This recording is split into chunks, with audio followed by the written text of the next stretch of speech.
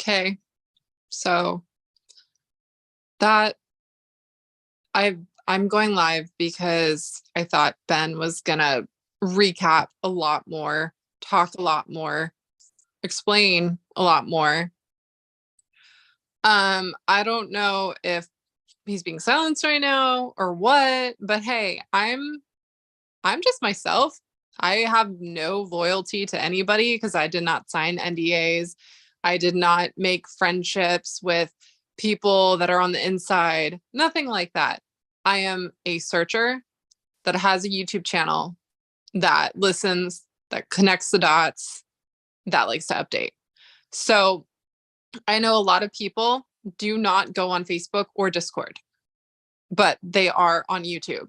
So I'm going to try and talk about the past week and what's been happening that has everyone in an absolute tizzy because it's pretty crazy. Now, let me state that what I'm sharing versus what I'm talking about is not 100% fact. Okay. Some of the stuff I have to fill in the blanks for because I don't even know what Ben is trying to articulate or say or mean. Okay. Clearly we know certain bits and pieces throughout the couple of years he's been around. I guess he's been around since 2016, like 2015 or 2016.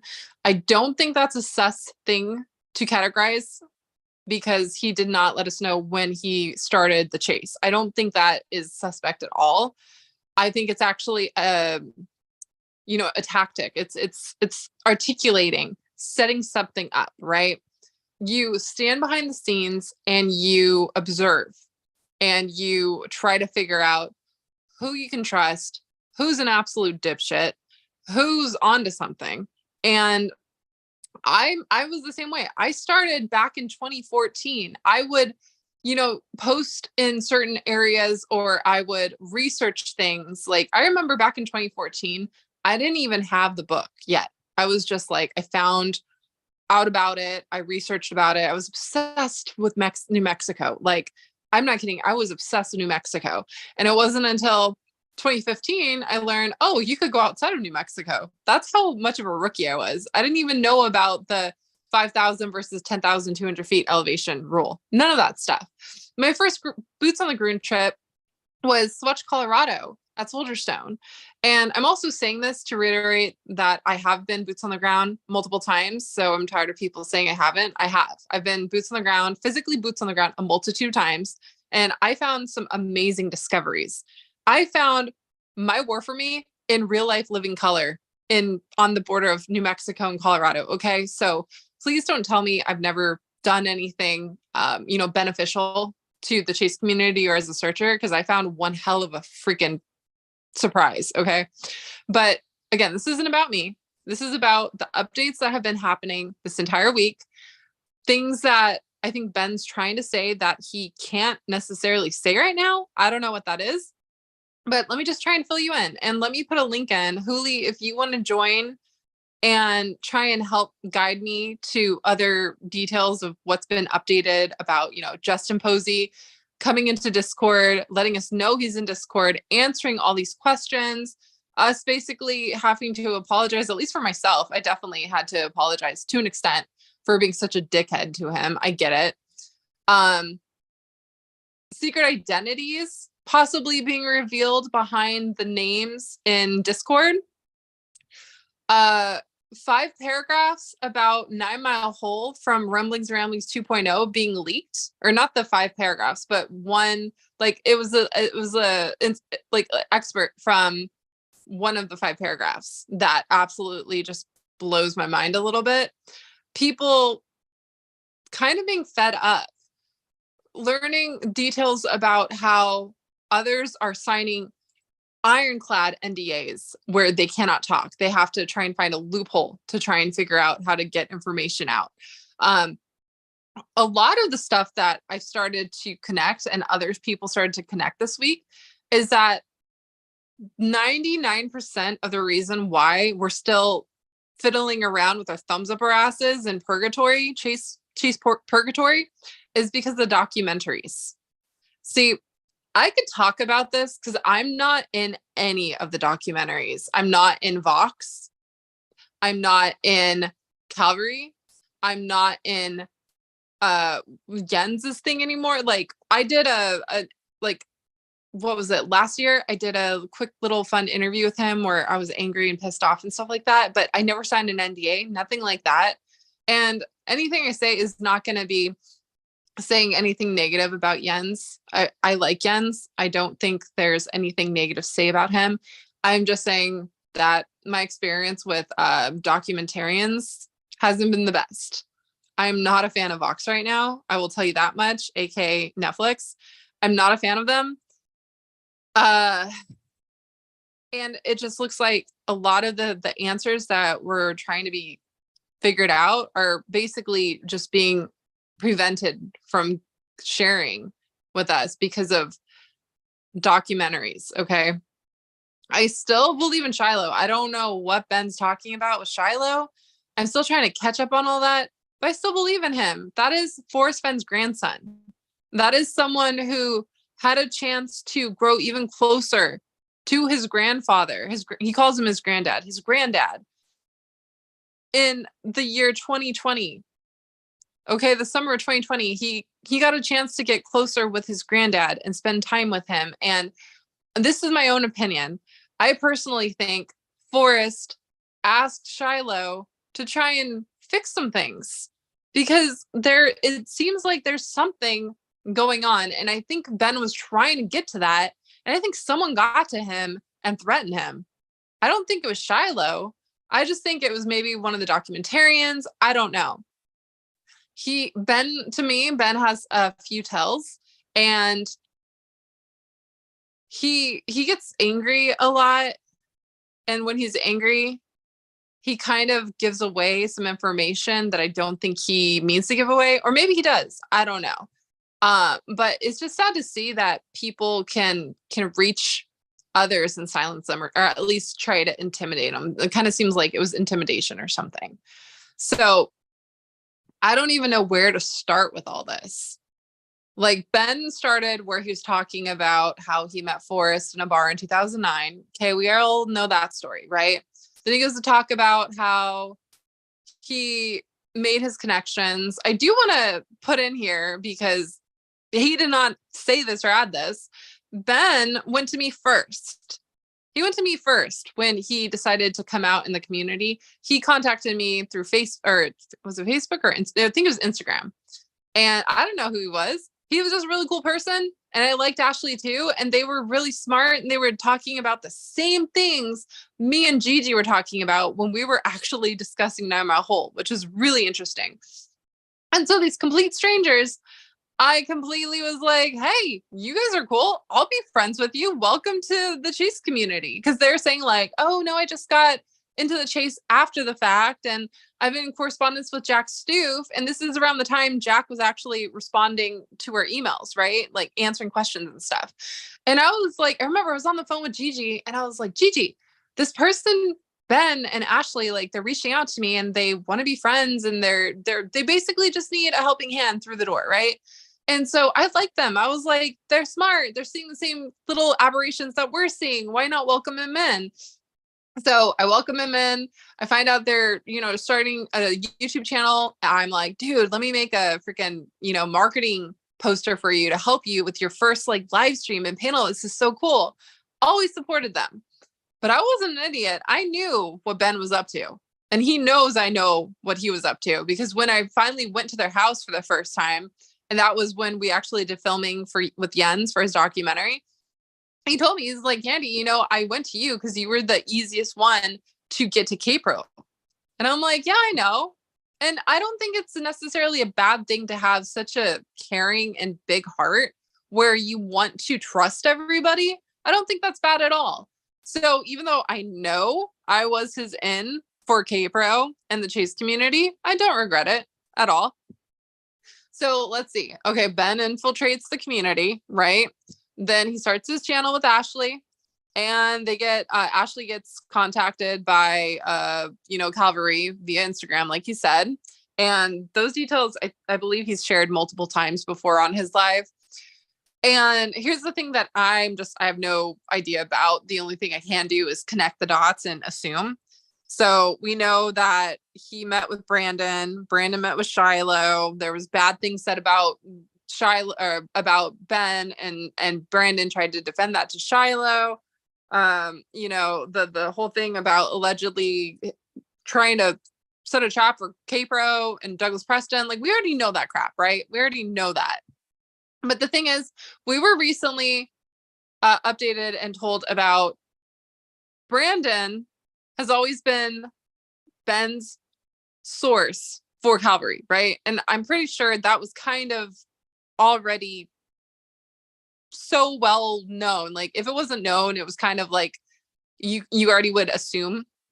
But the twist was Shiloh allegedly was in contact with Brandon, and Shiloh's messaging me right now.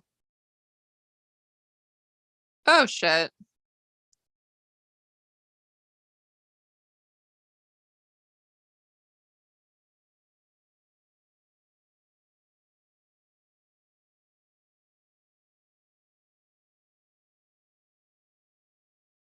Hold on.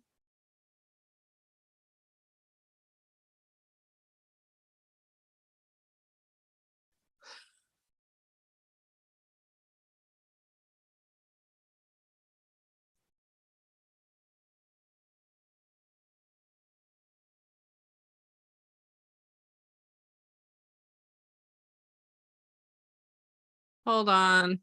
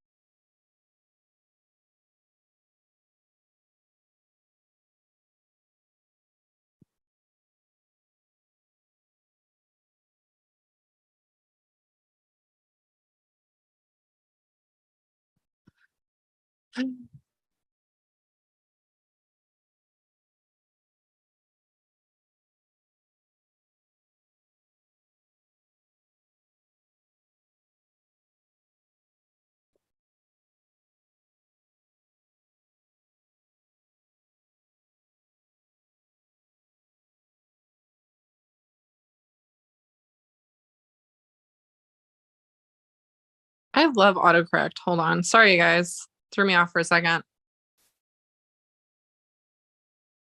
Let me check my autocorrect.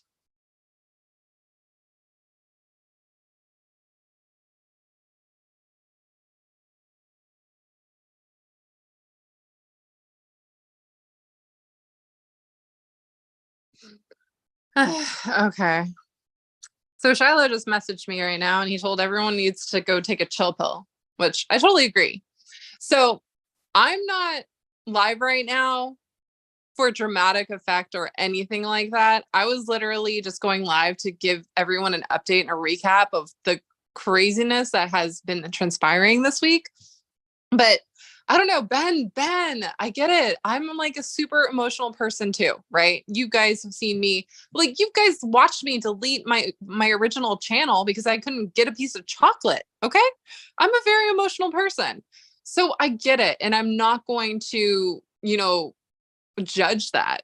We all have our days, we all get emotional and stuff like that. But it gets really emotional and hard to deal with when you continuously have to try and fill in the blanks, right?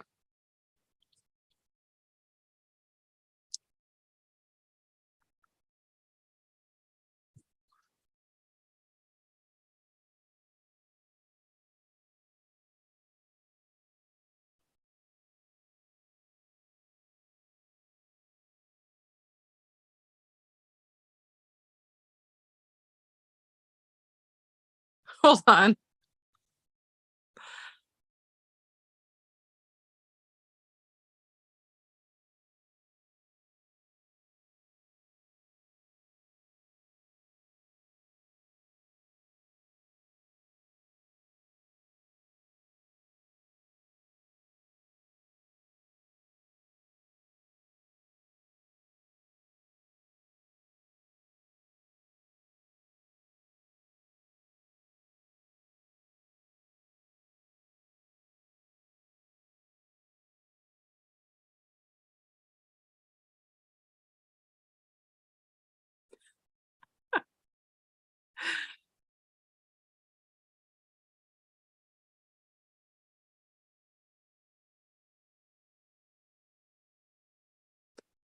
Um,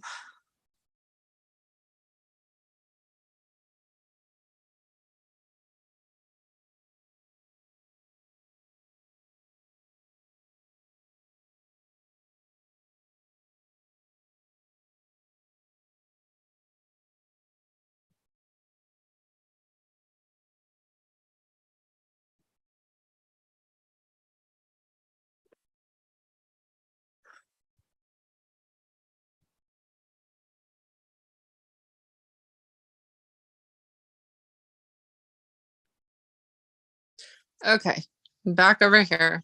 Yeah, Shiloh's just pretty much being silent because he doesn't want people to take what he says out of context. And honestly, I think he's one of the most chill, down to earth people. And anyone else who had to deal with our crazy, bratty, bipolar, self serving asses would just be like, no, screw this. I'm not going to deal with this anymore. Yet he puts up with all of us all the time, 24/7. And I got to say, even dealing with me is like a full-time job, okay? So people need to lay off of him. So yeah, anyways, I was trying to talk about like just the updates that have been happening this week. Like no drama, nothing like that. It was actually interesting. So I think it was Monday. Everyone woke up and we were just angry, bitty. Like we were just so pissed off. I remember I was pissed off. I was so pissed off, you guys, that I got in a little tiff with Alan Kelly. And I freaking love Alan Kelly. He's one of the freaking sweetest, most coolest down to earth people on the planet. He's absolutely one of my most favorite searchers from the Chase community. And I even got into it with him. Like emotions were just higher than they've ever been. And so I remember we were all fighting, we are all bitching about something. Anytime someone mentioned 9 Mile Hole, it was like a trigger, especially for me. We were just like, fuck. Anytime you say 9 Mile Hole, people would be like, fuck you. So eventually I'm like, we got to go in the speakeasy and just talk this shit out, because I think that was when Cynthia came in and was talking to Ben and Caper's in there, and they're just like, we're going to drop some shit. And I'm like, oh dear God, what's happening? What's happening right now? And like, so I want to add some context to this too. I even messaged Shiloh after reading this and I said, I feel like such a dickhead for even reading something that was leaked that is only supposed to be for like you and your family and things like that, right? But then I also don't want to gatekeep what was shared in Discord, because a lot of you again aren't in Discord.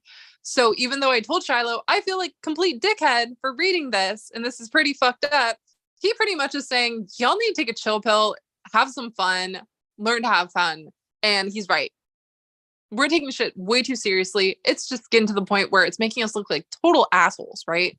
So Cynthia went into Discord, or I think it was Cynthia or Ben or someone was in Discord dropping shit.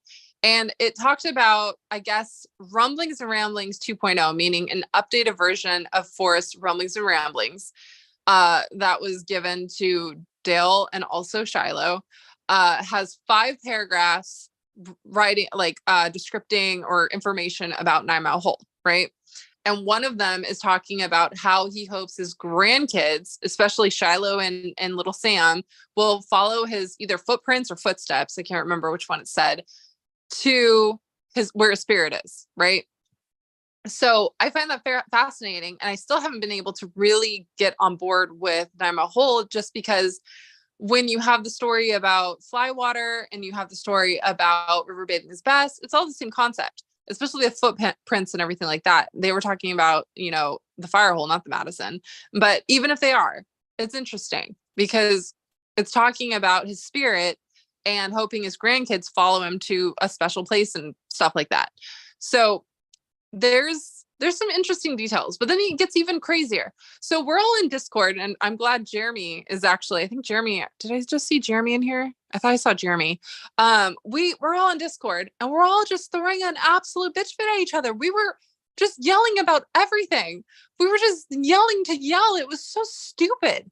And when I tell you, the next day, like, I'm on the phone with Cynthia and I'm talking to her and she's like, yeah, Justin was actually in Discord yesterday. And I was like, what? Fuck, I thought that was him, but I wasn't sure, right? And even Jeremy said, I think there was someone in Discord. I think it was the LLC, because he's a mod and he just pays attention and stuff, right? So anyways, all of a sudden, right when I get off the phone with Cynthia, because she's like, I'm posting a video teaser because I just don't give a fuck anymore. And I'm like, oh God, Cynthia. And she did. She posted a little teaser. It got a little hot and heavy to the point she actually put it on private after. But I took some screenshots. It was showing like some information about rumblings and ramblings. It says, oh, this is where the 5 paragraphs on I'm a whole go. There were actually boobs. There were boobs clear as day in the slide. Like, she slid it in there and you could see it. It was boobs. So I'm like, hey, you and I are even now. That's funny. And then there's pictures of Shiloh, some interesting commentary, I guess you could say. And just like basically saying she's trying to find a workaround because shit went down. One of the things is a documentarian, won't say which documentarian, but they were able to get a hold of Rumblings Ramblings 2.0, and they had Cynthia read that paragraph.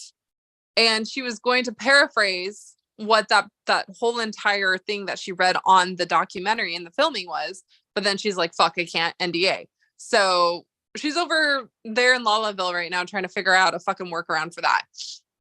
And on top of that, it turns out, I guess Dale, he's with Netflix and with Jens apparently, which is really interesting. And he gave this terabyte, apparently. There's like a terabyte of all this information of like allegedly emails, female boobs, like searcher boobs, like blackmail, like so much shit. And then I guess it also has Rumblings and Ramblings 2.0.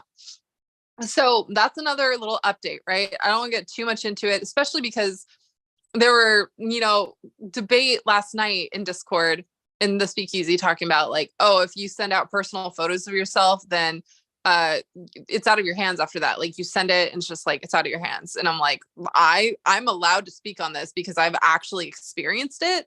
And I do not agree with that whatsoever. So I'm kind of like, why the fuck are there female searcher photos on a terabyte being given to documentarians? Like, I think that's fucking weird. That's the only thing I don't agree with. But aside from that, there's like Rumblings Ramblings 2.0 apparently. And then there's, a bunch of emails. We really don't know what the fuck is on this terabyte, but it's a lot of information. It came from Dale, and allegedly he gave it to Jens and Netflix, right? So Justin pops into Discord and he's like, hey guys, it's Justin Posey. I want to address some things and I want to talk to you guys. And he was pretty fucking cool. Firstly, he says, I want to let you know that I'm not going to be addressing Entity Gate. It's already been dealt with and done with, so there's no point of talking about it. And we're like, okay. And obviously, right when he comes in, I'm just kind of like being my pissy little bitchy snarky self. And I'm like, thanks for the invite. Oh wait, I didn't get one, because of the auction and everything. But then I start to see everyone asking questions, him answering, I'm asking a bunch of questions. He's answering every single one of them. And he was being like so cool. And I'm like, am I being a dick for no reason just because I'm super emotional and I've been obsessively piecing stuff together for like 3 years basically, and it just pisses me off that I can't put them all together? Like, I see it but I can't like prove it. So I apologized to him to an extent.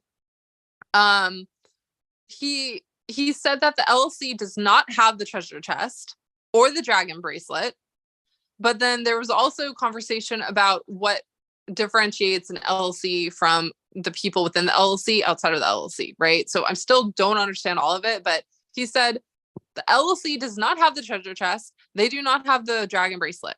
That's like a big whoa, what the fuck? Another thing was I asked him about the alleged stamp underneath the replica, right? And he said, yeah, it's a 19th century replica. Underneath of it, it stamped and said France and then bronze. So we're all like, oh shit, okay, that's interesting, right? So we're talking to him a little bit about the back history on the treasure chest or what I say, the reliquary chest, and the differentiations between the Detroit Museum chest versus Fenn's chest, and how it might be that Forrest allegedly maybe borrowed that specific treasure chest at the Detroit Museum, made his own copy, and then, hired someone in the search community and paid him $15,000 to make another one. So either there's 2 or there's 3 chests. Like if Forrest bought one and then he made a copy and then he hired someone later on to make another copy, that's 3. But if you go for he actually borrowed the chest from the Detroit Museum, made that copy, and then that's the chest we know, and then you've got 2. Regardless, there's one extra chest floating around in the ether that we don't know what the fuck to do with. That's another interesting update. Another detail, because there's just been shit fucking going down left and right. Okay. Jens interviewed John Collins Black. John Collins Black is the person who spent $42,000 on a olive jar that inspired Shiloh to make a martini for me and call it the 42K martini, Shiloh's martini. I think that's hilarious. So, like, the olive jar, don't know if it's been opened yet. Maybe it has. I don't know. But John Collins Black did an interview with Jens. Dale is interviewing with Jens. Dale is also with Netflix. I'm wondering if John Collins Black is also with Netflix. There's just a bunch of shit. Like, Netflix paid off freaking a bunch of people for the documentary. And Cynthia, she redid her bathroom. And Chris got like a fucking new truck.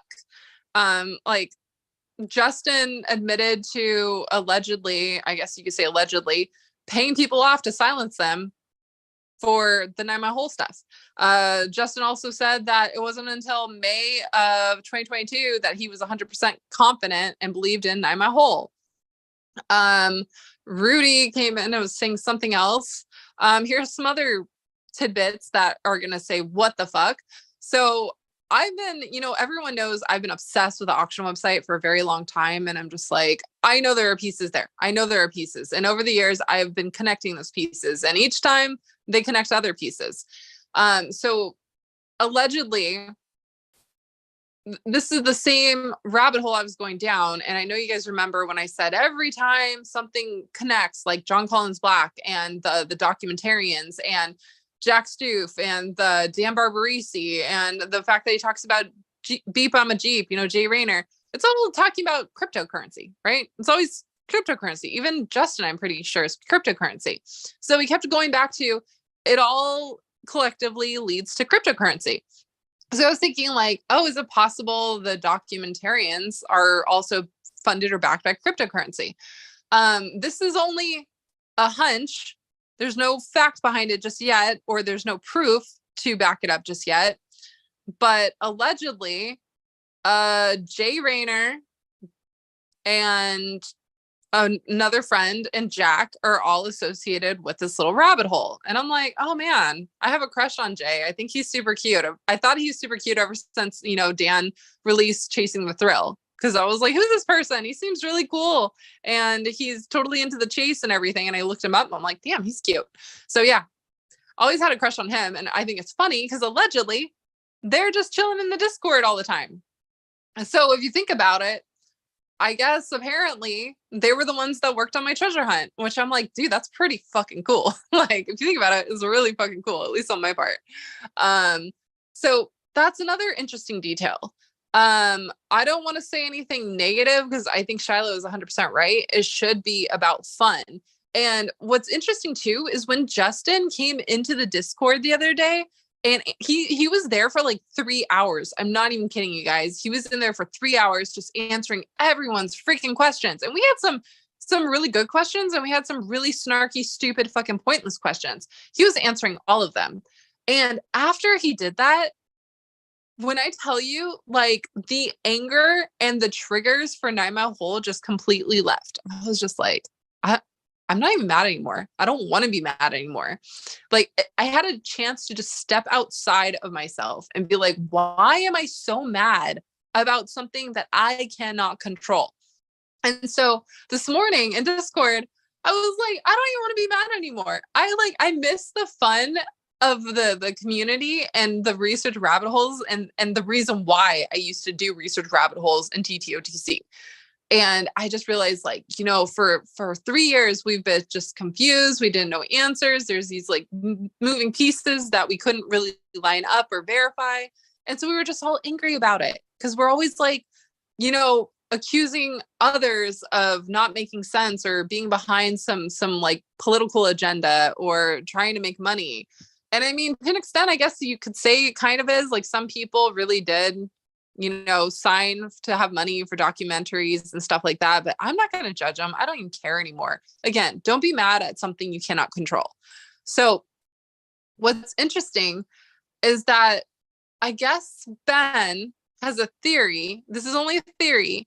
And it's the same theory that I started to connect over the years too, that maybe Beep Majid, Dan Barbarisi, and Jack are all together, maybe, possibly, and associated with the alleged auction website, maybe, possibly. Again, there's no validity to it. We'll never be able to like actually prove it, even though there's so many pieces that line up. But it's so hard because I know I get so bitchy about, Jack, because we don't know who he is. And a prime example is I was super bitchy with Justin Posey. A lot of us were. We were just like, we don't know what's going on. He's hijacking the chase. He's making it about himself. Like, he wasn't talking. He wasn't answering questions. And that's why we were like, what the fuck is going on? And we were so mad. And he finally came forward and was like, yo, I'm going to answer all these questions. And we were just like, yay, we finally got answers. And we were so happy. We were so freaking happy. And that lasted for like a day. It just lasted for a day. And so I don't want to be a dick towards Jack either anymore, because I feel like if he ever did actually come forward and answer some questions, maybe we wouldn't be pissy anymore. But like, take Shiloh, for example. This isn't even his chase hunt. It's his granddad's. And he just somehow, I guess you could say, inherited all of our crazy asses. And he is taking it so gracefully. But he also has to tread carefully on how he talks to people and how he responds, because any little thing that he says can be taken out of context. And I get it. I freaking get it. So I don't want to be pissed off at Jack. I don't want to be pissed off at not knowing certain answers. I want to believe in Shiloh and thinking, when he said, I can't wait for more fun and epicness, I want to believe in it. But then it gets so hard when we have like other people that like go live. Ben, we were happy for a day. What happened? What happened? Damn it. It was just like, oh, yay, I'm finally off work. Oh, look, Ben and Ashley are going live. What in the Sam hell is going on? I'm just angry elves galore. And I'm just like, I don't want to be angry anymore. I don't want to be angry anymore. It's so exhausting and it's not healthy, you guys. It's not healthy. And I feel like being angry is almost the same as dealing with like narcissistic tendencies, right? Where you're getting gaslit or whatever. And that shit can actually give you brain damage. Like, I'm pretty sure I've got brain damage from my narcissistic abusive relationship of 16 years. So continuing on in a toxic environment for the chase community isn't doing me any favors. Okay. It's just, we all collectively, I'm a main example. We need to collectively stop getting triggered about not knowing answers. And we need to collectively just try to find fun in the shit we used to have fun about. Like, do you guys remember when we used to do the panels, especially on my channel? We used to do the panels and we'd have like fun, like debates about the clues and interpretations, and we'd share the emails that Forrest would have with us. And it was just fun. It was fun. And now it's just like so bitter. And I'm going to say, my username for Discord is snarky. It used to be snarky bitch, but I changed it to snarky because I'm lazy. And we're snarky. We're at each other's throats. We're being dickheads. We're accusing each other of everything. I'm a prime example. I need to rewire my brain. Why? I said I don't want to be mad anymore. Am I supposed to be Mad Street? I'm so confused. Like, I'm just going live to tell people an update and what's been happening and just let them know some information. Because I think Ben was trying to do it and then something happened where he couldn't do it. I don't know what the hell happened. But I do think, Shiloh's response of everyone needs to take a chill pill is 100% valid. God, he doesn't get it. He does not get it. We are like the epitome of females themselves, right? I'm a female and I get super emotional, super over, like, oh God, I needed to take a chill pill. We need to take a chill pill. We're overthinking things. We're overthinking things. And it's kind of embarrassing. I'm not going to lie. It's kind of embarrassing to just be like, okay, I got off work. What am I going to do? Oh, look, someone from the Chase community is live and doing something and talking about the same stuff we always talk about. Let me just sit here and waste away for a couple of hours because life. You guys, tomorrow's St. Patrick's Day. I don't know if you guys know this, but St. Patrick's Day is like probably my all-time favorite holiday aside from Halloween. Okay. I love St. Patrick's Day. I am Irish and Scottish and German, and I love St. Patrick's Day. Not to mention, my bloodline literally comes from not only the Isles of Colin St. Ornsay, but also Iona. Okay. St. Bridget, St. Patrick. That's literally my bloodline. So I really like St. Patrick's Day. And when I tell you my ultimate goal for tomorrow is to get dolled up, look fine as hell, wear some green so I don't get pinched, and surround myself with cheap rip-off versions of leprechauns and drunk people, okay? And green beer galore. I want to be surrounded in a sea of badly dressed leprechauns and green beer. I'm not going to be hanging out on Discord or going live. I hope not. I'm literally planning on Ubering my ass to the bar and just getting drunk and having a fucking normal night. I don't want to be mad anymore. I don't want to be updating Chase stuff. I don't want to be going down rabbit holes. I want to just chill. Like, we all need to just stay the fuck off of YouTube and Discord and Facebook for the Chase for tomorrow. Like, it is St. Patrick's Day, you guys. Go out, even if you don't drink. Just get some green food coloring and add it to your iced tea. I don't know. Make some corned beef and hash. That's what P. Denver said she was going to be doing. No, I'm not going to spend all night on my YouTube or Discord for tomorrow. Like, I'm not kidding. I've got a really cute outfit picked out. I get to see all my friends I haven't seen in years, like Bijan and Kat. I had to choose my relationship DJ over their wedding. And clearly I chose DJ. So I didn't get to see their wedding. These are my best friends. Did not get to see their wedding. Did not get to go to the baby shower. Did not get to see any of these people for years. And these are my people. Like, even though I love the Chase community and I made a lot of really good friendships and a lot of people from here I will always consider friends, it's still nice to be outside in the real world, you guys. And I know how freaking hypocritical that sounds coming from me, who is a freaking hermit. But I'm telling you, after Justin just answering some questions, I don't want to be pissed off anymore. And I almost got pissed off again. I wasn't pissed off. I was just like, kind of like, what the fuck is going on? Because at one point, it looks like my friend Ben is upset at Shiloh. And I'm like, but I like Shiloh. He's my friend too. And I defend him just like I defended his granddad, you know? And so I'm just messaging Shiloh like, yo, seems like Ben's like really pissed off. Well, what happened? And Shiloh's just like, y'all need a chill pill. And I'm like, touche, Shiloh, touche. We all do need a chill pill. Very, very much so. I mean, it's kind of no brainer as to why he didn't go to WSOF this year. Because if we could just get into a freaking hissy fit over not even knowing what we're getting into a hissy fit about. Yeah, I think it's hilarious. I think it's absolutely hilarious. So I was going to sit here and try and decipher what Ben was trying to say or allude to, but I don't need to do that because I feel like it's just going to piss off more people. And I don't want people pissed off. I want people happy. I want to be happy. So I don't know what K-Pro will say on Monday. She's traveling. She's living her life. You should try it sometime, Michael Carlin. Hold up. What's up, Street? Give me a second. I went on my tangent for a second, so now let me go over yonder. I saw your video today. I saw you found a brown. I think that looked pretty cool. Okay, let me see.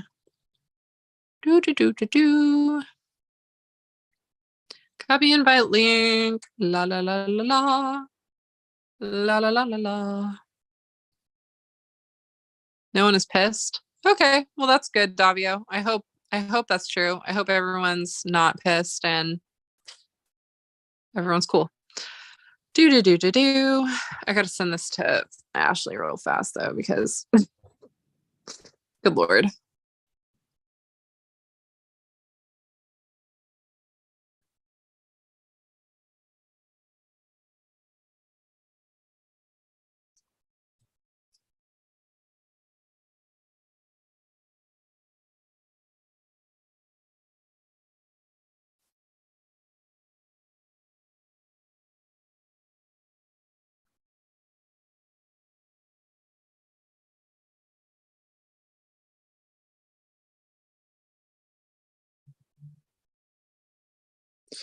Okay. Jeez.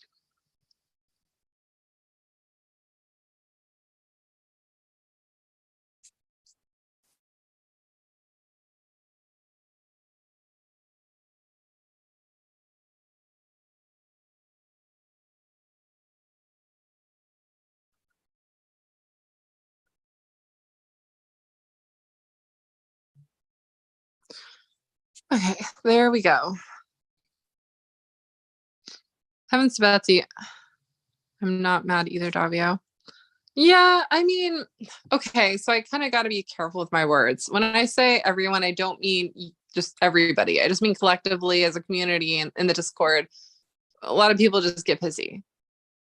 Leprechaun, pot of gold. Yeah, I want to be surrounded by leprechauns tomorrow. Being mad will not get answers, but thinking will.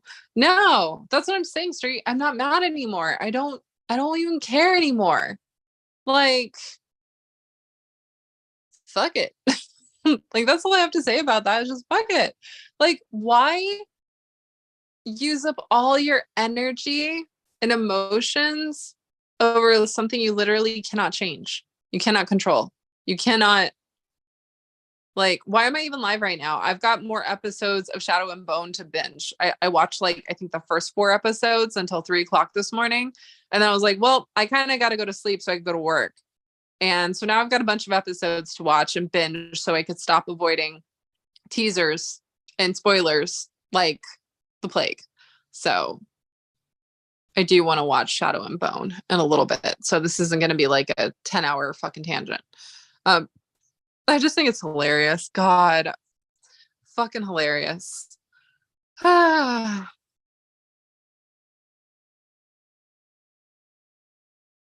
You're telling me to get a life. That's pretty funny. This is the one in my chat room.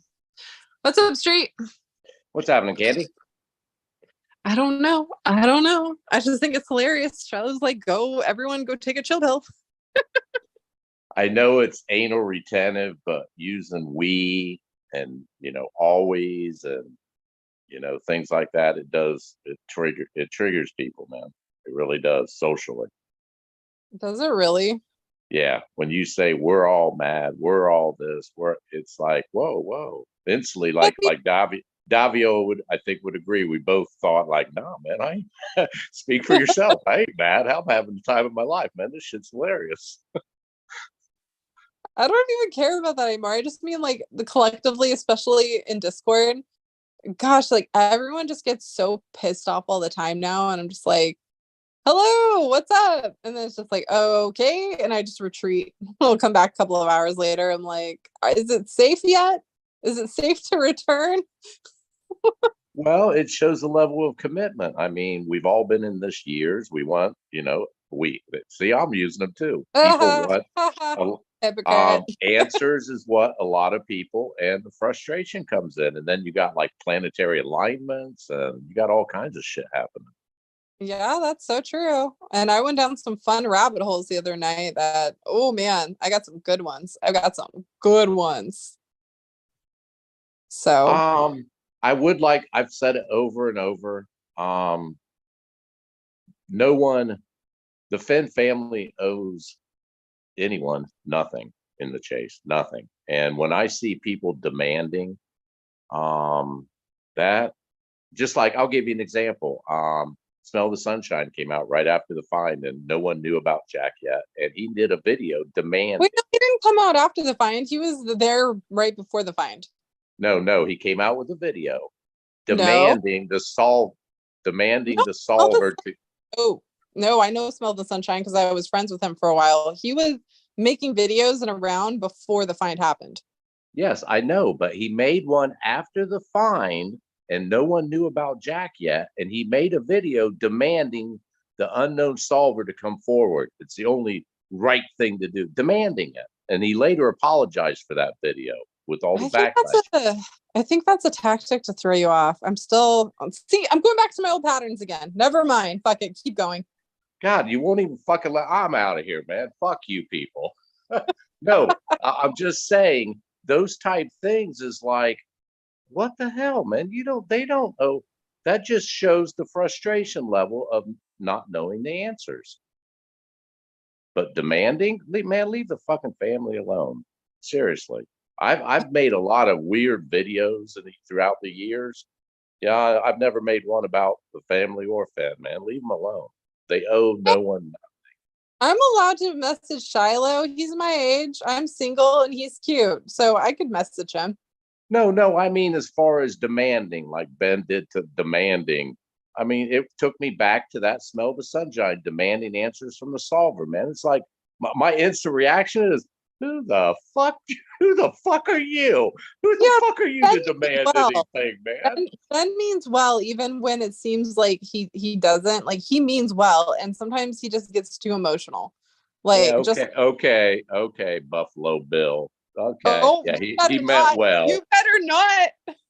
He meant well doing Buffalo Bill. I'm sure he did. I'm sure he meant Why are well. you bringing up Buffalo Bill right now, Barbara Jr.? No, hold on. You're saying his actions he means well. Well, I I was meant personally from involved. tonight. I meant from just right now with his stream. Well, there's a blanket statement. He means well in his actions. I didn't see it that way back in the day. Oh God. I mean, I don't even fucking care at that point. Like, literally, I got I got roped into that shit when I didn't even fucking want to be roped in. So I don't even care at this point. But now that you said it, you said the magic words. We're gonna have like 10 videos on us tomorrow morning at like 4 o'clock. Get ready, street. Well, it was between Ben and I, and we did that. But he came out, and I was like, water the bridge. It doesn't mean I'm not going to fuck with him and use it to my advantage like an ace up my sleeve. Oh, don't get too cocky there, Ben. I mean, Buffalo Bill. Don't get too cocky. Oh my God. I thought we were over this one. Stop it. Oh, I was over it when it happened. I was like, oh shit. All right. Yeah. Okay. Oh, you want to play, huh? Okay. Y'all are crazy. I can't. I can't keep up with everybody in this life anymore. I feel like I died. I died on that freeway, and this is just fucking purgatory slash hell. I created my own purgatory slash hell. Oh man, I can't keep up. All I have From to say day straight. from day one, man. If you are not and I mean you as a blank anyone, if anyone is not having fun with the thrill of the chase, post find or pre-find, you don't need to be here, man. You need to go someplace else to fill the void in your life. Seriously, if you're getting angry and not having fun with it, Oh no, this is no place to be. Well, everyone stop saying I'm angry. I'm not angry anymore. Literally, I'm not. The only reason I went live about this after that is one, I was just confused. And two, I just wanted to update people that aren't on Discord or paying attention in Facebook to be like, yo, this is what has been transpiring this week. And there you go. Like, Justin answered a lot of questions. I think it was cool. What's up, Trusted? How you doing, young lady? I'm debating on making cereal for dinner or making actual food. What are you up to? Ooh, I see a nice change of scenery. Yeah, I figured I'd flip it around instead of looking at me, pointed towards paintings and embroidery that my mother did. Nice. What's happening, Trustin? How you doing, Street? Good. Today's I think Thursday. you've showed that flower, that one in the middle top. I think I've seen that before that your mom painted. You've showed that before. Yeah, that was in the background because when I sit in this room, I usually sit behind where I am right now, and the camera, when it's pointed towards me, points towards that wall. Whee. Yeah, she painted all kinds of stuff. She actually did her paintings with latex house paint, and she did it the same way that she laid out embroidery. Is she'd take famous paintings and she'd lay out a grid pattern and paint one little grid spot at a time in order to recreate the originals.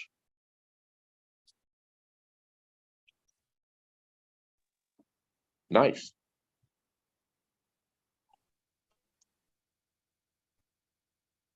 So what's going on? What I heard something that Ben went live and was mad about something. I think it's just emotional. We all get emotional. I don't even want to reiterate anymore because it's like, why? What's the point? It just will make people confused. Wait, what? Oh, there's someone messaging me right now at random. I don't know who they are. Do. That's actually really funny. Miriam just said in chat, she's like, or in Discord, she's like, Ben needs some indica. I can't have indica.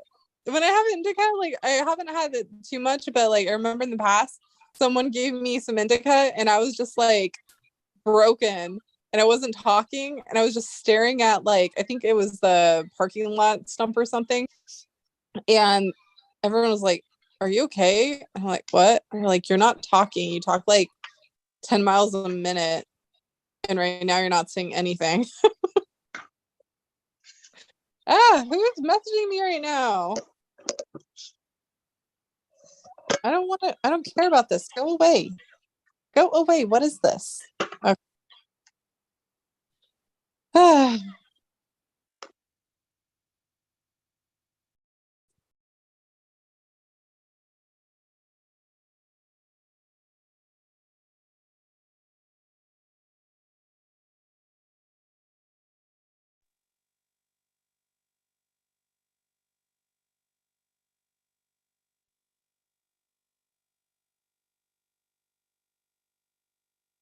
Hold on.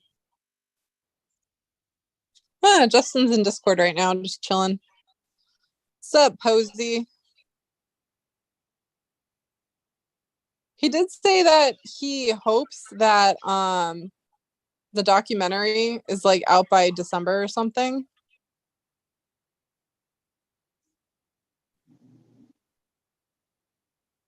So I don't go on Discord, but I keep up through like listening to shows you do and other people talk about it.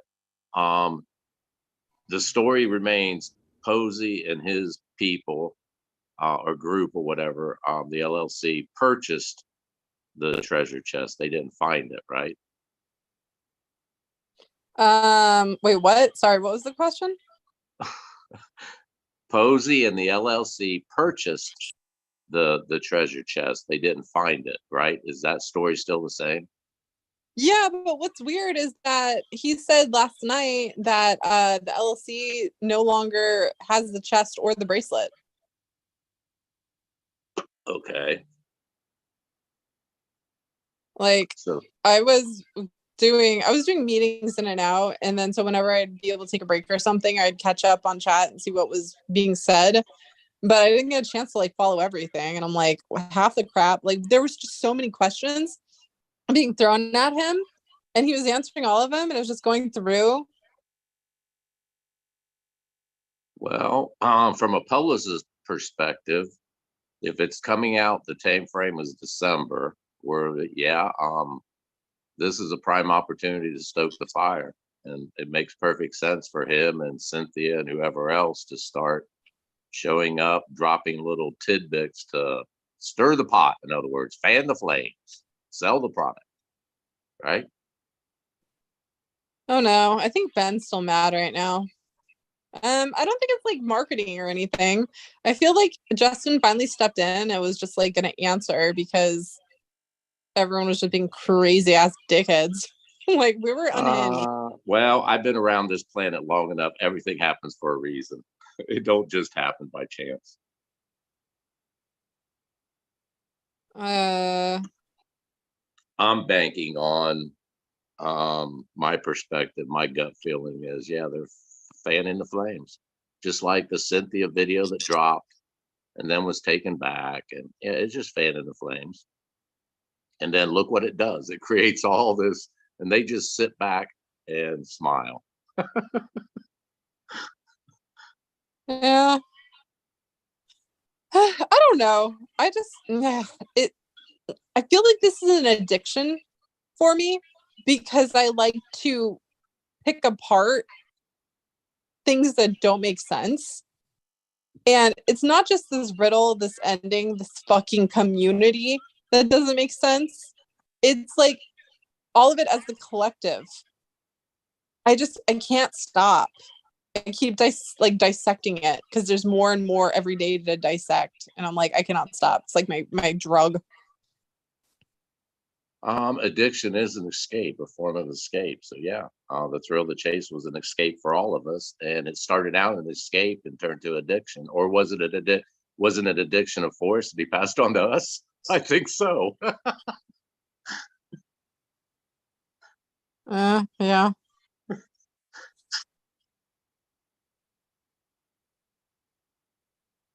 Well, I think I accomplished the latest hunt of searching for a location of where that obelisk that ended up at the St. James Hotel, where it actually sat before it was taken. Where? The Parnell Park Old Cemetery, where the other obelisk is. There's a small stone in the Find a Grave website. I call it a stump, but it's a stone.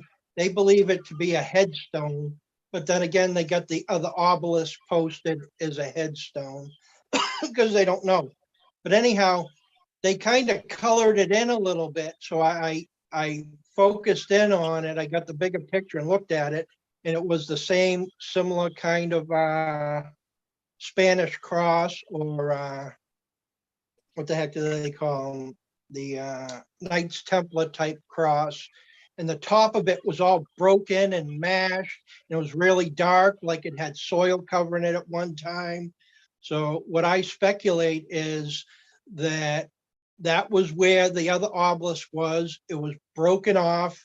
The top of it was mashed a little bit so that it couldn't be specifically matched up. If the person who stole it out of there was caught with it, it couldn't be matched up.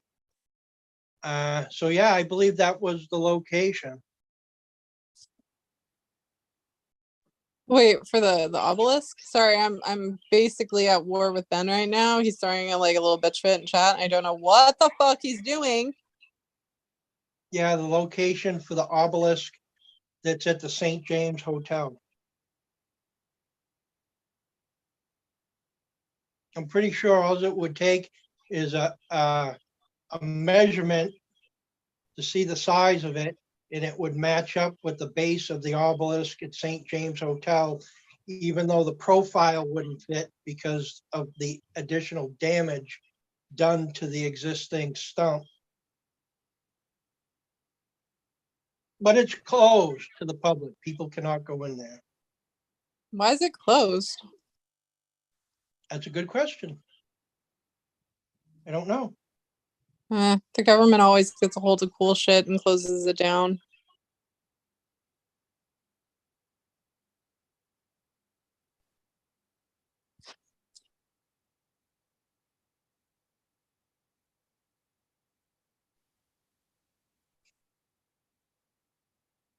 But it certainly could get checked out by a geologist to see if it's the same stone. All they would need is a sample in order to analyze it of the one at the St. James Hotel and the one piece that's left up there. Yeah, they're pretty good at that, aren't they? They can pretty much trace it to a certain region. Uh-huh. Almost, I've seen some instances they can actually trace it to the exact quarry itself. Yeah. Maine's, aren't they granite? Isn't that the granite state, Maine? Yes, it's called the Granite State. Yeah, They have because a lot they're, of- yeah. Yeah, it's actually pretty cool to see a granite quarry. I seen a video at a granite quarry where a guy broke off a section of granite. I don't know, it was like 30 feet long. And he broke off a chunk of it, a couple feet thick, maybe 3 or 4 feet thick at the most, I'm not sure. But anyhow, they drill a hole, a series of holes in a line where they want to break the granite. And then they put in what's called feathers and wedges, and the wedges go in.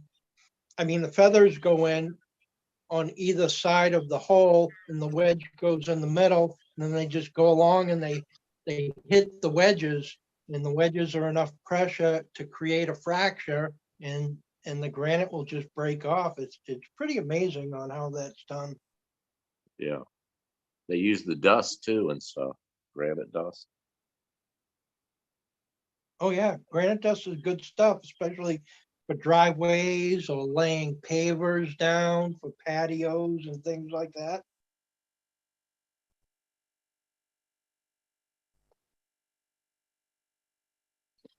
Ow. It- Oh, my neck hurts. It's cool stuff. But the guy will do that. He'll bring in classes of kids to come in and see how that's actually done. And I would have loved to go see that as a kid. Heck, I'd like to see it as an adult.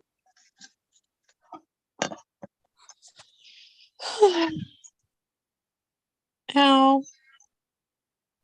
Oh, Galaxy's in chat. Galaxy, get your butt in the panel. Was anything important said, or was it just Ben threatening using us as leverage to get more info, just like he did Caper, Jack, Brand, etc., and now Shiloh? Wait, what? What Galaxy? Can you give me a breakdown, Candy? I already did a breakdown, Galaxy. Heavens to Betsy. Send in pictures of it. I still haven't sent him pictures of the damn chest because I'm never going to. I don't know how to locate that crap in Discord. I'm still cracking up though. Straight, did you hear when I said when Cynthia uploaded that video as like a teaser video? She straight up put her boobs on display in the video. Like straight up, just boobs full on display in a hot tub. Yeah, I watched it when it first came up. Yeah. I thought it was fucking hilarious. She's like, girls gone wild if you know where to look. I'm like, she's done that before. Like one time she sent a video presentation to Mike and Christy, right? And Mike was supposed to do it much faster than what he had it playing when they were live. And next thing you know, the slide goes from like something about the Chase presentation to like Christy, Cynthia, and Shannon all in a bed together. And this is like, oh. Just little tidbits just getting snuck in the presentation, I see. It is the thrill of the chase, after all. It's hilarious. Ow. No, it was funny. I was talking to my friend Joey today, and we were just like bitching about life and stuff. And she's like, Candy, are you really gonna move to Arizona? I'm like, I'm considering it, maybe. Like, I'm thinking about it. And she's like, why would you do that? And she's like, it's like a fucking sandbox. I'm like, you're right, it is a sandbox. It's just like a fucking little desert sandbox. It doesn't sound that appealing to me, to be honest.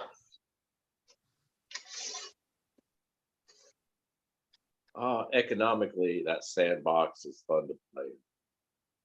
Is it? Well, compared to California, yeah. Isn't, I mean, yeah, you'll get more bang for your buck in Arizona than you will in California. Pam's in chat. She says, hi all. What did I miss? I saw nudity and Shiloh giving us the finger. Is this now Nipplegate?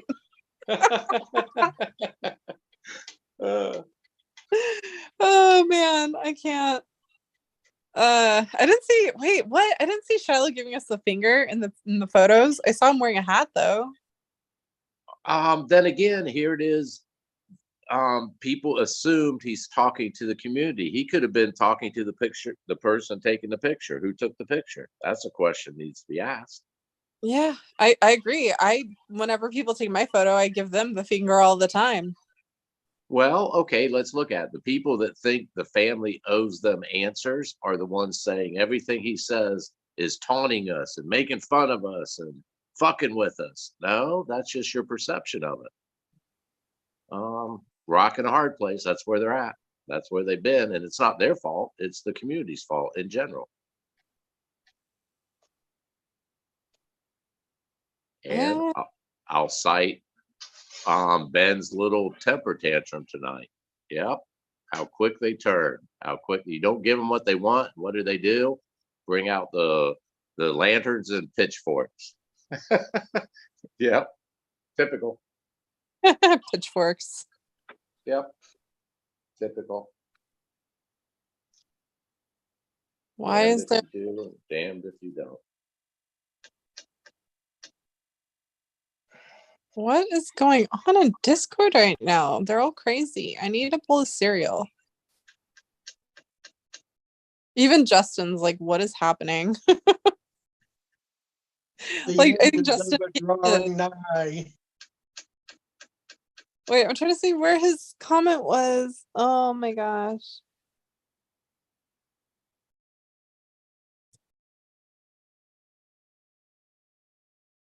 La la la la la.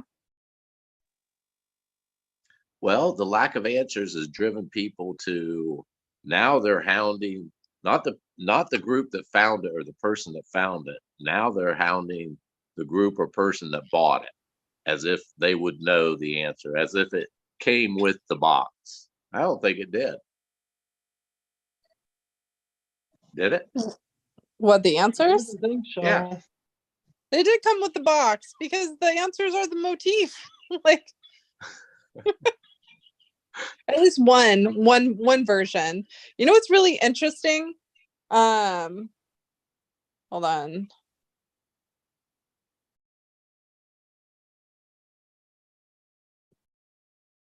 What's interesting is that there's someone in Discord, he goes by Cyrus Knight, right?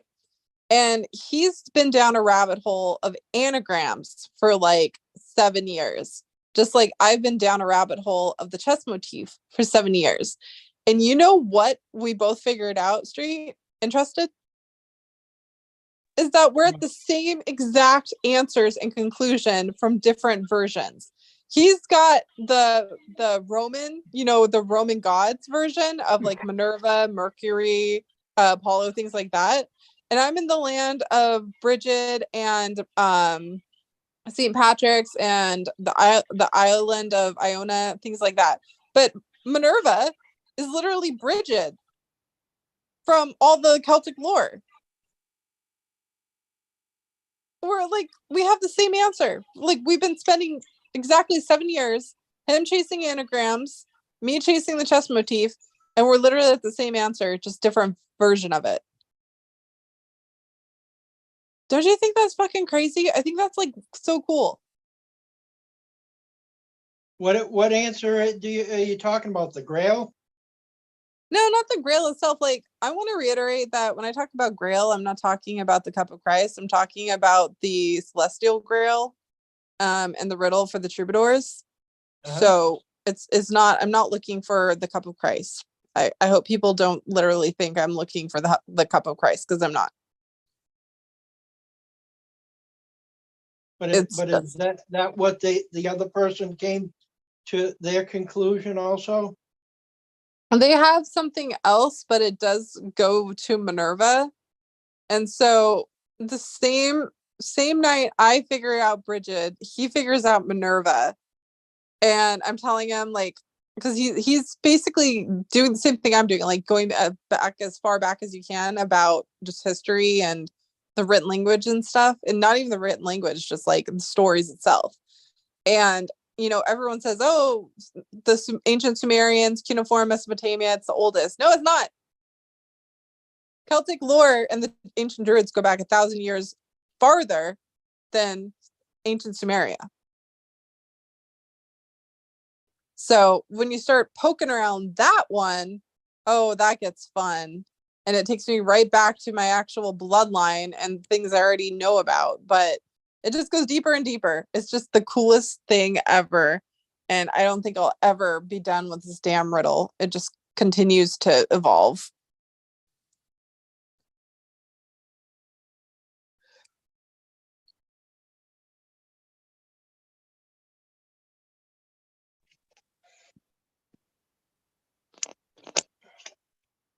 I won't like really. You will need to watch it to understand. Nope, we're not gonna watch it. Let's see. Do.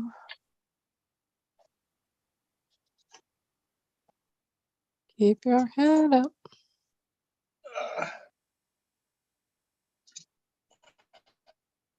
Uh-oh, Tyler's leaving Discord for the 100th time tonight. I got something cool in the mail this week. Why does your internet not work anymore? It used to work great. I changed rooms. Well, unchanged. I wanted to show my new poster. Oh, okay. Share the poster. It has ancient Hebrew, the early, middle, late. It also shows the name, the picture, the meaning, the sound. Then it shows modern Hebrew. Then it shows the respective Greek, then the respective Latin. And it came from ancienthebrew.org, which is a guy named Jeff Benner, which is a pretty good guy, has done a lot of work in the ancient Hebrew language. Interesting.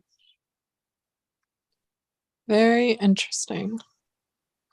I can't say he's part of the manipulation, as he would never talk to them. What? Why does everyone think that everyone's against someone? I'm so tired of it. You give the person taking the pictures. Why did Cynthia take it down? I don't know. My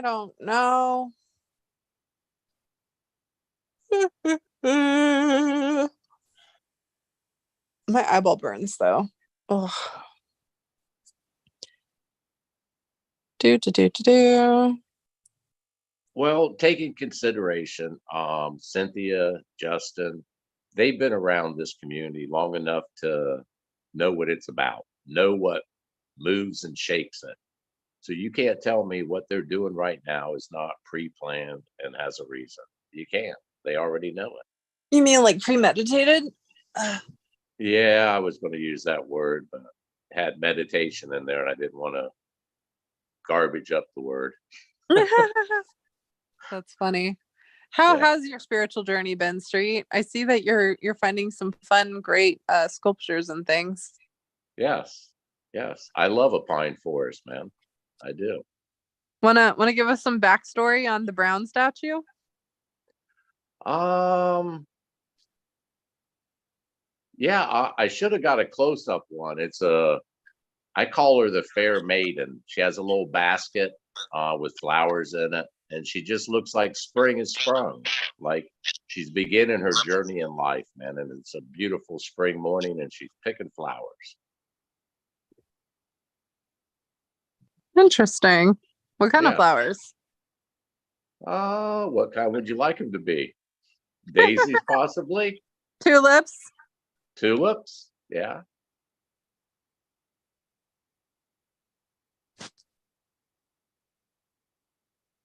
I like tulips. They're my favorite.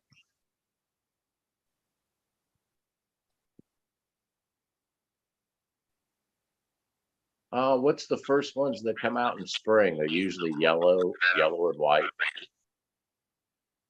Aren't those the butter? The butter. Oh my god, what are they called?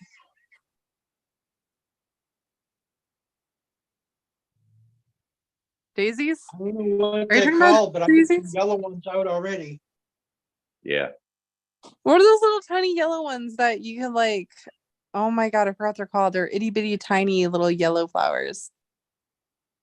Well, when I shot that video, it's still kind of hell. We get freezing here. We still got hell. We had snow a couple days ago, and around it was by the pyramid tomb or grave marker.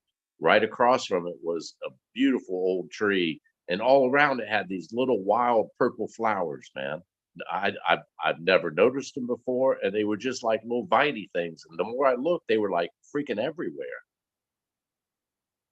Yeah, I got a video of those too. I'll put up. Yellow and purple flowers? No, they're just little purple and white ones. They look like something you see on like the tundra of Siberia or something, man. They're just weird looking little. I've never seen them before, honestly. And I've lived in this town for 60 years. I've never seen these little things show up anywhere. And no one planted them. It's not like unless someone took a handful of seeds and just threw them out there and wished the best for them.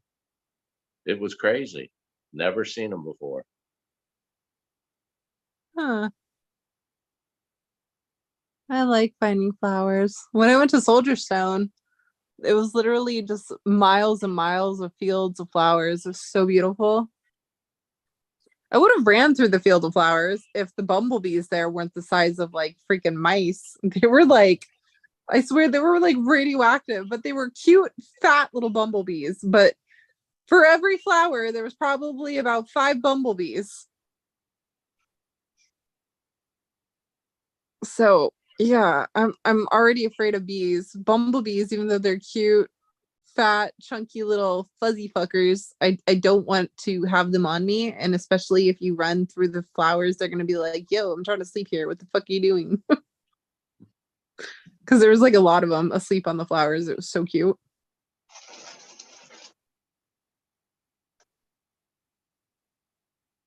What is going on in the chat room?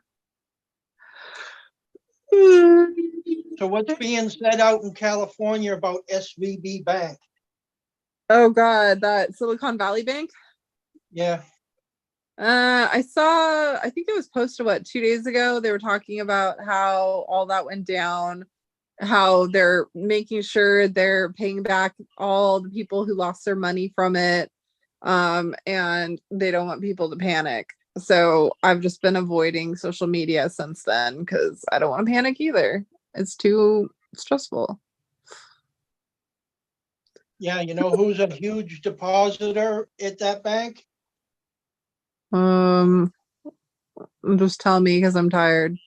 Charles Schwab. Who? Charles Schwab, Who the hell's that? the guy from the investment brokerage firm known as Charles Schwab. I have no idea. He's an international banker. How? But I'm a That's That's why they changed the policy for the FDIC instead of just guaranteeing up to $150,000 deposit. It's so that people like Charles Schwab can have his money, even though I'm sure he was involved in policy making at that bank.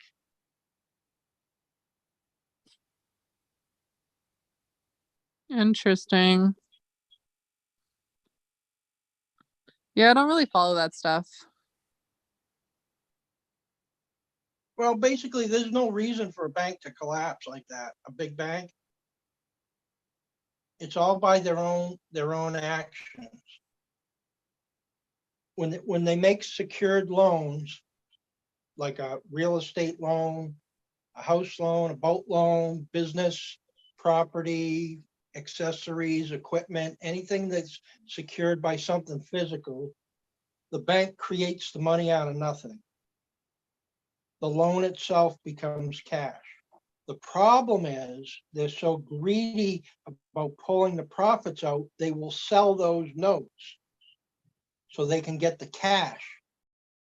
And then they pass along the excess cash to the stockholders, such as Charles Schwab. So it's their own greed, because it doesn't cost them anything to make a secured loan that makes them upwards of 65%. It's probably more like 50 in California because of other taxes, but half the money's theirs for nothing, doing absolutely nothing. They just got to wait as the payments come in, but they won't do that. Instead, they create the casino thing so the people that go out and earn their hard-earned money and they have pension plans and stuff, the pension plans will assume all the risk of the loans that the bank made, so the bank can take the profit out right away. And as we know, the banks are able to collapse our economy, which puts people out of work, which makes all kinds of havoc happen. That does not have to happen.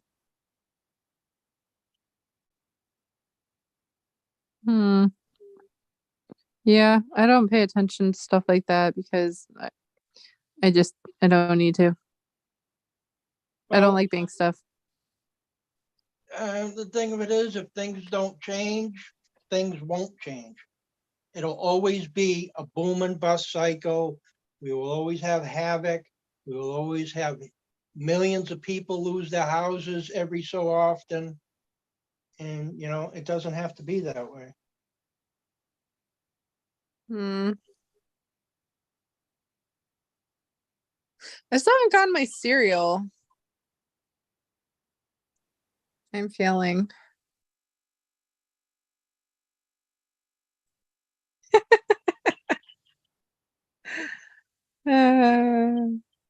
What kind of cereal are you going to eat? I got the peanut butter and chocolate one, and then I also got Fruity Pebbles, which is not really hitting the spot, and then I have my Honey O's. So I might just do the peanut butter one, peanut butter and chocolate. The Reese's Pieces. Reese's Pieces? Puffs. Yeah, the Reese's Pieces Puffs. I never had them. Oh, they're good. They're good. I love how I have all these plans to do things once I get off work. Like, I was supposed to jump in the shower so then I could wash my hair and then blow it out so I could have it nice and curled for tomorrow, and then do other fun things and make spaghetti like I wanted to, and then start watching my Shadow and Bone. But instead, I'm here, live, talking, chase stuff again. Feeding your addiction. I know I am addicted. The hell is wrong with me? Everyone's addicted to something. Everyone. Even children. Old people. They're all addicted to something. Oh God. Is it because I'm addicted to things because I'm old now? No, even young kids are addicted to shit now. Yeah, that's true. Hell, a newborn's addicted to a bottle and food and interaction. Everyone's addicted to something. Oh, JK Pioneer said daffodils. I think you're right. It was daffodils. What's Yes, up? that sounds familiar. It's a little yellow. Yeah, sometimes a yellow and white or white. They're the first ones that come up. Yeah, I got a bunch of around my a fence, chain link fence I got around. Yeah, And bulbs, and then a shitload of tulips come out. wait, so are you gonna go live on Saturday? Yeah, yeah. Is it gonna be early? I don't know. You don't know? No, I'm trying to be more social right now because I'm like, I was in the zone and now I'm just like so out of it. I don't even know what the hell it is. Oh, I know what it is. Stayed up till 3 a.m. watching freaking Shadow and Bone. I need to sleep like a normal person, where you get at least 6 to 7 hours of sleep. Is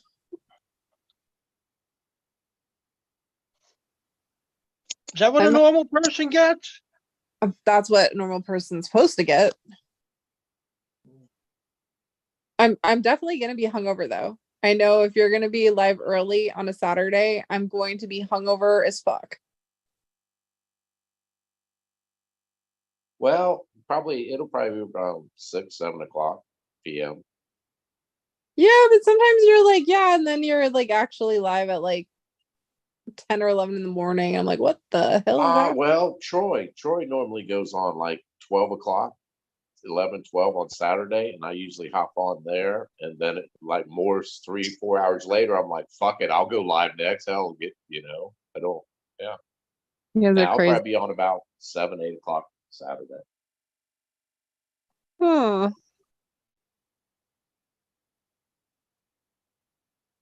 I'm thinking about Wednesdays. I think, how there's prayer lines, how you call in prayers and all that. I'm thinking about opening Wednesday as prayer night. And I know prayers, they got a 50-50 chance of being right. You call in and tell me what your prayer is, what you need help with, and I'll give you advice. And I'll bank on 80%. 80%. I'll be right over 50-50 for a prayer. Prayer night Wednesdays. Oh gosh. No, no, no. No, no, no. I don't even know how to respond to that.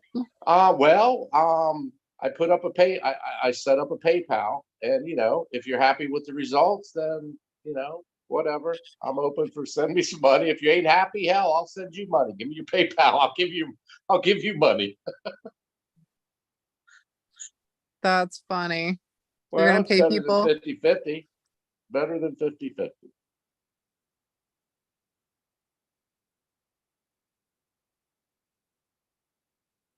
All the churches are doing it. Exactly. And if I can beat them 30% better statistic and odds, hell, I think that's better than a prayer line. See, you have one thing not in your favor in this scenario. You're not trying to convince people to give you 10% of their income on a regular basis, irregardless of whether or not the prayer works. Right. Right. Exactly. Nor will you be telling them that it's your own fault that the prayer didn't work. You might probably should kick it up to 15%, or maybe donate to some other charities or something to get God more interested. And never will I ever dangle your soul in front of you as if I have control of it. No, you have control of your own soul. I'll help you guide it if you let me.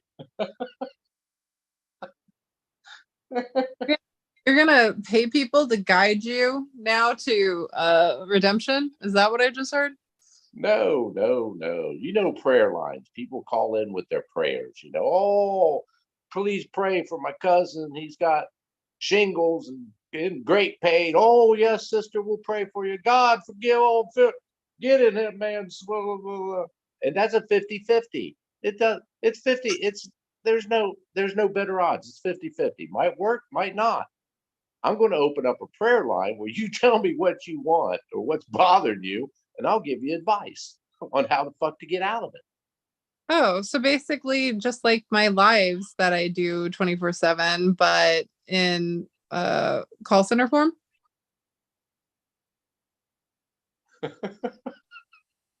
Like I'm your number one patient and I feel like I'm patient zero and you've had so much, experience telling me what to do.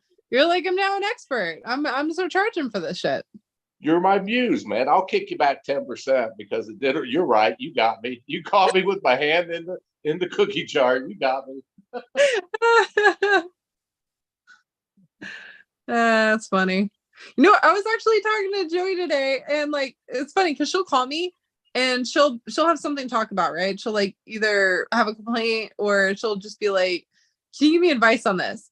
And it's so easy for me to like explain to her and be like, "This is why this is happening or why people are treating you this way," and blah blah blah. And she's like, "Oh wow, I never thought of it that way. Thank you so much for telling me." And then the next day I'll call her and be like, "Motherfucking bitch fuck, and I'll like be so mad and so angry and need advice. And it's like today I was talking to her. I'm like, I love how I can tell you advice calmly and collectively and solve your issues. But then when it comes to me coming to you for advice, I cannot fucking figure out my own answers. I feel like that's how everyone is. We can't give ourselves our own advice. We just Separation in times of stress and anger. A lot of people forget to separate themselves, take away the emotion from it, and look at it from a step back from it, and don't look at it as it's happening to you. What advice would you give to someone if you watch this happen to them? It's the emotional ties with clouds the issue. fascinating. Here, I'll put my PayPal up in the chat. Hold on. Go for it. I think I gave you a wrench, didn't I?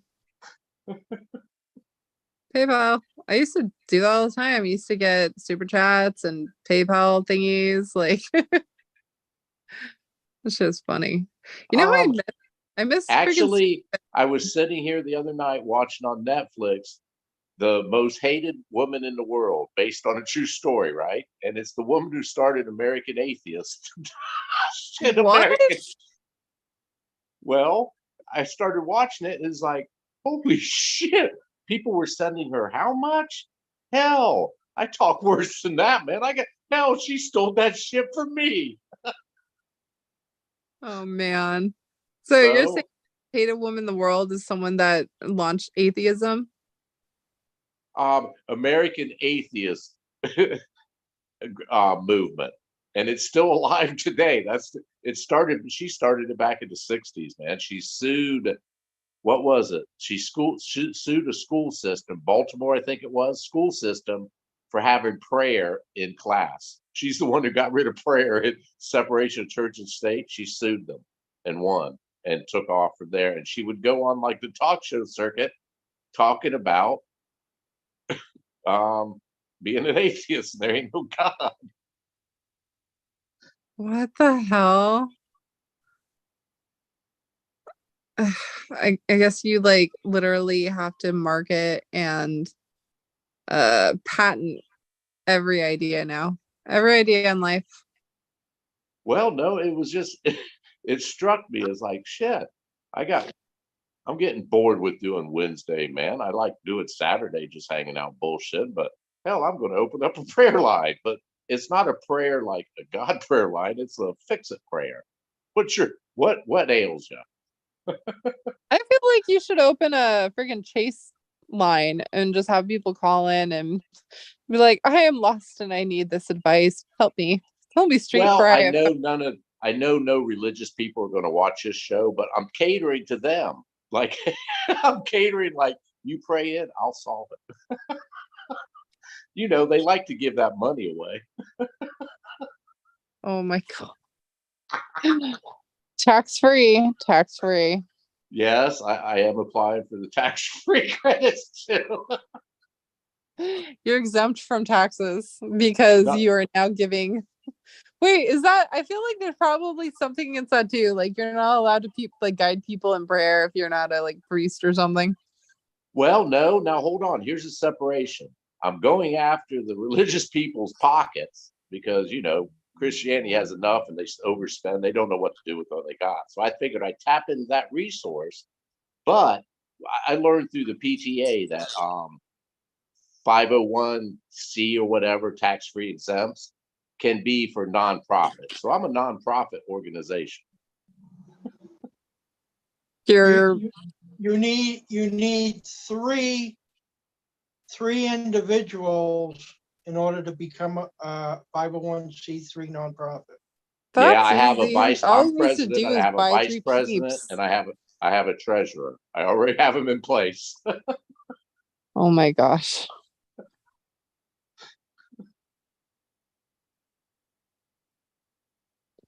Wait, what? There's no way they put out a website, wrote a 9-episode script, hired a French company in 2 months. It had to have been working on it beforehand. Possibly. There's some random person that started joining Discord, and it's interesting to see what she posts at times. She's very observant.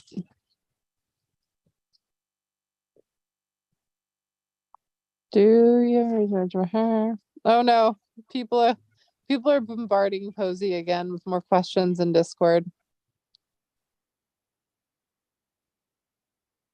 A blaze on a tree is literally Terry. Is it? That's what bugs me. I never really got a good read on Terry. I'm gonna try and do that again. Let me go down the rabbit hole. Why not? Terry Scant, I came up with brief and inadequate. Terry is brief. Scant is inadequate. Brief and inadequate. And let's follow up with, he said, hell, get the hell out of there. What's Terry Scant? Hell means get the hell out of there. Don't stay long. Well, it says Terry comes from Tyrion or Turian, to vex, to harass, or to cause, to hesitate, delay, which is the same thing of, get out of there. But I think it's funny. It's like to vex or harass. Get the hell out of there. Don't stay long. To worry, exasperate, pain, provoke, excite, to pull. See, the one I got for Terry was always to pull. Like if you use Terry Scant, it actually means to pull up on a slab of marble. Marble as in grave marker, tombstone? Yep. Yep. That it is was a pine. If you think about it, a pine forest can be a cemetery because, the old cliche pine box. Yeah. Pine forest. You're in. Well, I mean, put in can also be, put in below the home. That also could be a cemetery, or not cemetery per se, but, a resting place. I will say, I've always liked walking through cemeteries. They're peaceful. They're well kept and groomed. I mean, they're very peaceful. Besides, we're all going to end up there, but I didn't go. I never was drawn to them for that. It's just there's one in Marion County. I've never seen it anywhere else of all my travels, all over the place. This cemetery has a rule where you have to have the little plaques that go on the ground. You can't see them. If you're standing and it's huge, it's probably around a 50-acre, 60-acre place. And if you can't, if you're not walking amongst them, it just looks like a well-kept park. Have you ever seen, has you or Trusted ever been to a cemetery? Their rule is you have to have those plaques. You can't have no monuments up. It's just flat and it's below ground, basically, level plaque. Have you ever seen one? A level plaque?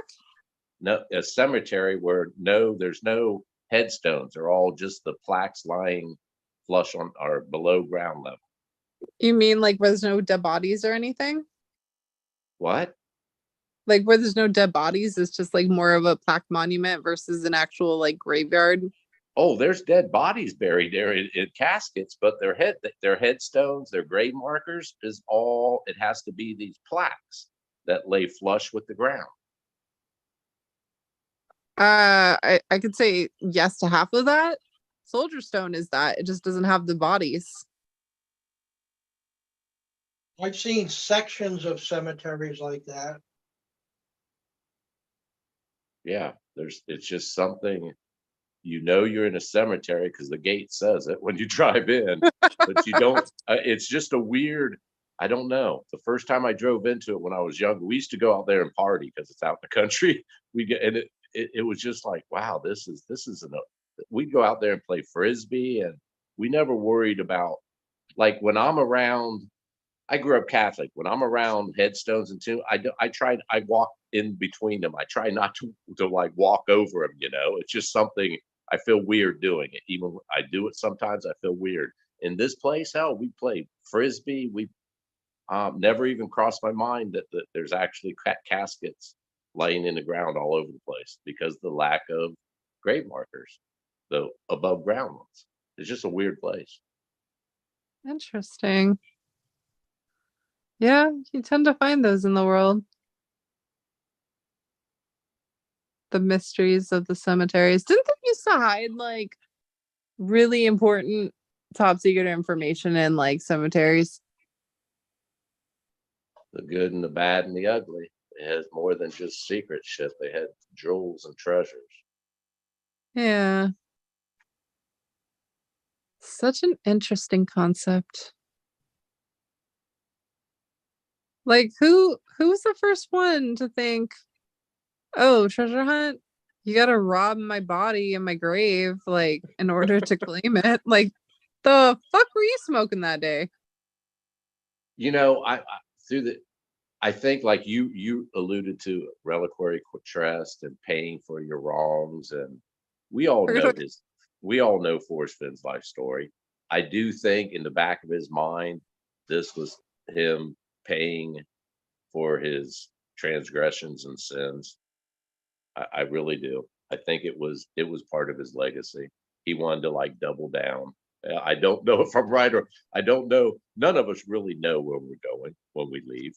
None of us really do. You could have all the theories in the world, um, but there's something there. I think all across the world, we could all agree there's something after our body fails us. That something goes on, our spirit, our energy, our essence, something.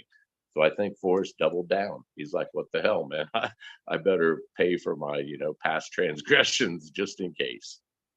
Just in case. Well, yeah, Just that's in what an case. indulgence is. Yes, yes. Reliquary. Yes, yes, exactly. I Well, think so it's that was, interesting. Oh, sorry, go ahead. no, I was just going to say, I think that was in the back. That was part of all of it, the big picture. I'm sure it was. Yeah. Well, you know how people are like, how do you differentiate Tarzan to indulgence? Because you know how you said it was originally going to be called Tarzan, and then Yeah. he switched it to indulgence. Um, there was the oh God, I forgot his name, the writer for Tarzan books. Do you remember his name? He was like an earl or something, wasn't he, in England? Yeah, I forgot his name. Sir or Lord, Sir, Earl, something English. Yeah. Well, It's a so it's a pretty famous British name too. I think it's like old money. Old money. yeah, I don't remember what it was, but he's basically the dude that wrote the books on Tarzan. So there's this one chapter in one of the books about Tarzan, and it's about God. And he discovers the existence of God through the sacrifice of his one gorilla friend. Like, she sacrificed herself to save her baby from the snake that's like trying to kill her baby. And he realizes through that sacrifice that, God is real, God exists. And it's like the only real time they even talk about indulgences and everything. It's so crazy. And I'm just like, what? So that's like something I came across in a rabbit hole once when I was trying to differentiate Tarzan to indulgence. But also, Um, the seven virtues, the seven oh my God, seven virtues and seven fuck, what's the other word? I've just been so out of it today. Like, I have such a bad headache all day. I'm just like, fuck this. But vice is opposite. Yeah, there we go. Vices and virtues. I knew it was with a V. I just don't remember. I did too many fucking screenings today. My brain is melted. Like, I wasn't even supposed to go live today. I don't even know why I went live today. I was just like, Ben did something weird. And then I just had to update. And now it's just like, meh. Meh.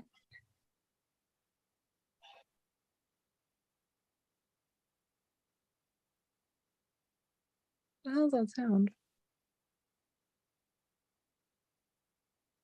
My gosh, I feel like the walls here are so fucking paper thin. I could just hear people's conversations outside. Which actually explains why it's always cold downstairs. Because there's like, no insulation. California. Fucking California. Why are people Isn't there talking about insulation in California? there's barely anything? Like these walls are paper, like eggshell thin. And like everything's cold. Everything is cold. Probably has a cement slab too. Building codes for earthquake and all that. Cement slabs. Don't talk earthquakes. I don't want to. No. No. I'm too tired and lazy to care about earthquakes right now. And just be like, okay, we're gonna go swimming in the ocean. They keep talking about, the big earthquake we're like way overdue. Yep. I just feel like it's just getting closer and closer, and I'm supposed to leave California, but I'm like, I'm too lazy. Fuck it. Buy some Too lazy. floaties. Buy some floaties. Get it like a hamster ball. You'll be all right. Yep. Sleep in it at night just in case. Well, like, don't you think it's so interesting that the Sahara used to be like a green paradise? And now it's just a fucking dried up sandbox desert.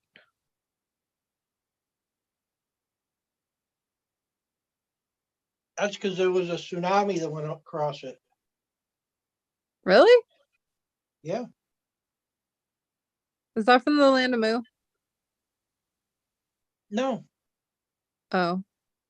No, that's from more recent discoveries, including the deposit that's in the ocean on the western side of Africa. It's like a mile deep of deposit from what had come off of the top of that whole region. Interesting.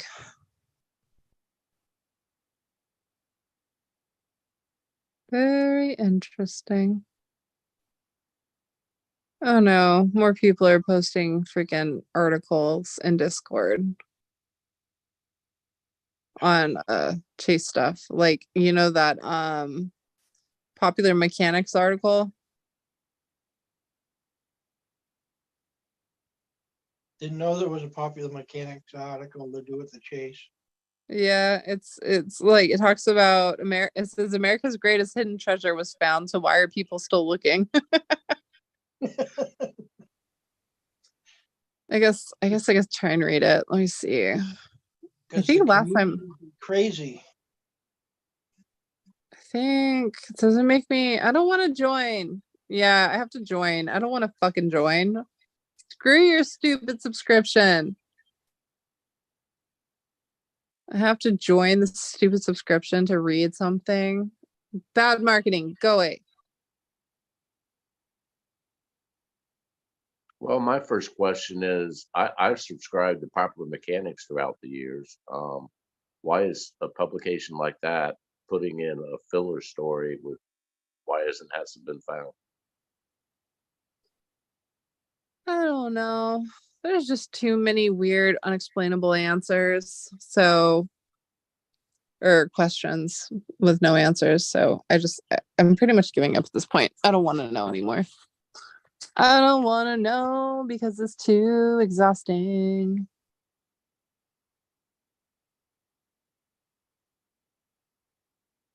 There's a PDF to it here. Let me find that. Oh, there's a PDF for it? Okay. Jeremy might be coming in clutch. Gonna be posting a PDF.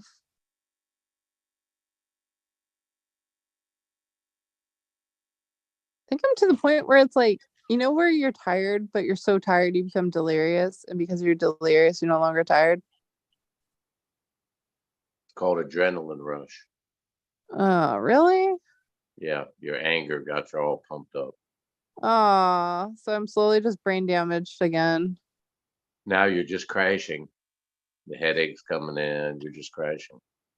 Oh, damn it. Benjamin, why you gotta do this? Oh, here it is. Let me see. Well, why did his anger draw you to be angry? Why? I wasn't angry. Oh, Let's see. Conspiracy, gold, danger. The puzzles, ciphers, and secret codes. The secret ciphers of Taylor Swift superfans. Oh my God. They actually have a section on this? Hold on. Forrest Fenn encouraged those looking for his treasure to seek hints in the stories he told. So many searchers parsed the most random details of his life, down to the spices in his kitchen cabinet, in attempts to find clues. The compulsion to search for hidden meanings is something fans of Taylor Swift know well. Swift meticulously embeds cryptic messages into her music videos, lyrics, and social media posts so her most ardent and observant fans can piece together information about her next artistic project. Deciphering these riddles doesn't earn fans any prizes, but as fans followers will tell you, the thrill of solving a puzzle is its own reward. I love how they're comparing Fenn and his chase to Taylor Swift right now. This is so freaking hilarious. is that what made Barb start talking Taylor Swift? Well, I've always known that she does stuff like that, Taylor Swift, because I'm a Swiftie. I love Taylor Swift. But it's just fucking weird for her to do that and compare it from Fenn to Swift. Like, just stop it. Just stop it. Just stop it. Spies are everywhere and it's only getting worse. Okay, wait, where's the actual article? Oh, there's an actual article. It says the puzzle ciphers and secret codes of Taylor Swift fandom. But then it also talks about Fenn. But then here's this one. I think this is the one. Okay, here we go. The greatest treasure hunt in American history ended. And then things got really weird. This is the Popular Mechanics story. Yeah. Oh my God. Someone found the $1 million loot, but the hunt's not over. Late at night, after his kids have gone to bed, Ryan Pavetta sits down at the computer in his home office and goes to work again. By day, the former Google software engineer creates programs for Nature Team, a firm he founded to help improve the habitats for neighborhood wildlife. But at night, he works at something else, a project he keeps thinking he's almost done with, but just can't quit. If you were to look over Bavetta's shoulder in the cavernous woodshop turned office, you might think he was a detective or a lawyer preparing to argue a case. He has dozens of tabs open in his browser, all pieces of digital evidence, pictures, YouTube videos, interview subscriptions or transcriptions, Reddit posts, maps that he's amassed over the past 2 years. These late night investigative sessions were supposed to be a temporary hobby. Starting in 2018, Pavetta joined thousands of other people trying to locate a bronze chest filled with gold nuggets, coins, jewelry, and other artifacts somewhere in the American West. Twice, after gathering evidence about the chest's whereabouts from home, he flew to Salt Lake City and then drove to Yellowstone National Park to look for it. Each time he camped for a week. He drove rental cars on roads they couldn't really handle. On the second trip, his wife, Salome, joined him and they bought an inner tube from a local adventure outfitter and used it to float down the Madison River in search of the treasure. Another day, they hiked off trail together and found themselves atop a hill, washed with wildflowers, with 360-degree view of West Yellowstone and a large bison marching directly toward them. These moments were exhilarating and beautiful, and Vetta was looking forward to having more. Then on June 6, 2020, the incentive behind the thrilling trips to the mountains vanished. The chest was found. Still, for Pavetta and thousands of other hunters, the search wasn't over. The chest location was never revealed, and the hunters began filing lawsuits and FOIA requests and analyzing photos and interviews to try and find out where it was. To this day, they're still checking in with one another about new theories and developments that might bring them closer to understanding what the chest's original owner had intended when he started this whole thing. An ordinary treasure hunt would have ended when there was no more treasure, but the chase, in quotes, as the race to find the chest has been known since it began in 2010, has no ordinary hunt. It was according to Alan King. Oh, no. Alan King versus Dean King? That's weird. That's weird. Pretty sure Alan King is the one that was partnered up with Smell of Sunshine, but all right. It was according to Alan King, PhD, a psychology professor at the University of North Dakota, who studied it, the greatest treasure hunt in American history. It attracted a horde of competitive, devoted thinkers, sending them down a rabbit hole that turned out to have infinite proportions. And it's not clear what it will take to get all of them out. I'm actually loving this article right now. The treasure hunt has captured America's heart, is so famous that its particulars have been laid out in books, documentaries, and hundreds of articles. In 2010, an 80-year-old art dealer named Forrest Fenn hid a bronze chest full of loot, estimated to be worth at least $1 million, somewhere in the Rocky Mountains. That same year, he published a memoir, The Thrill of the Chase, containing a 6-stanza poem that will lead to its location. The key section suggested that the searcher begin it where warm waters halt and take it in the canyon down. There was talk of cold and a blaze in the cryptic The Home of Brown. The poem was vague enough that each clue could apply to hundreds of places, depending on how creatively the one thought. Many seekers interpreted the first clue, where warm waters halt, to mean a place with geothermal activity, which led them to various locations in Yellowstone, a place that also had great sentimental value to Fenn. From home, they pored over maps and did their best to apply the next 8 clues to whatever starting point they'd picked. Often, they'd be confident about 6 or 7 clues in total and would arrive at a final destination that only worked by shoehorning a meaning onto the last clue. After deciding they knew where to look, and hunters universally reported feeling incredible confidence in these decisions, people would set out to scour the area in real life.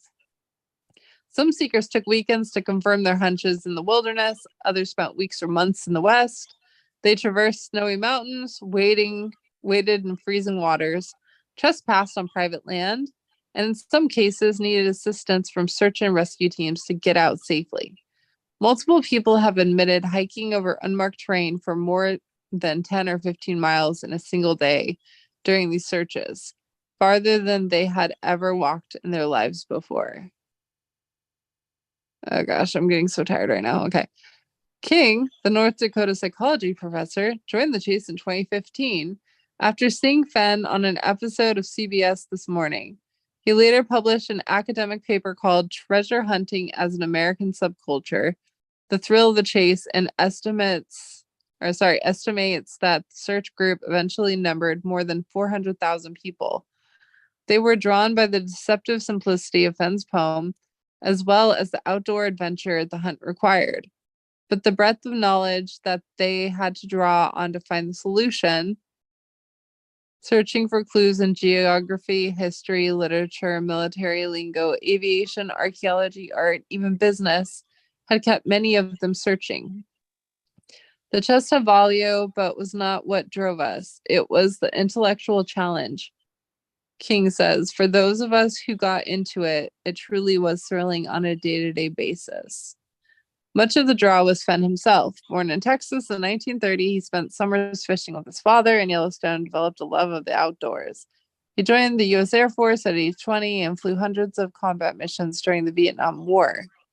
He loved pirate stories, and alongside his own round-the-world antiquity collecting exploits, he had a swashbuckling air even after he settled down in Santa Fe, New Mexico. There he Hey, owned... Candy. What? Is this written by a staff writer or a whatever freelance? Why? Was this a Popular Mechanics staff writer or a freelance writer that they hired? Who I'm wrote not this? sure. Do you know? I honestly don't know. Why do you ask? So sorry to interrupt you. I was just Oh, curious. no, you're good. I was just curious why you're asking. Because if it's a staff writer, Popular Mechanics seems kind of odd. Maybe I think they were a searcher. But if it's a freelance, I don't know. Maybe it's indicating Popular Mechanics is like branching out. People really don't give a shit how to fix stuff anymore. I don't know. Yeah, that's actually a really good point. It's like, this is a really long article too. I can't even get to all of it. I feel like the more I read, the more I want to fall asleep. I like whoever's writing it. I mean, they're giving it a bit jaded at points, but honest. I mean, I like how I like how they're presenting it. Yeah, that's true. They ain't putting no fluff on it, are they? No, but as I'm sitting here trying to read this damn thing, I'm freezing cold and starting to go into like freaking hibernation mode. It's like, ugh. Ugh. You want to take over? Want to hijack? What do you want to talk about? Oh man, I'm just along for the ride tonight. It's your show. I don't even know what my show is consisting of at this point.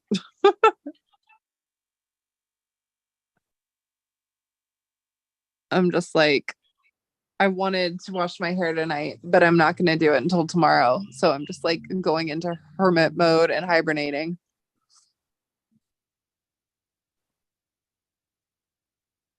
No. Let's see. Maybe I should have Trusted come back on here with you and you guys could take over while I wash my hair.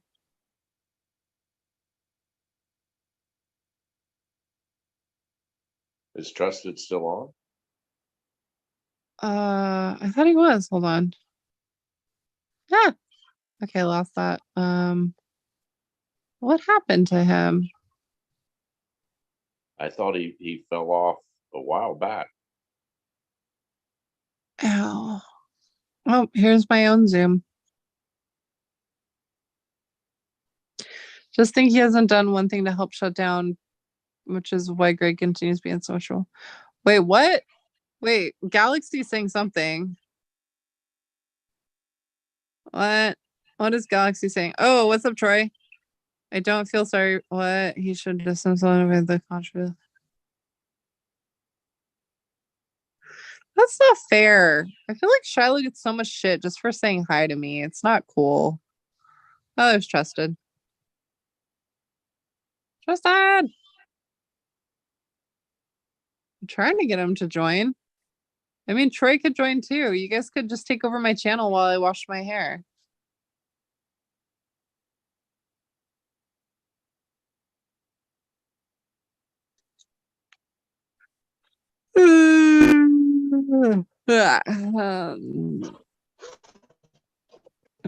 Trusted! Hello. What happened? I got knocked out and And then when I tried to get back in, you were in the middle of reading something. Oh, sorry. That's all right. It was a popular mechanics article, but then I lost it, so it's okay. Was able to get myself some food. I haven't eaten anything all day. Me too. I have a bunch of food too. I bought a bunch of groceries, but I'm trying so hard to keep my eyeballs open. I'm gonna try and drink more of my coffee right now, and I'm gonna make you guys take over. Hold on. Street, I'm gonna give you the power. Don't go drunk with it, okay? I can't promise anything. I'll go get a bowl of cereal because my ass is cold. Ugh.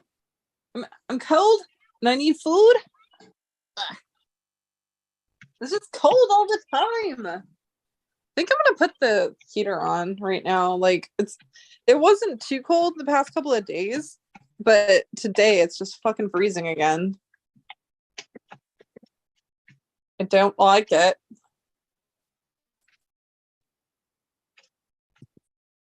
Okay. I'm drinking the last of my coffee, my caramel macchiato that I made earlier, hoping it'll give me just enough energy to go upstairs and keep my eyeballs open. Caramel macchiato is awesome. Mm-hmm. Although I feel like I should never fuck up and get sugar-free anything again, because the caramel I got was sugar-free and the syrup I got was sugar-free, and I don't like sugar-free. You could taste the difference, and it's weird. Mm-hmm. It's like, it kind of tastes like a chemical. Because it is. Great. I'm gonna have to go buy more groceries in a week. Ah. Okay, where's Galaxy? I want his controversial ass on here. He always asks the really controversial questions that need to be asked and thought about, like the chest and things. It's just funny. Ow. Okay, Street, you are now the host. What are you gonna do? Are you gonna take over? Yeah, I'm here. Okay. Take over while I make a bowl of cereal so I don't fucking starve myself because I'm lazy.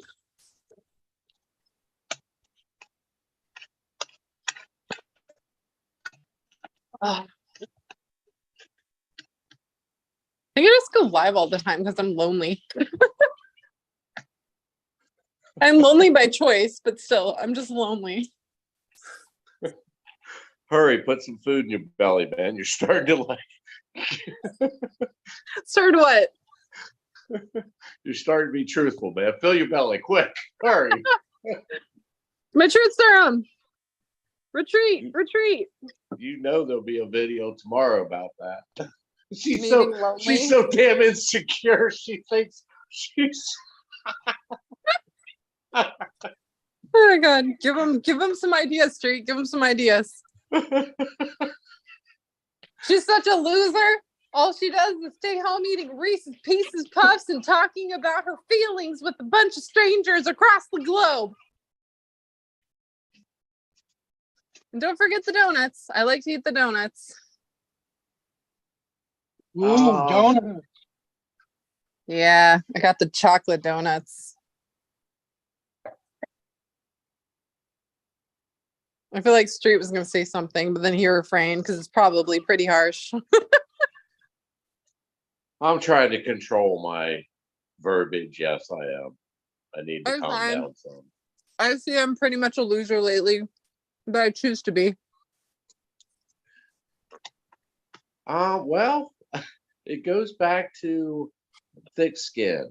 In order to operate in the internet arena, social platforms, you have to be thick skinned. If you're not sure who you are, then you shouldn't be on internet. And I'll agree with Barb with young people.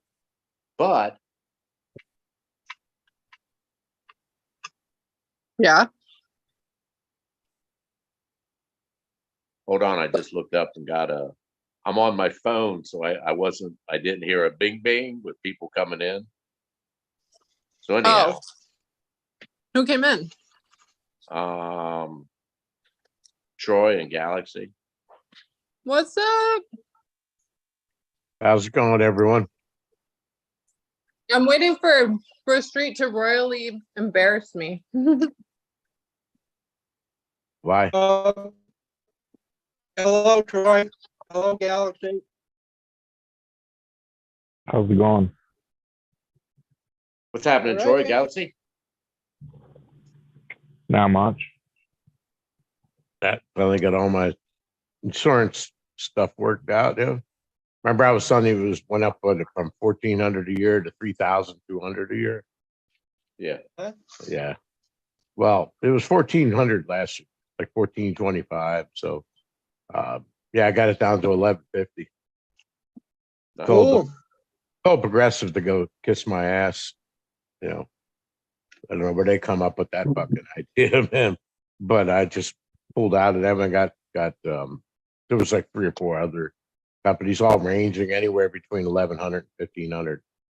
So I got that worked out. Got a bunch of other shit that I had to get caught up on done this week. That's why I didn't go live on Wednesday. Well, now you guys can take over my channel tonight. Yeah. Yeah, I haven't really done much all week. I've been just totally busy, and my wife was usually she's off Monday and Tuesday, but she worked 12 hours Monday because somebody called out sick, so she was off Tuesday and Wednesday. So we got a bunch of stuff done. That's good. Yeah. Speaking about shit, I had to get some Biden pumped out today. Had to get the old septic system cleaned out, man. Usually you do it like every 3 or 4 years. We waited 5 years. So got that fucking thing. If you go like much over 5 years, you could run into trouble or fill that thing up.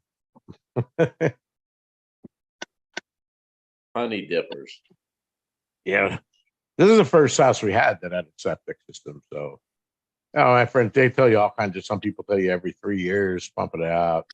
5 years, whatever. I mean, there's only 2 of us in the house, so.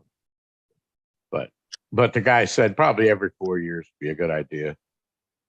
So it wasn't too. We got some fucking roots growing in there because of the palm trees that are out in front of the house. So he had to clean out some roots from the pipe, but everything was cool. Thank God, man, because those things are expensive to fix. 10 grand or something like that. Way to come into a room and bring it back to real life perspective, Troy. Let's talk about shit. Calling it out, man. Well, that's all that's been going on. So just a bunch of shit. He's literally saving it for my channel. He's like, I won't bring this to my channel, but I'll bring it to Candy's channel. Why you guys are the only ones I didn't listen to Cynthia's garbage. I didn't listen to K-Pro, and I didn't listen to Ben. I like Ben. I just didn't have no time today to listen to it. I was busy tonight.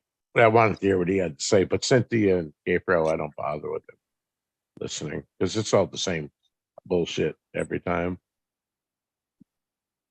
Did Ben come out with anything? Or I tried listening to the beginning of your show a little bit, but you really didn't say that much. You were just trying to figure out what Ben is trying to say. And then I just gave up because Shiloh messaged me and he's like, everyone just needs to freaking have a chill pill. I started laughing at that. Yeah, I wasn't talking bad about Shiloh. I said, I think that he should distance himself from them because he's only making matters worse with Barbara and Dave. Because Dave Woodard's back out with his videos again and going to sue Shiloh, and Why are we saying her name? She hasn't said anything. I didn't say her name. I just want to keep it that way. I didn't say her name. I said Dave. No, you said her name. No, I didn't. Did I? Yeah, you did. Yeah. No, but I did. Both of y'all. Yeah. Either way, I mean, I like Shiloh and all of that. He's got to be aware that there's a lot of pissed off people in the community. And just like if he only associates with Ben and you, and I mean, he's associating with like 5 people, but meanwhile, there's 100 people that fucking want to rip rip everybody's head off because they don't agree with anything that Nookers say. And they I kind mean, of I'm group, not pissed off anymore, so I really they don't kind care. of group them all together. You know, like I know that Ben, I believe he was looking by Fairy Falls or something like that. I don't think he's a 9 Mile Hole guy, but just by No, he's association. Mount Haynes. Oh, okay. Yeah, but by association, I think everybody groups them all together. I personally don't think that they know anything. And I don't mean that in a bad way. I'm saying I think they're just being, I think somebody's fucking with them, to be honest with you. I think I there's don't think somebody nobody out knows there anything trolling. anymore. I think Shiloh does. That's why I'm kind of like I hope, you know, like I wish he would just back away and just wait until he's ready and then come out and say something, because I think if it keeps getting worse and worse like this, he's just going to get pissed off and say, well, fuck everybody. And I I would hate don't to think see he's that gonna get happen. pissed off. I've actually tried to piss him off once just to see if I could piss him off, and he's like, "It takes a lot to piss me off," and I was like, "Okay." Well, I mean, he's like our only hope as far as I'm concerned. We're not going to get anything from Poser, I call them, or any of them people. He's like our hope, and if people piss him off, there's just that there's always that risk.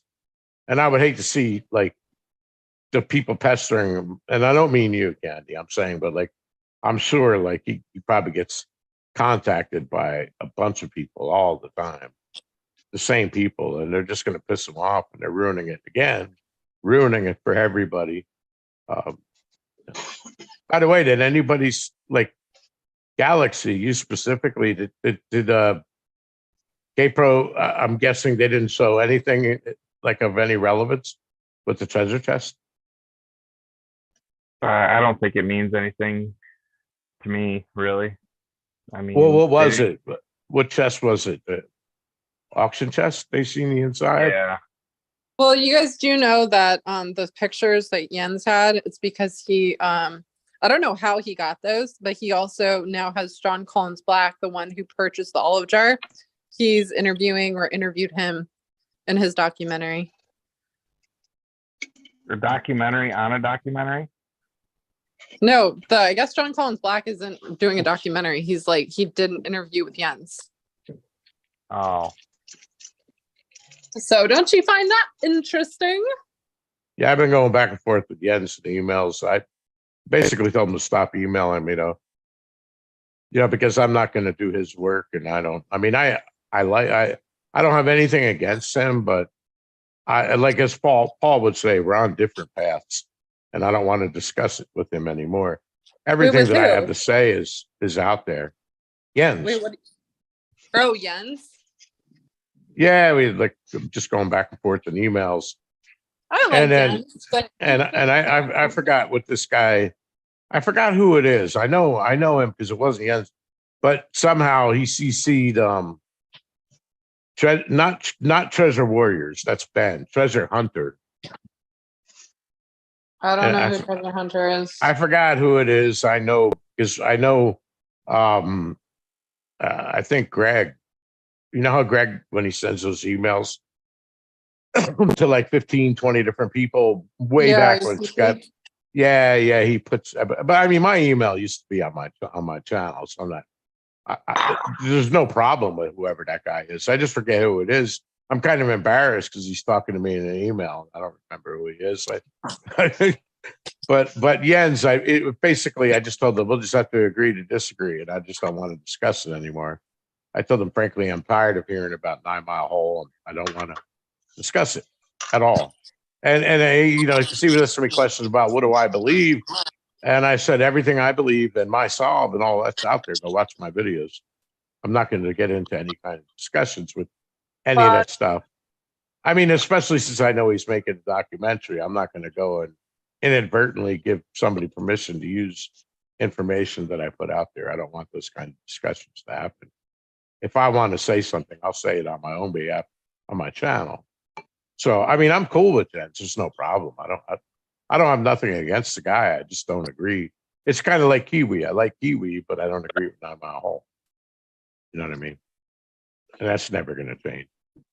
Wait, so Galaxy, what is going on through your head? You always have like really good questions to bring up. What did she show with the chest, Galaxy? I mean, she showed like the front left corner, but it's not really good quality, and it's not much different than the one from the lawyer's office. I didn't think. So So they did you didn't know show the inside. Justin? Did you Oh, know wait. Justin Posey said that the stamp underneath the chest says France in bronze?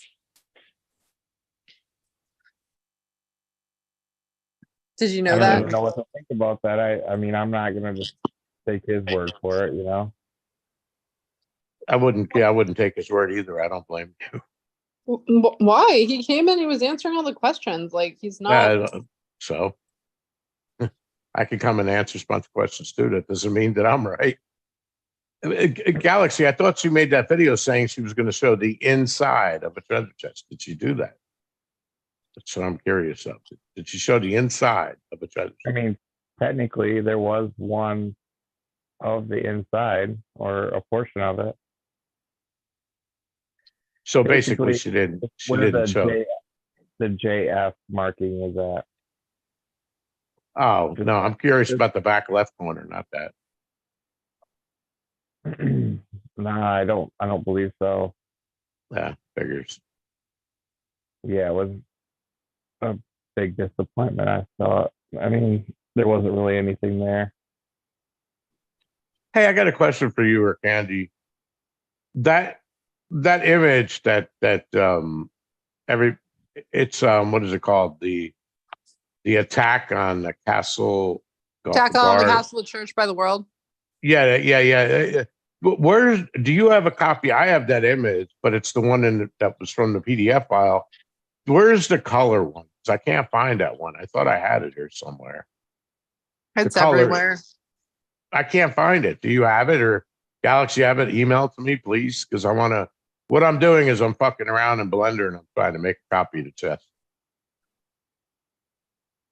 Hmm. Just take a bit.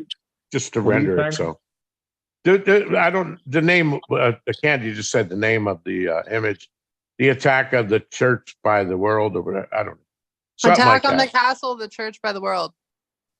Yeah, there's one that's black and white. I have that one, but I don't have the one that's in color, and I want somebody to send it. I'll see if I have it. Yeah, if you do, or Candy, if you can send it. I mean, Ben, somebody could send it. I went out of my way to send photos to Ben. You know, I'm not going to create no fucking Discord account just to get a photo. So anybody that I could, almost want to make you. No, I won't. I mean, it's like I'm on Facebook, but I won't join any of them groups either. I'm done with that. I don't want nothing to do with Facebook. I'm trying to get off Facebook, period. I don't want nothing to do with that. You know, I'm off Twitter. I don't use any of that shit. The only thing I'm on is YouTube. I'm mostly bad enough. Bad enough. Yeah, I agree.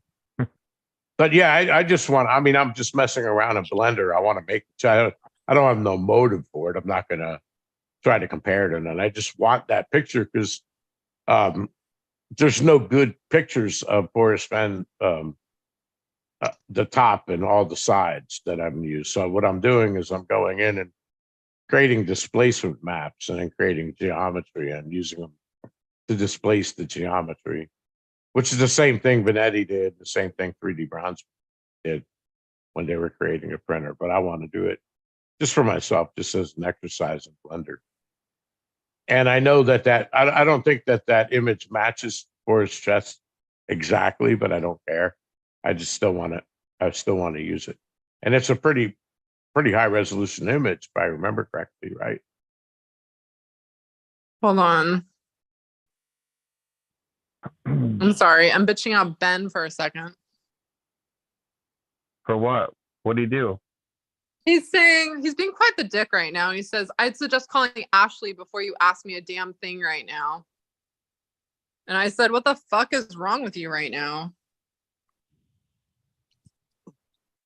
I call it privileged child syndrome. I'll put my PayPal in the link for you, Ben. I'll help you out with this. It's only $10, right? we were teasing Street, it's only yeah. $10, right? $9.99. Nine Money back ninety nine. guaranteed. We were teasing Ben on well, I know Galaxy was, I mean Justin was there on Jeremy's channel. We were watching him draw because he was doing a self-portrait, and I said, man, that looks like Ben a little bit. Doesn't really look like you, Jeremy. And then somebody in the chat said, Ben's too ugly. Jeremy's better looking. And then we were teasing him, and I said, better watch out, man. Jeremy's going to get a hold of Ashley. I like that. Jeremy's really fucking talented, man. And it's funny when you listen to him, because he's like, I'm not really that good. I'm like hell, what are you kidding me? Right, Justin? Oh, he can draw very well. Yeah, I mean, the way he does his charcoal drawings, there's nothing there that looks like he has a sketch there, and he just goes right into it and just starts doing outline in big swaths. I mean, that's the confidence level of what he's doing. And Hold on. It's pretty amazing. I'll be right back. Have fun taking over my channel for like 10 minutes. I'll be back. I have to call somebody right now. Fuck. Yeah, Jeremy is, it's just amazing. I mean, it's inspiring. I mean, I was watching him do the dog, and I fired up Art Rage in the background that I'm trying to draw. I mean, I'm not that bad, but I'm not even close to being anywhere in his ballpark. I got to stick to abstract, which is basically an excuse that people have that can't draw. But I try to draw like portraits or a dog or something like that. It looks like a fucking 13-year-old kid did it. Justin's the same way. Yeah, my art's yeah. the type that it looks, the farther away from it you get, the better it looks. I don't know what they call that. Troy, What? I sent you a screenshot I have of those pictures. It's just the top and the front, but it has the link above. Oh, okay. Okay, cool. Thanks. The same color. Thanks, man. Appreciate it.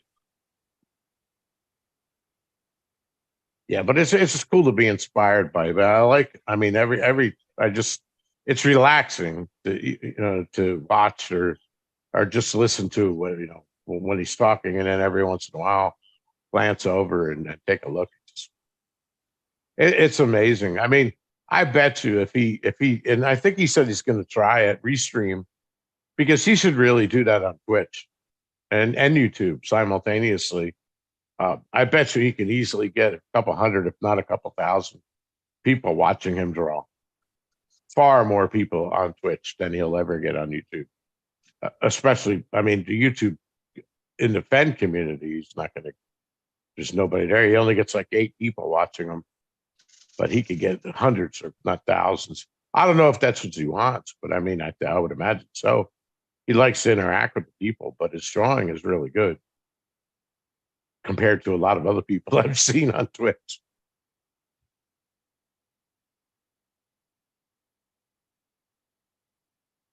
So, Trusted, you drawing too now? Like, you getting into charcoal?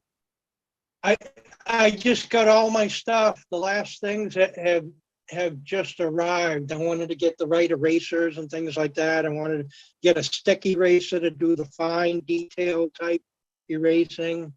I'm not really sure what I want to try first. What are you going to draw? Like, are you going to do like still, what do you call it? Still life or portraits or animals, or what are you going to draw? I'm not sure. I was going to do a mountain scene, but I think I should take a picture, some kind of picture, and try to replicate it. That'd be a cool thing.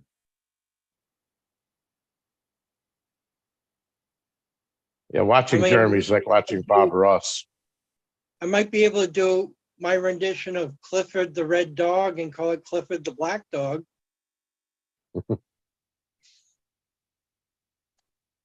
Yeah, I don't know.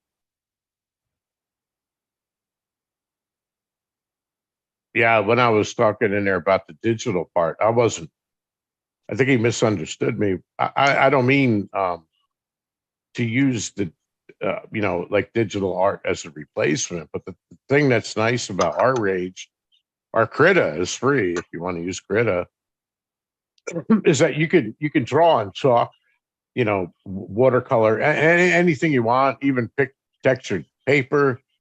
And if you have a drawing tablet, some of them are even textured. You'll even get the feedback on your hand. That's like you're really painting. But the good thing about it is if you're learning, you're not wasting paint and paper and making a mess. You can just undo and just practice. You know what I mean? That I think the digital media is good for practicing and learning, which is what I need because I'm not even, like I said, I wouldn't even buy paper or anything at this point because if I tried to do charcoal, it would turn out to be a big mess.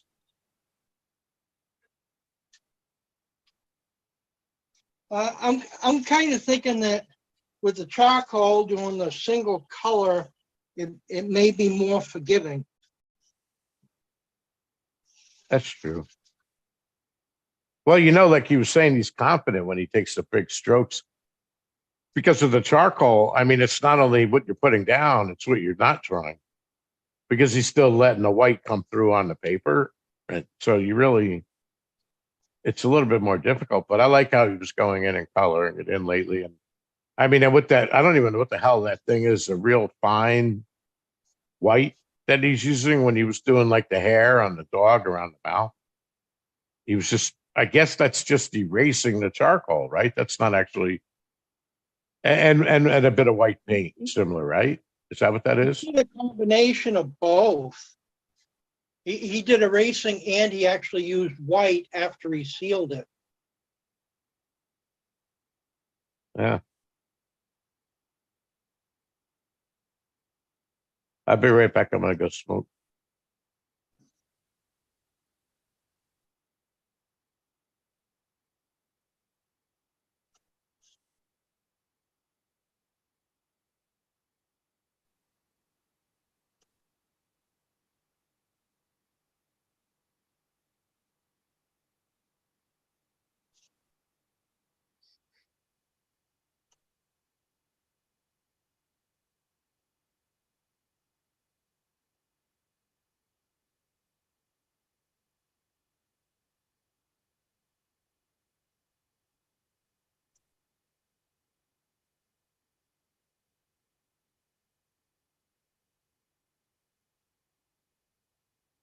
Got quiet all of a sudden, didn't it?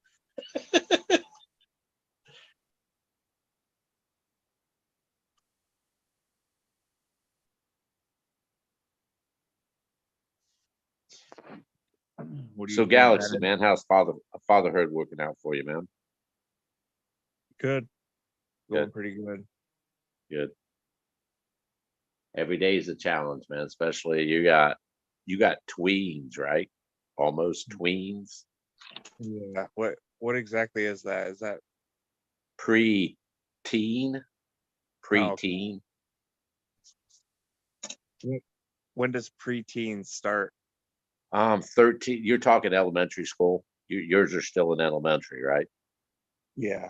Yeah, tweens. Trying to find themselves, man. Trying to fit in. Trying to not be beat up on and made fun of and liked.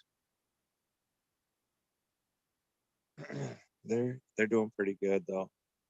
Yeah, they need a lot of support during those years. Elementary school, they need it. People think it's a laugh and a joke. Now, stop and look back when we were all there. We're finding ourselves now. We're finding cliques. We're finding lifelong friendships. It's important times.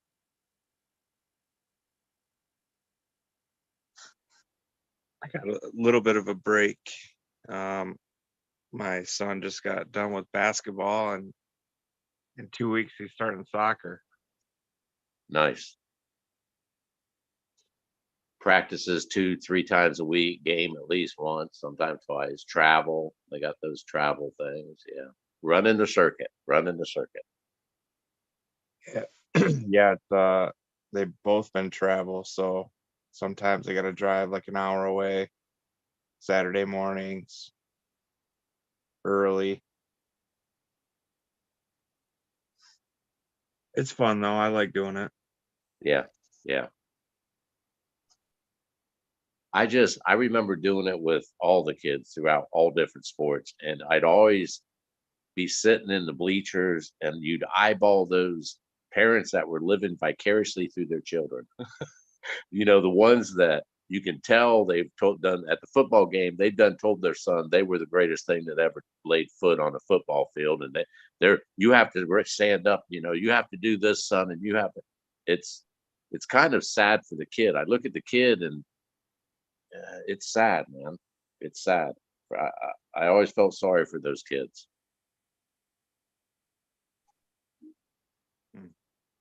You know the ones I'm talking about, the real serious parents, serious. I guess I'd like to know where I fit in that category. Well, if you're in the bleachers getting pissed off because your son missed an easy layup or something, you're one of those kids. I mean, you're one of those parents. If you're like, oh shit, that was a good run. You made a good break though, man. Hey, next time you'll make it, man. Just relax. Yeah.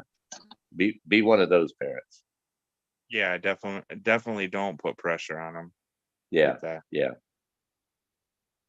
I try and make it fun for them.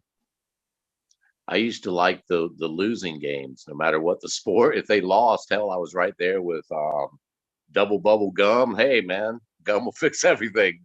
Better luck next time, man. You guys learned a lot. You're looking better out there. I think next game, you guys. I think it's all coming together, man. You guys are clicking out there. In all actuality, man, they were just a wreck out there, a mess. It's like these guys will never get it together.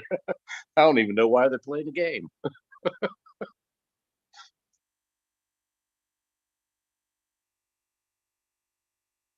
Yeah, for the games, I'm pretty quiet. I don't speak up or anything during the games.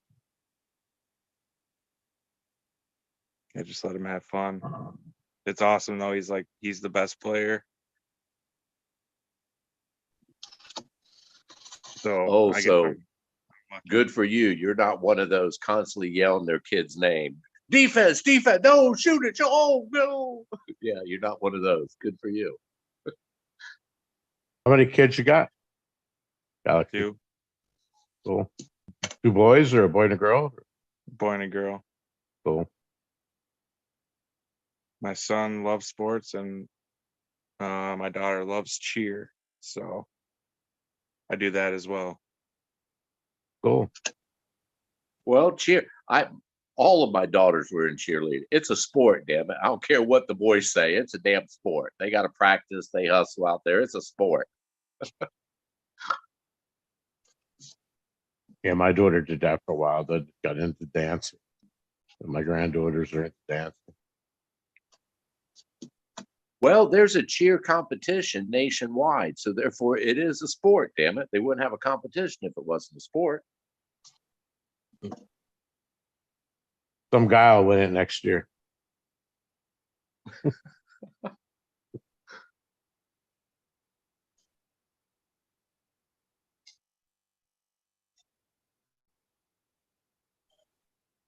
Wait a minute. George W. Bush was a cheerleader, wasn't he, in Princeton or wherever he went?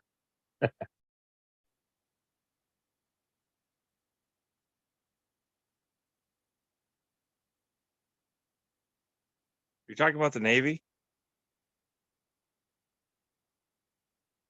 What's that? I said, are you talking about the Navy? No, George W. Bush was a cheerleader in college. No, I didn't know that, but I was just making a joke because you were in the Navy too, right? Wasn't he in the Navy? Yes, I think he was. Yeah, you're cheerleaders. Yeah, I think so. Out in the middle of the fucking ocean, you ain't getting to us.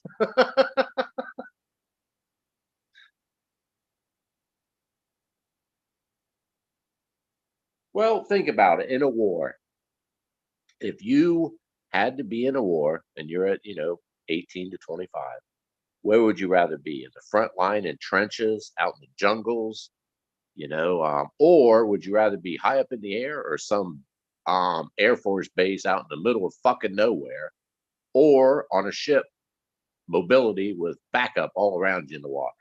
Yeah, air or sea, that's the smartest place to be at war. That's true.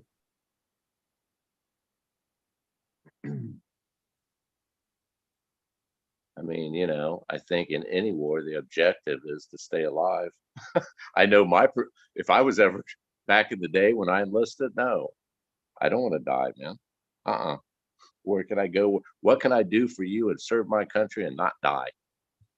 That's where you can put me, and I'll be good at it. I'm good at not dying. I tried to get in the Air Force. They wouldn't take me because I dropped out of school. Yeah, me too. So the Navy paid for. I didn't even have a GED, and the Navy said the guy was standing in the hallway. He says, "Hey, we can." I just walked out of the Air Force. Said, "No, we don't. You don't have a GED, high school diploma." And the Navy guy says, "Hey, man, you don't have a GED? We'll pay for it. You get it. We'll take you." I'm like, "Really?" And he's like, "Yeah, man. You like ships in the water?" I'm like, "I like air. You got something in the air?" He's like, "Yeah, we got air, we got jets." I'm like, "Hell yeah, man, let's talk. Hook me up." I think I was joking at the time, and I was like 19. I was like, "And can you guarantee me I won't die?" He's like, "Well, I can't guarantee you that." I'm like, "Well, can you guarantee like a higher probability on the front line?" He's like, "Oh, hell yeah." I'm like, "Cool, sign me up. I don't want to die. I'm good at it." You did you ever consider when you were in there, like when you came out, taking up working on jets as your career, like for a major I had airline? I had my uncle at the time he's in the Smithsonian. He was in Huntsville, Alabama with Braun, developing. He developed a lot of the, well, not a lot. He was involved with the moon landing. He designed a few parts.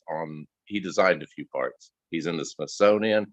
Hell, I think it was Nixon even gave him. He's got like 5 or 6 space rocks that came from the moon. But anyhow, he was employed by Boeing, the Boeing company, which was headquartered in Seattle. And when I got out, I was stationed. I went to school at Whidbey Island, which is in the state of Washington. I used to spend the weekends with him. And he said, as soon as you get out, I'll get you a job at Boeing. What is it? A&E. A&E is airframes and engines or whatever mechanic. A&E. You got to get a license. Basically, I had to go for 2 years and get an associate's degree in like engineering. And he says, "Yeah, man, guarantee." And it was outrageous fucking. It was like 60 some $1,000s to start, and that was pretty good money in the 80s, man. I'm thinking, hell yeah. But when I got out, um, wanted nothing to do with no, wanted nothing to do with that industry, man. I kind of veered off to a spiritual path.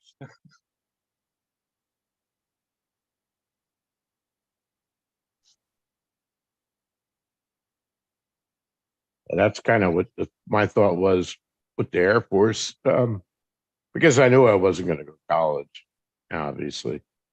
So I already went to vocational school, stuff like that. So I figured I would get into some kind of trade, but that didn't work out. And I mean, I kind of ended up doing it the other way around, though, when I was doing the machinist work at the aluminum extrusion company. But after working in that plant for like 4 years, 4.5 years, I'm like, I don't want to. I mean, it was fucking hot as hell. You always had to go out by the extrusion press to work on the die. Sometimes you had to work on it right there. And I mean, standing right next to something that's over 1,000 degrees. It wasn't cool, and then they used to have, who the hell knows?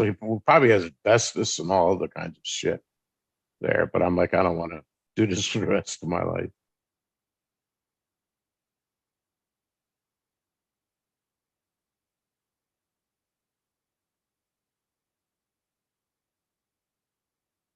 And that's what my father, he worked at that paint worked for a paint company for like over 40 years. I mean, he worked for the paint company, and then they ended up being bought out by Sarah Williams in the 90s, just before he retired.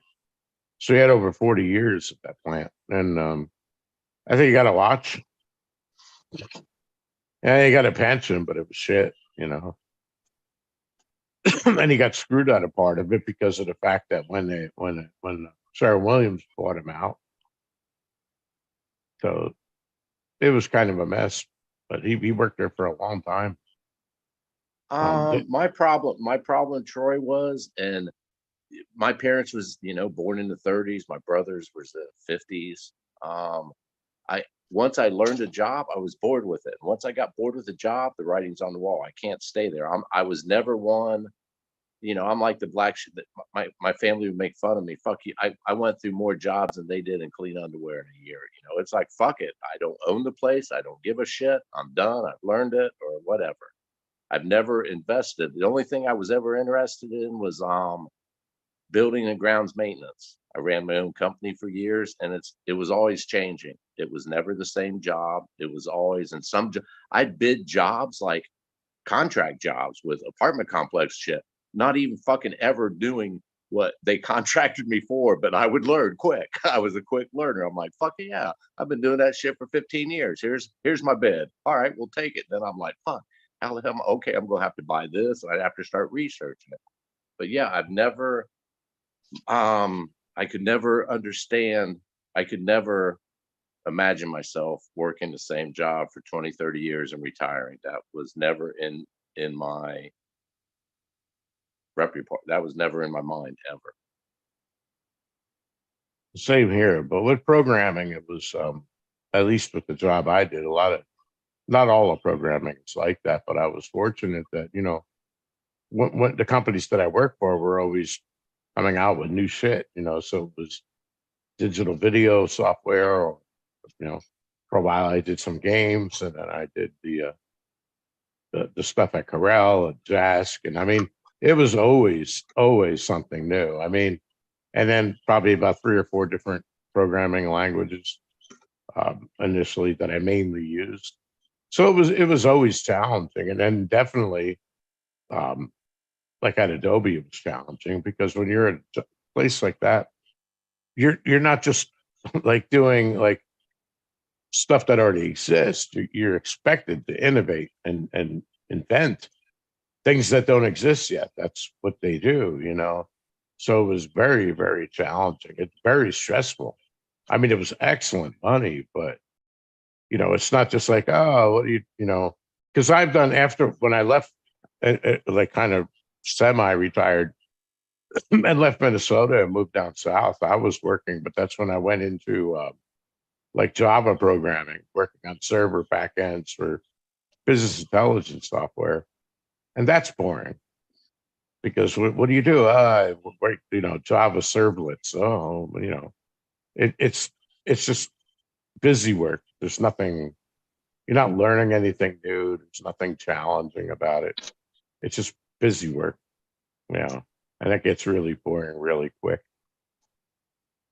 Well, another issue is, and I would see a vast majority of people devoted to the company, devoted to them. And I can remember, I don't care, Monday through Friday, rather I had sick days and off. If something was going off, I don't care, kids, family involved, concert, whatever, something I wanted to attend to, I'd call off, even if it was going to cost my job. It's like, fuck it, I don't care. I want to do this. I ain't going, I don't want to be at work. I'd rather be here. So I dealt with that throughout my life too. I think maybe I was bipolar. I don't know. Yeah, it was the opposite with me. Every company that we were working, I mean, well, except for Adobe. Then when I worked for Jask, after I left Adobe, I had my own business for a couple of years, and then I went at Jask, and I was working on Paint Shop Pro.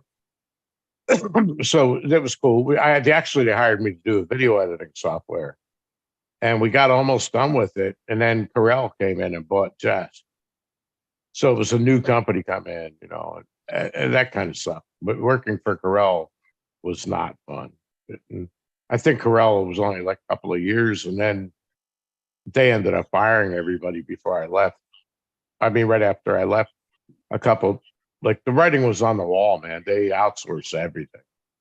They're basically they're a Canadian company, and everything they do is outsourced. They fired everybody that worked in Minnesota. But the cool thing was everybody knew everybody. Like when I left Adobe, one of the first clients that I had was actually the management at Adobe quit working for Adobe around the same time I did, and they started up another company. So they hired me to do some work. So I didn't even have to like apply for work. Just there, from all the people that you meet. That was kind of fun. But like just like around 2009, 2010, it was terrible. Terrible. And I mean, when I worked for Business Objects, they were bought out by SAP. It was like they're on the same level as Oracle. They're a German company though, and Oracle's USA based. They have probably 10,000 employees back then. But that wasn't fun work, and that was really even more stressful because they used their business intelligence software to run production lines and stuff. One of our clients was Intel in Portland, and if our software had a problem, their production line would go down. And when that happens, you're on. They had like what they call a severity 1, SEV 1, which means you get a beeper going off at night. You got to go to work and got to get on the phone with them, and then you don't get off the phone and you remote into their computer and you're fixing the problem. If you can't fix it and you got to go on site, then you got to jump on a plane and go on site. It was really tough. They had a lot of customers though, big company, Lockheed Martin, General Electric, who owns NBC and all of that stuff. And like I said, Intel, Amazon, really, really big companies. Lockheed Martin, I never had to deal with because you had to have security clearance to work for them. So only the people that work with us that had military clearance could work for them because you'd have to remote into a government computer. And we didn't use Zoom. They have not Skype or what the hell was it called? WebEx. That's what it was called. And you would do a WebEx and remote into their computer. And you got all these people watching you, and you're trying to get the production up and running. So you can't fake it. You got to kind of really know what you're doing. But it's stressful, man. Yeah, Kiwi brought it up. A&P license. I got out of the Navy in '85, and with my uncle's connection in Boeing, he'd been with them since like the '60s. They agreed to hire me. I'd be in the same department, not doing the same job, but getting familiar with the area and all that, like manual labor type thing. It was like 17, 18 bucks an hour. And in '85, that was like 30 some. I was pushing a broom for 70 bucks. Hell yeah, sign me up. I'll be there. But I had to sign a contract with Boeing that I'd agreed to. They would pay for my schooling and work around my schedule. And I had to sign a contract that I'd work for them for at least 2 years once I graduated. Yeah, it just wasn't. Yeah, I thought that's what I wanted. But being in Seattle in the mid '80s, when I was discharged, it was like, nah, man, this ain't what I want. I don't want to be, I don't know, establishment. I don't want to, I can't do it. I can't commit to that because I know I'll fuck it up. I don't think I can do the 2 years, man. I'd fuck it up. And I did want to make my uncle look bad. He was, he's in the Smithsonian for God's sakes. No, man, I didn't want to bring that shame onto him. Yeah, I forgot about those non-competes. We had to sign them to obviously. And it sucked because I really enjoyed doing that kind of work. But, that's why they pay you good money, because you have to basically sign something that says that, you can't do that type of work. If you leave for, like 2 years or whatever, or a year, depending on who negotiated your contract. But, because it's not like you could work for a cutting edge company and then you're working on brand new technology and then you quit and go and do your own startup or work for somebody, a competitor.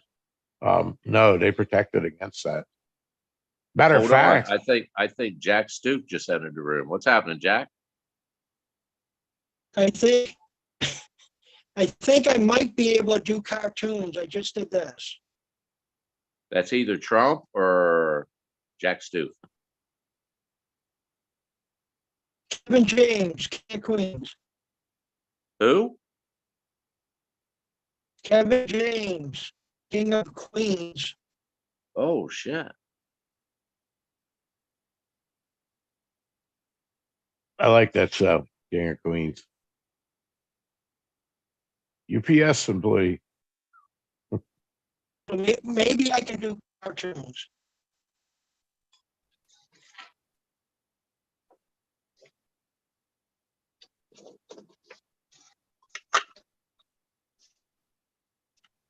Yeah, Ligma or Paul in chat. Yeah, if you hate money, you could send some my way. I don't hate it.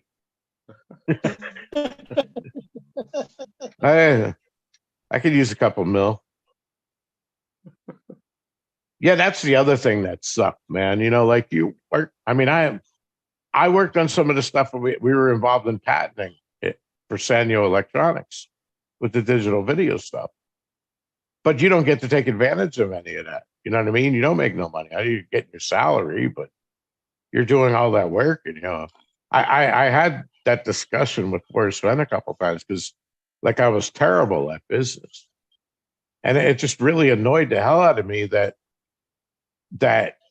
we were the ones with the talent that were doing this shit. And I mean, even though they're paying you good money, they're making millions of dollars off it. And you think to yourself, what the fuck am I doing here? You know, but back at that time, I mean, you know, I had a family to raise. I had shit. You can't go out taking risks, uh, you know, because you have to support your family. So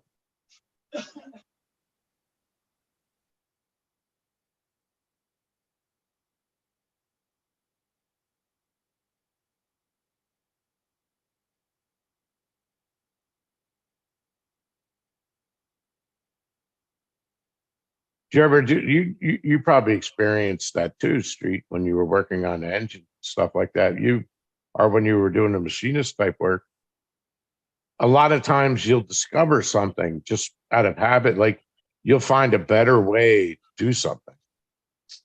You know what I mean? And you're like, wow, man, maybe I should patent this or do something, but you can't because it's your fucking employer that owns it, you know? I think they call it mean product. Japanese brought it over with like, which was ironic because after we dropped the bombs on him, our army engineers went over and taught him how to do reproduce shit, cheap and as efficient as possible. That's back in the like machine shops that I'm talking about, these old timer shops. That's how you moved up the ladder, was coming up and devoting yourself to the company. You didn't have to have a college degree. Even when I worked at Eaton back in late 90s, it was still they liked college degrees, but the vast, like I'd say probably 80% of the supervisors in every department on every shift had come off the floor because they're the ones that's been there, done that. And that's how there was still opportunity to move up the ladder without a college degree. You couldn't move into the office, but you certainly could move to a desk on the factory floor, which, it's all about the ladder, right? Yeah. So yeah, even 90s and 2000s, yeah, there was people streamlining. I mean, what better, the person that does a job 8, 12, 14 hours a day, whatever, they're the ones that can tell you how to do it better and faster.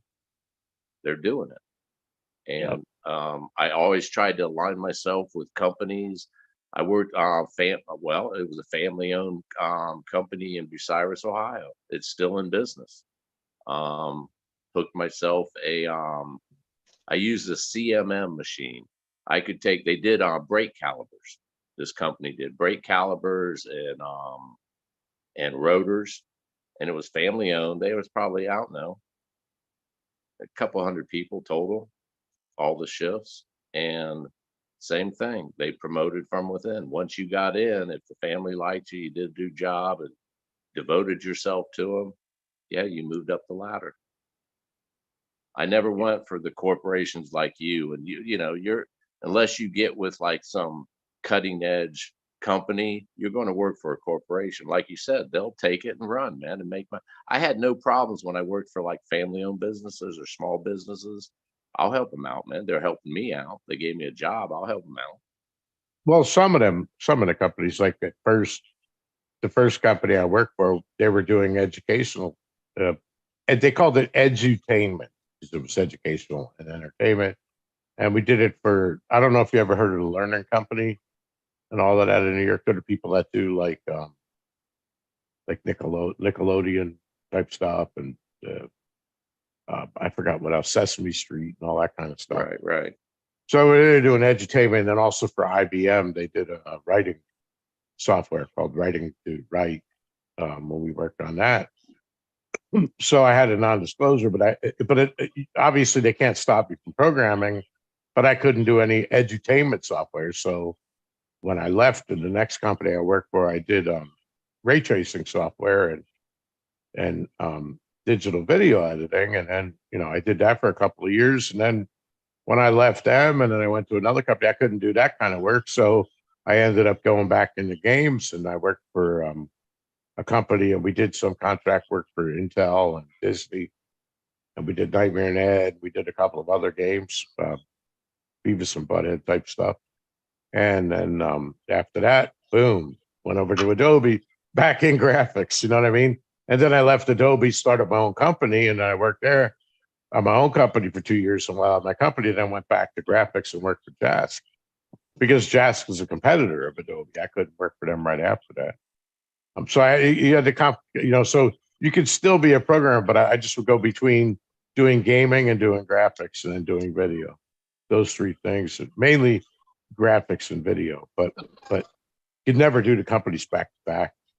But I think the longest I ever worked for a company was 5 years, because that's just the way it is in the industry. People don't, I mean, except for Adobe or something like that. If you get in there, a lot of people stay there because the stock options are really good.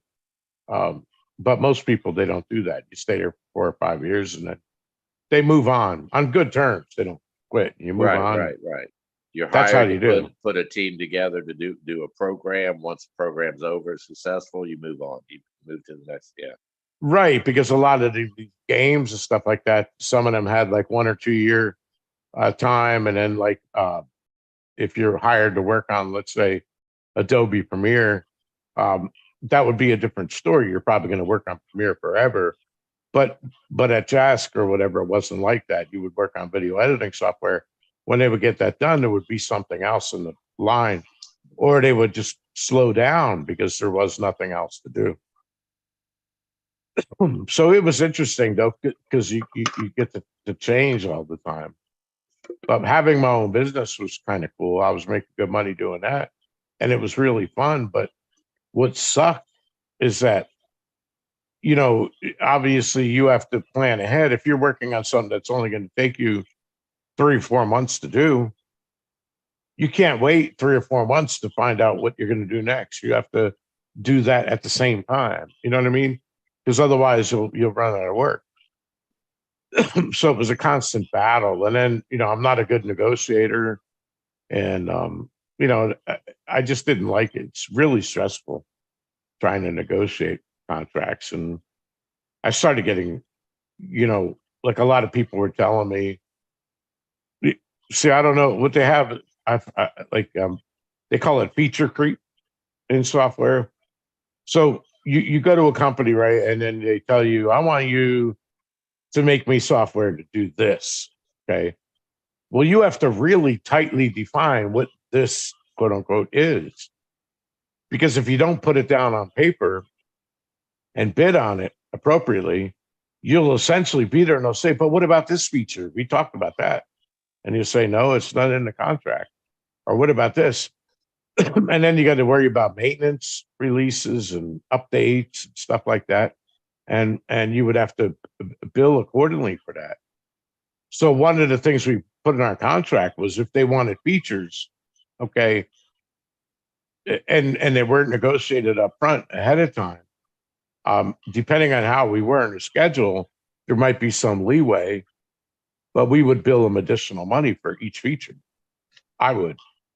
And what I would do is I would put an incentive in there to not have new features, because I would bill them like $150 an hour just to design the feature. And that will be a big turnoff to them, because they don't want to, no, we better not put that feature. We'll save it for the next contract or the next work, because otherwise you're there working forever. You know what I mean? There's no ending. You have to clearly define what it is that you're creating, and then you have to set milestones and when you're going to deliver to them, and then that's when you get paid. You get so much up front, so much each time you meet a milestone, and then you get the balance at the end. But a lot of times, you know, if you weren't a good negotiator, that end would be difficult, because you'd be fighting over what it is that you were supposed to deliver, because they'll try to get every little thing out of you for nothing, you know, or cheap. So I couldn't handle that. That's why I decided to go back and work for somebody else. It was too much. I'm not a good businessman. And I didn't want to partner with anybody, because you know how that works out when you Yeah. partner with somebody. It can be frustrating if you're not on. Yeah, very frustrating. It's a battle within a battle. Yeah. Yeah. Yeah. I won't attack you, Paul. Paul, you gave me $100. Nah, paid me off. That gives me a couple of months where I can't attack you. I I'm think just we've kidding. moved. I think we've moved past games, man. Let's just talk. Yeah. No, I'm teasing him. I mean, obviously, you know, I've been paying attention to when he was on my channel a couple of times, and he gets involved in the discussion. And I think he's a reasonable person. So anyway, I'm gonna go smoke. I'll be right back.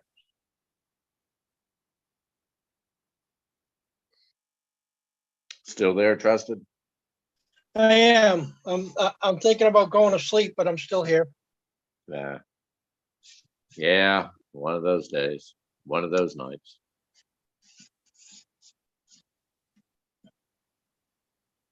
Yeah, well, I guess I can draw something. I just did that because on my television screen is a disc of King of Queens that I was watching. I was like, I'll try to draw Kevin James. And it's certainly not accurate to what's up there, but it looks kind of like a person. I apologize for saying it looked like Trump or Jackson. I swear it looked like those lips, man. Is like in the hair. I'm like, I think that's fucking Trump Pound, man. Well, he got puckered lips, and he got puckered lips going towards kissing his wife, and I didn't quite get them puckered.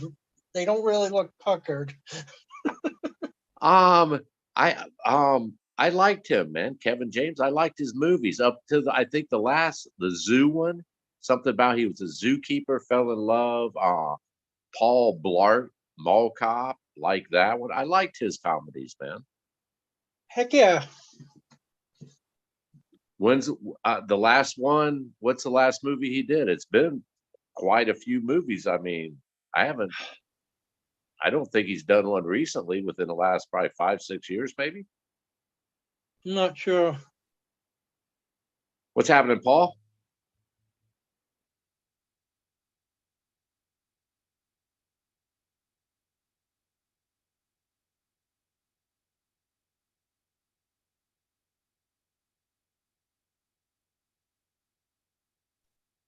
Yeah, it's been a while since I've seen him in any movies, man.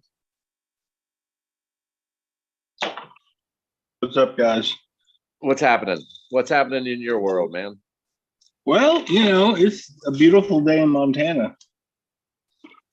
You guys hitting spring yet? No, I've been doing a lot of ice fishing. That's good. I mean, it's like it's 14 degrees right now. Yeah. If you guys are getting spring, I'm jealous. I'm in Ohio, man, and we got snow like 2 days ago. Not an inch of snow. I love the snow. It's God's insulation. It keeps everything very quiet. Well, I love snow too. I love winter when it snows, but when spring comes, I live in Ohio.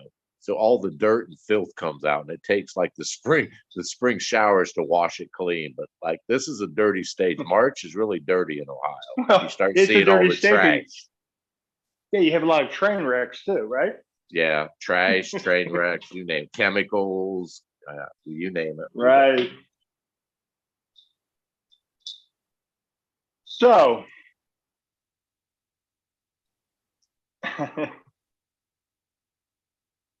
I'm not going to say that we're coming to end times because we'll never be like totally at the end, but we're about ready.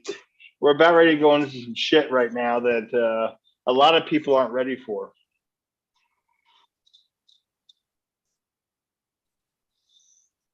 You mean like financial collapse? That'll be part of it. You know, we're like in 8 wars right now, and people, the general public doesn't even know what's going on. It's just insane. So as far as the financial collapse, that will come. See, the financial collapse is good because that wakes people up. When you hit people in the pocketbook, they wake up. It's like, oh shit, you know, because everybody goes on with their lives, everything's okay, you know, and you know, but there's so much behind the curtain right now, and you know, it's like a bad divorce. It's not pretty. I remember at least 2 years ago, you were indicating you were kind of timid to come out. You didn't want to come out and say it. You kind of did. I think it was on one of Bill's shows lives. You were believing that somehow the thrill of the chase was tied in with the Book of Revelations type things. Did I misread that? Yeah. No, yeah, I is. remember It that. is. It actually is. See, Ironically, the same time you were telling me that, my youngest son was into the thrill of the chase, and he came to me with the same shit. He was white as a ghost and was saying, "Yeah, man, I don't want nothing to fucking do with this shit. Do you realize what this is?" And he said the same thing. It's demonic almost. You know, I mean, look, why do you think Matt DeMoss got into all this? I mean, can't put it together. I mean, seriously. And you know, I talked about this before. I mean, there's no coincidences. I mean, you know who my great uncle is. I mean, it's just crazy. Who's your great uncle? John F. Walford. Google. Well, what? Google John F. Walford. Forgive my ignorance. Refresh me. Who is he? He's the one that put in the Theologian Society in Dallas, Texas. He mentored Matt DeMoss. That's right. I remember now. Yes, I remember. That's my uncle. Yeah. And this Hey, I told. You've lost your host privileges, Street. You've lost your host privileges. How dare you? I was trying to figure out how I could top Barb, and I thought, shit, no, I apologize. Where did Galaxy go? He drifted off long ago. You sure someone didn't fucking hack him up and put him in a van? Street's the one with the van. I know. Street's the one that's in a van down by the river, hiding by. Well, here's an interesting question. Out of Candy, trusted as anyone in like through the chase has ever communicated to you, I think there's something like Book of Revelations going on here. Has anyone ever indicated that? Have you ever heard the rumors or the murmurs? Yeah, no, of course it is. No doubt about it. I'm just waiting for the scientists to reactivate this 50,000-year-old zombie virus they just fucked with. So if anyone had zombie apocalypse on their bingo card, there you go. Well, I'll go as far as to say back in January 2016, when I first became aware of Forrest Fenn, The Thrill of the Chase, in mysterious writings and not much Dales, they would allude to it, but mysterious writings, there was a lot of talk about it, man. Like how biblical and symbolic this is. And Pam came out. I remember Pam's story about religion and the Dude, Cult church. of the No. Saints and Cult of the Relics is literally all about Armageddon, like preparing for Armageddon. Book of Revelations. Like people don't listen. There's no doubt about it. That's what this is all about. And Yeah, he knew. But I don't understand why he didn't just talk about it. It's almost like he needed his own confirmation. You know. So what role do you think he played in this, Paul? That's the big question. What role, if he knew, what role is are you indicating you think he's like part of it and like insider type? He initiated something? A horn, in other words? That's a good question. I don't know for sure. I think that Forrest knew something that would surprise all of us, probably. But do you think he could have found? Do you think he could have found that something in San Lazaro when he was digging? Well, it could have been there or somewhere else. I don't know. He definitely did discover something, and it was a secret. That's why when you hear the word secret, his secret is something that everybody thought that was something else, but his secret is going to be, world changing.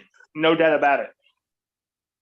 Hey, Street, could you turn on sharing? I want to show a picture to Trusted that I painted. Oh man, seriously? I can't set her perimeters or whatever. I can only let people in and bop them on the head and shit. I don't think, if I can, I'm on my phone. I'm old. I don't know how, and I probably fuck it up. I've had a few beers. I'd probably fuck it up and lose everything. Hey, Street, we're wiser than that.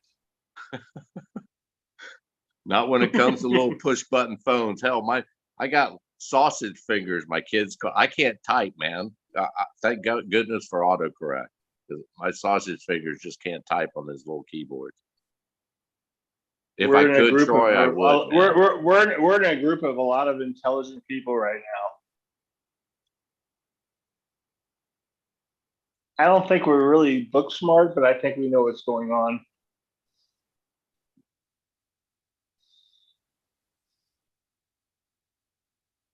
So back to this, I can see I've had countless conversations with my son about this, and he takes the same approach. That's why he backed the hell out of it.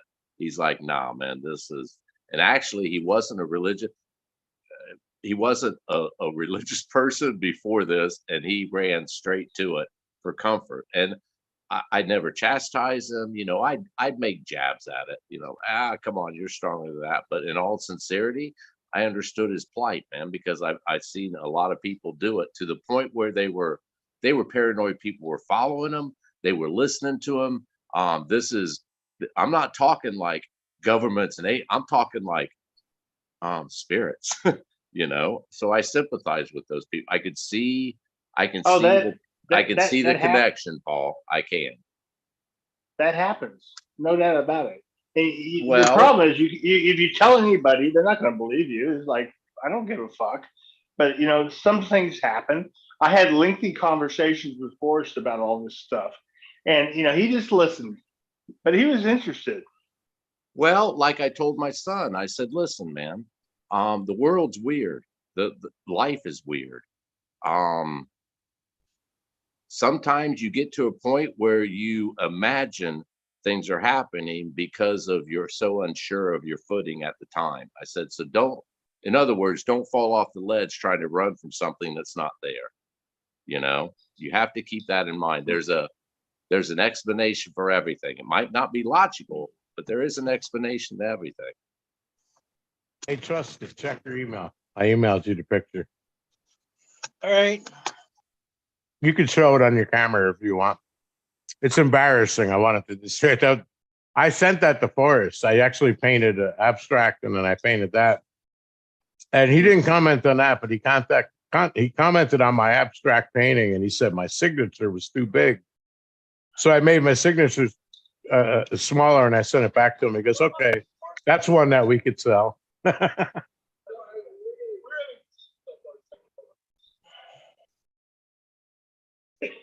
Hmm.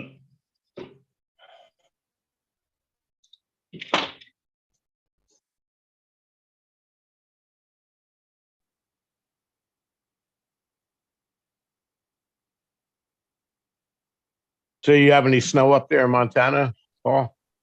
Yeah, we got some good snow like a day or two ago. We got like a half a foot.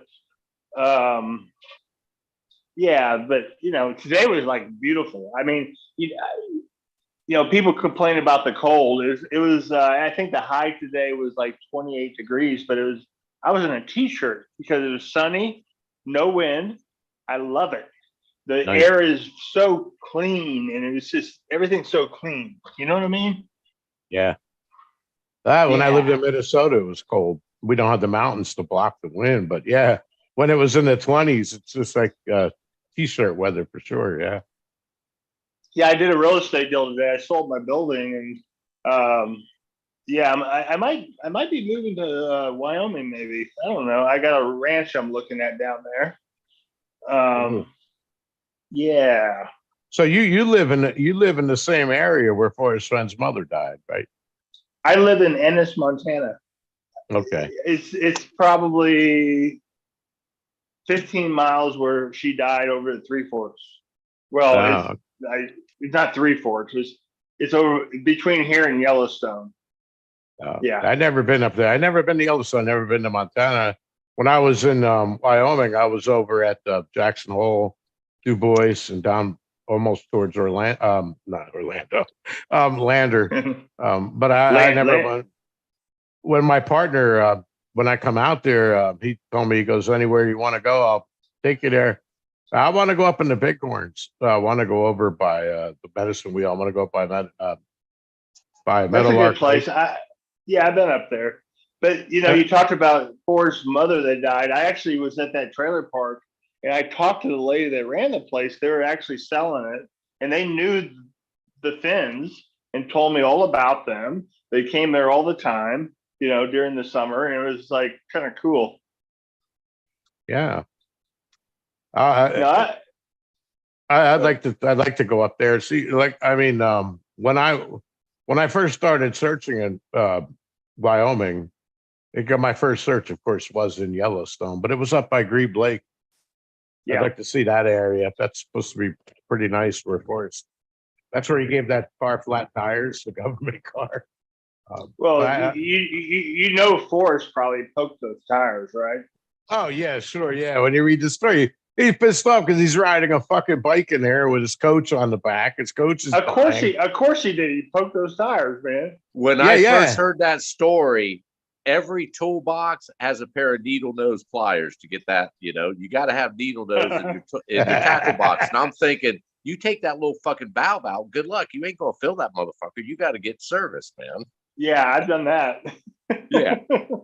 Yeah, he said they passed him, and then when he got to the campsite, they took his campsite, so he had to go all the way on the other side of the lake to camp. Yeah, that was a good story. Well, that's the deal out here. You live out in an area like this. You have the haves and the have-nots, and you get a lot of big-time rich people out here. I mean, like mega rich. We're talking billions.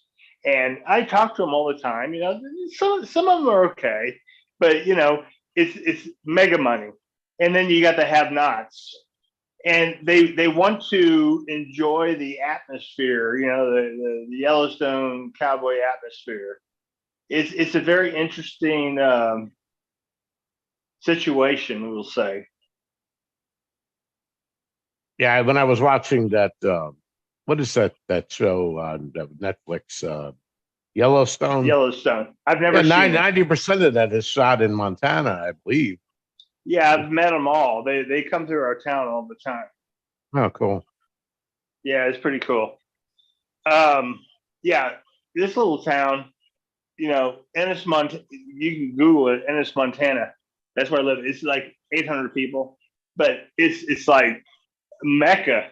We have the best Blue River. The Madison runs right through the town.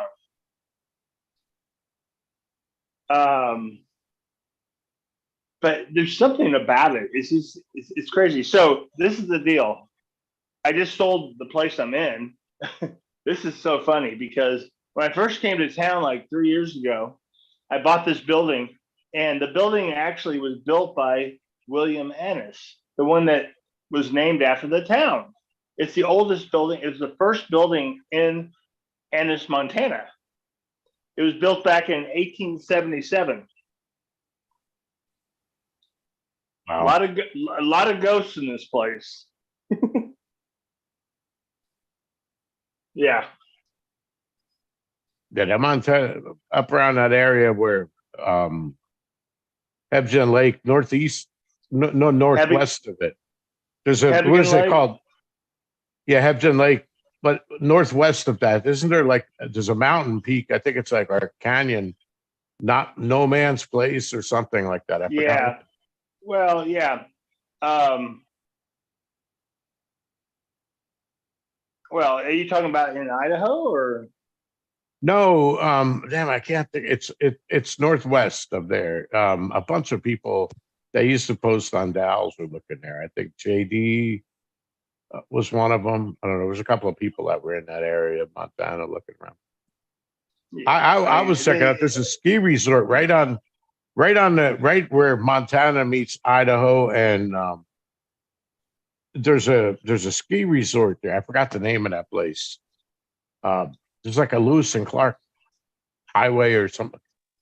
I may be completely wrong and just forgetting it. There's just like, it's literally right at the point where Montana meets Idaho, in the northeast corner of Idaho. There's a ski resort there, and there was something that brought me there. I forgot what it was.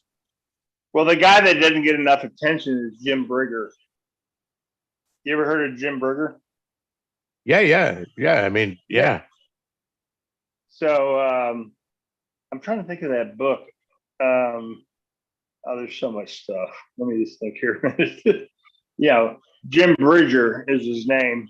He was the one that had to run from the Indians because they were trying to kill him. But, by the way, let me cut you off for 1 second. Justin's got that picture I painted on there, the one I was going to screen share. That's supposed to be Forrest, man. I painted an art raid. I sent it to him. I don't know if you guys could see it. I think it looks pretty good. Yeah, it's terrible. Look at the fucking nose. He looks a little unhappy. Yeah, well, I guess that was the end of the chase. No, I think I did that picture back in 2017 or 20. It might have been 2016. I don't remember. Yeah, it's terrible. We were just talking about that Jeremy. He does some nice artwork. He's pretty good, Jeremy. Yeah, he's all right. Mm-hmm. Yeah, way better than me. That's for sure. Troy, I think that you're. I think I know who you are. What do you mean? I mean, you know who I am. Well, Anyway, okay. So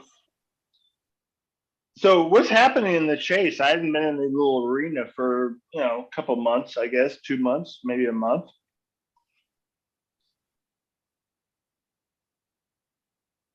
Bad Candy. I heard the Street and Candy know more about that than me, for sure. I haven't been paying attention the last week or two. Nothing at all. I'll be right back again. Damn it.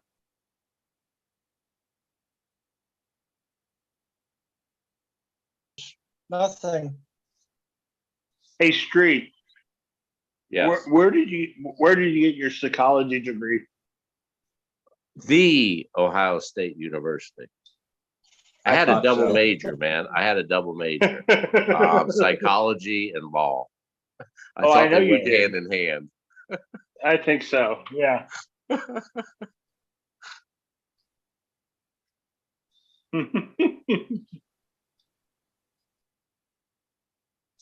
Oh boy. But back to this biblical. Let's talk about that. I think that'd be a good subject. I remember hearing a story that you told It was on a plane where basically it all hit you at once and you understood the gravity, because when you tell the story, I don't think you like specified it was this moment, but the way you Well, tell the story, I get the impression it was the moment on the plane that you realized, oh fuck, this is something bigger. Well, I had some. Yeah, I did. I mean, I should be dead right now, and I'm not. You know, as you probably know, I've been through several near-death experiences. It all started back in 2001 or 2002. It's 2002, and I have connections actually with the Finn family, which I didn't know. I bought a horse from David Old back in 2001 from his ranch after it burnt down and all the mudslides and stuff. It's interesting. Anyway, fast forwarding to 2016, things got really crazy, and I don't know what to really make of it all. There is a purpose. I mean, there's all purposes. I mean, it's okay. Okay, March 31st. Well, first of all, I was going out to the. This is the weird thing. I was going out to the World Series of Finn, whatever, the poker game out in Vegas. I was flying on JetBlue. This is right before COVID hit. So the planes, there was no restrictions or anything. So I get in the airplane. 2018, 2019? We're talking 2020 now. 20? Yeah, it was 20. That's when everything was happening. We're still in the pre-fine stage? Yeah. Okay. Yeah, this was February 13th of 2020. And I get on this plane, I'm flying, and then, I had lunch at the airport. I get on the plane, and all of a sudden I wanted to go ahead and take a nap. And this is so fucking weird. I laid back, and all of a sudden I started getting really hot. And I have reasons why all of this happened, but I mean really hot, where I was taking my hat, I was sweating profusely. And then I started getting this light sensitive stuff where this bright light was in my eyes. I thought that it was I thought my eyes were dilating, but I know now that it's not what it was. And I closed the shades on the plane, and so this has hit me. This all happened in 15 minutes. And then all of a sudden, it's almost like trying to explain an orgasm. You can't do it, right? You can't tell you the feeling. This thing hit me that was so fucking intense that you can't live through it. Okay, it was like magnetic energy or something. It was just like I felt like I was in an electric chair, but it didn't hurt. It was like, So I'm dealing with all this. I thought I was going to pass out. And I have a very, I was fighting it at first. I was fighting it, and my mind started saying, "Am I having a blood clot again? Am I having a heart attack?" And I said, I said, God, if I'm dying, I finally let go. I just let go, and as soon as I did that, I went into some kind of bliss. I don't know if I passed out or something. And then as soon as that happened, it started going away again. And this is what's weird. You talk about people following you and stuff. So I pushed a little button. I never asked for help. I pushed the button for the airline person, and she came down and she goes, "Yeah, can I help you?" I said, "Yeah, I just had this thing happen. You might want to keep an eye on me. I might pass out or something." And she kind of looked at me weird. And then she went back up to the front. She probably put me in the computer. Then she came back again, and she sat next to me and says, "Paul," she goes, "we're going to need you to get your blood test, your blood pressure when you land in Long Beach. Make sure you're okay and everything." I said, "Okay, I'll do that." This is what's weird. Talk about different dimensions. So right when she left after that, we're going in for the landing in Long Beach, and they aborted the landing. I mean, we're going fucking straight up in this airplane. People are screaming. There's luggage going out. I mean, it's like fucking crazy. And I was sitting there going, we're going to die. I'm looking out the window. I see water. I'm looking where the rash will be, all that kind of shit. Anyway, so we circled a couple times, and then it just went away. And then we went for the landing. We landed in Long Beach. And there's like 3 ambulances, fire trucks, cops, like people everywhere. I said, shit, man, we're going to crash. And so I stood up and I was getting my shit. And Mr. Ammons, can you come to the back of the plane? All that shit out there was for me. It was so weird. It was almost like a Man in Black thing. So I walked down the stairs and I looked at this one guy who was just like watching everything. And these people knew who I was. It was so weird. It's just weird, man. So this was in February. I was going out to the World Series of Finn. Of course, when I go out to the World Series of Finn, everybody totally docks me. They don't want anything to do with me. That's when Toby Eunice shoved me and said, I'm going to stick you with my knife. He threatened me. What? Yes. Toby Eunice walked by me. I reached out to him. I said, Toby, how you doing? And he shoved me away and go, get away from me. I'm going to kill you. I'm going to stick you with my knife. Was he yielding a knife when he said that? No, he wasn't.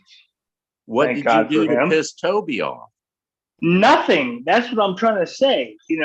I did nothing. I don't know why these people don't like me. I mean, it's just crazy. And so, it doesn't make sense to me. So this is in February. I'm going to fast forward to March 31st. This is a good story, okay? I told Forrest about all these. He was very interested in all this stuff. He just listened to it. You know how Forrest is. You listen to it, like, oh, okay. But so when COVID came through around March, it got bad, right? And I decided to go out to Gardner, Montana and go to little campgrounds and get away from everybody. I was like, what the hell? I'm getting out of here.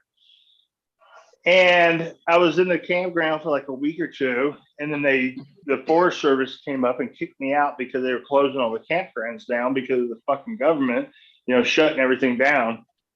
I was probably in the safest place in the whole world. And they said, you got to get out of here. Yeah, that made no sense to me. Shutting down open spaces. We're supposed to segregate ourselves at least 6 feet. But you can't. No, it's so stupid. I was in Gardner, Montana. Nobody within probably 2 miles of me. You have to get out of here because COVID's here. Okay. I looked at this guy. And said, are you kidding me? He gave me that look like I'm sorry. I'm doing my job. Okay, that's the problem we have in our society. People are just doing their job. So I have to interrupt you, Paul. After that episode on the plane, you never thought to get yourself fully checked out. I mean, we're not young. You're about my. No, dude. When I got in the ambulance, the girl that jumped in the ambulance knew everything about me, which freaked me out. First of all, I said I want every drug test. I want CAT scans. I want brain scans. I want MRIs. I want everything. They did $20,000 worth of shit on me. And there's a lot of weird shit that happened when I was in that hospital. But the doctor comes, I had this Jewish doctor, he's in a black robe with sandals. And he comes in and I told him the story, what happened. And I said, so doc, what'd you find? He goes, you had high blood pressure, which was expected. I said, is that what caused me my problem? He goes, no. I said, so what do you think caused it? He goes, you know what he said? He goes, I don't want to talk about it. Anxiety? I said, what? It I said, sounded "You like don't you want had talk?" an it sounded like you had an anxiety attack, man. Seriously. No, it was not. No, straight. I'm telling you right now, I've been through a lot of shit in my life. Whatever So that you're, was but hold on, it was you're telling so me, intense. but why would a doctor's job is to tell you what's wrong and then treat you for it? But he didn't want to, so he didn't treat you and he didn't tell you what was wrong with you? He was like scared or something. He was like, he was like, you need to talk to somebody else about this, and it was weird. Okay, So let me he's fast forward. alluding to a mental issue, and I'm not No, saying it wasn't sick, mental. delusional, crazy thing, but it's more mental than physical. It was a spiritual thing. Well, that's the same thing. Mental, spiritual, same thing. Yeah, it was. This guy was a Jewish doctor. He was in a black robe wearing sandals. I mean, come on. he was like, shit. So I just said, okay. So so that was in February, and I went to that. And I had a lot of problems with all those people at the poker tournament. And I think about it, Street. I didn't do anything wrong. Nothing. I just went there, and everybody rejected me. I mean, it was weird. So fast forwarding back into March. So that was in February. So March, wait a minute. I went to Gardner, Montana. I told you about the little thing in my room. What? Okay. You ready for this? This is crazy. Okay. So back in 2019, I got out to Ennis, Montana, and the chase was trying to make me think that I was looking for like aliens and shit, whatever. All of a sudden, I had all these orbs following me. Orbs. You know what orbs are? Yes, light orbs. Yeah. I mean, I'd never seen orbs. It wasn't like I was just seeing them. No, these things were following me. I mean, they were following me. Big difference. Okay, Did like you they get were it checking me out. echoing it? All joke. I'm being serious. Did you hear it echoing like a in your ears at the same time you saw? No. I have some videos that are very conclusive. The orbs I saw when you get your binoculars on them, they look like Portuguese man o' wars. The jellyfish. They had with these trailing tentacles arms? coming out of the bottom. With trailing arms? No, they had like tentacles coming out of the bottom of them. So look, this is the deal. So I had them happening out here. I'm gonna fast forward on this because I knew at that time I was being prepared for something that's going to be bigger, and they had to do that because if they didn't, I would freak out what was to come, and I would have. I mean, so on March 31st, you can Google this. Google March 31st earthquake, Idaho. It was one of the biggest earthquakes ever in Idaho. I was in Garden, Montana. I was in a little cottage on the Yellowstone River. I remember I told Forrest about this. He was like, "Really?" But he knew where I was. So I was really tired and I had a long day and stuff. I've been fishing all day. I get to my room. It's like 11:30 at night. I go to bed, and all this shit started happening. And I saw something on my ceiling. It was right by the fire detector. Has a little green light on it. And I saw an image up there. As my eyes adjusted to the darkness, I started seeing something that looked like the size of a house cat, a big house cat. And I was like, what the fuck is that? And then I started seeing it better and better. And so I jumped up on my knees and I grabbed my phone to take a video of it. And when I turned my camera on, the light would go on, it would disappear. Shadow figure? Now, is that what you were saying? Shadow figure? Dude, I don't know. So let me just finish it. This went on for an hour. Okay. So this thing disappeared. I said, what the fuck? And it kind of started freaking me out a little bit. So I got up And I turned the lights on. I looked around. I go, well, whatever this is light sensitive. But what was going on? I'd look at behind my bed and the wall. You know, it like a mirage, like gas vapors. Like if you see heat coming off of a hot asphalt. Right. You know, right. it looks okay. That was all over the wall. I was like, what is that? You know, it's I'll tell you what it is. It's energy. Okay. And so it's some sort of energy. And so I'm looking at all this and I said, shit. And so I went and cracked the bathroom door just a little bit to let a little light in, hoping this thing would come back, and it didn't. But the wall was going crazy. This is the weird part. It looked like angel hair, and it started to settle on my bedside table and forming into one of those things that were on my ceiling. I said, holy fuck. And I put the lights back on. I just, I stand there. It's like, right now it's like, 11:45, 12 o'clock at night. I go, should I call the cops? I can't call the police. They'll put me in a straitjacket. So, so I just relaxed a little bit. So there's this air conditioning unit in the room, and it's a little light on it. I said, I'll turn that light on the air conditioning unit, turn everything else off. I'll sit in a chair, let my eyes adjust, and see what's in here. And I did all that. Dude, I went over there, got on the bed, looked up. There it was. You know what it was? It was unbelievable. It was like, it was a spider. It was the size of a big house cat, and it had 8 legs, and it had an abdomen of an ant in the head. And I'm looking at this thing. It's crushed over. It's defying gravity, crushed over the smoke detector. I'm just sitting there looking at this thing going, and by the way, I'm totally sober. I'm fine. Okay. And I'm just like, what the hell? And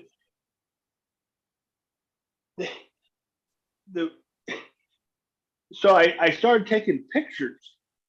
And every time I took a flash picture, all I saw was all these particles. They were reflecting off all these particles. But the interesting thing is, all the pictures I took were taken off my phone. They're not there. I took 5 or 6 pictures, easy. They're just gone. Okay. Only those pictures, nothing else. The video, I have 2. This is the crazy thing. I have 2 videos, and you can hear me going, holy fuck. I'm sitting there going, holy fuck, what is this? And now those videos that I took have been manipulated. They just go like this. Beep, beep, beep, beep, beep, beep, beep. I don't know if the government came in and took this shit. I don't know. It's like the orbs I saw out here in Ennis. Somebody got into my phone while I was taking those videos. They were changing the ISOs on my phone. They were zooming in and out. I wasn't doing it. It was so weird. So back to the Gardner experience. So this spider thing was sitting up on my ceiling, and we're looking at each other. And this is when it got creepy. We started to understand each other, telepathically. And right when that happened, they crawled on the ceiling right above me and came down to me. I said, fuck this. I mean, it was crazy.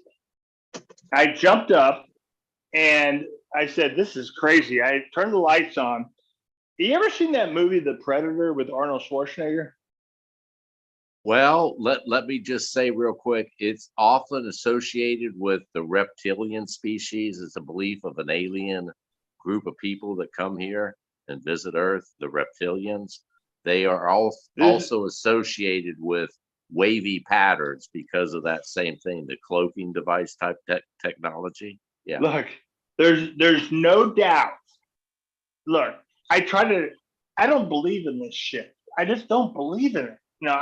I don't believe in palm readers, and this has to happen to me. I'm sitting there going, what am I going to do with this now? I don't believe in this stuff.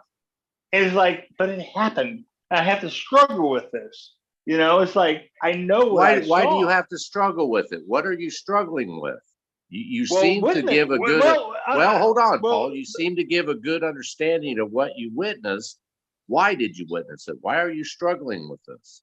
Well, the biggest problem I have is why are they doing it to me? I mean, would the government want to know about this? Not necessarily. No, I try to keep the government out of all my personal affairs. No, I don't want to know. Well, I actually do too, but I mean, my God. So are you I- believing? Are you believing that your involvement in the thrill of the chase brought this attention on? No, I'm not at all saying that. No. I'm going to tell you right now what brought this on. I think my near-death experience back in 2002 brought this on. Possibly. See, this is where it gets really weird. As if it isn't weird enough. Come on, it's weird. No, enough. dude, it gets really crazy. I mean, Okay. I've had so much stuff happen. I mean, I don't even know. I mean, I could write a book about all this, but I've stumbled across murder scenes and all this shit that goes on. I just get tired of it. Shamans in my life and all this stuff. They just approach me. I'll tell you this though: the last year and a half has been really kind of slow. And it kind of scares me because I know that it's going to intensify here soon. That's because Forrest is gone. That's because what's Forrest that? is gone. That's because Forrest is gone. Yeah. Maybe that was it. I don't know. I would be. Let me just finish this thing with this thing on my ceiling. So I have to try to process this, and so but the crazy thing is.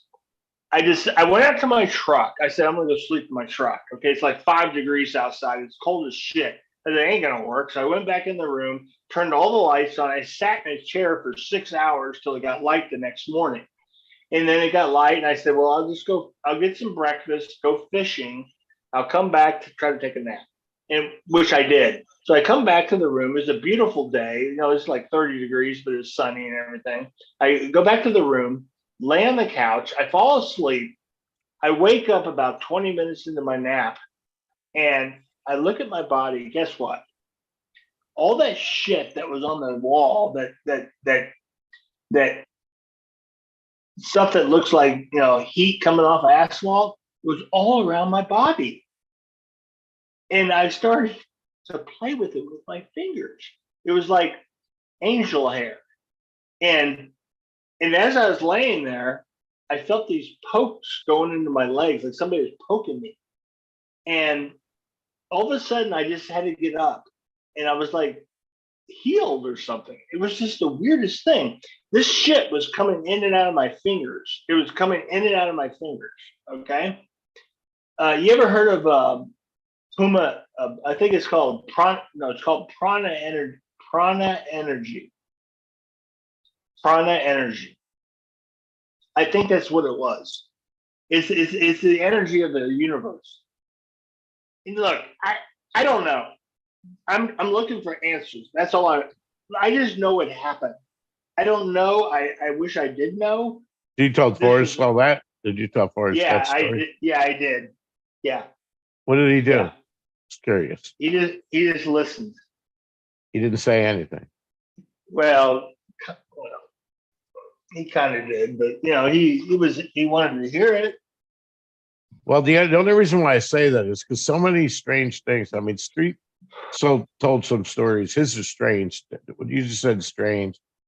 My story is not that kind of strange, but just odd things that Forrest did. Like, for example, in September of 2019, when he knows who my partner is, and I told him that we would be going to Cody.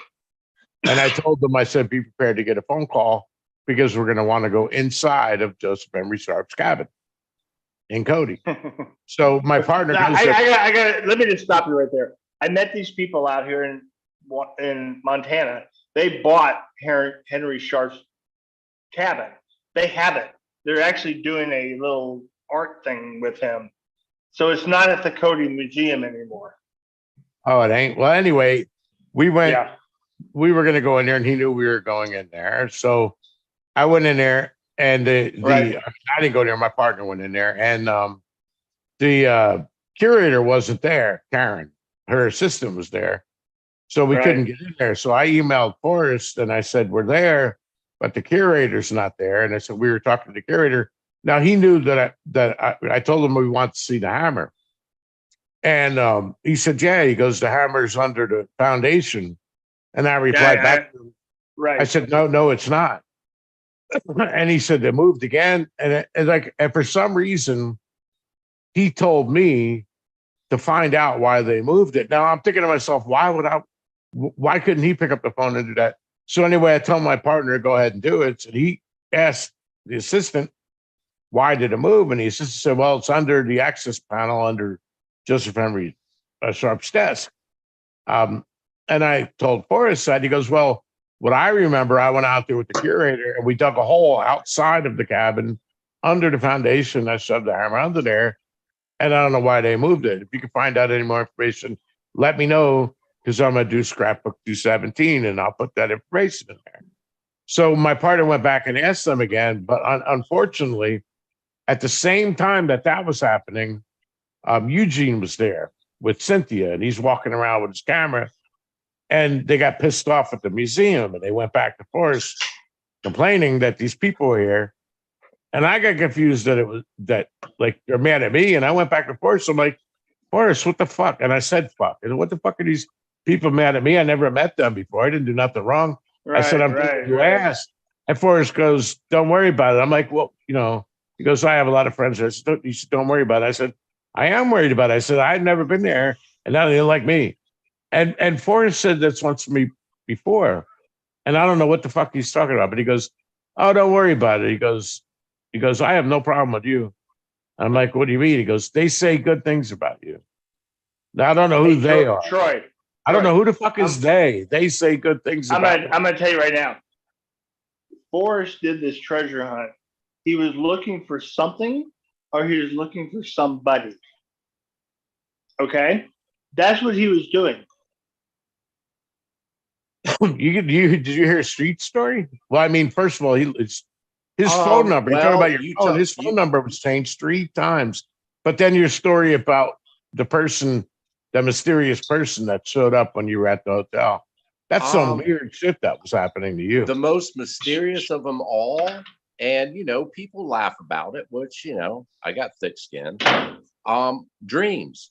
I dreamed in early October of 2016. I'd only been, January is when I came across it.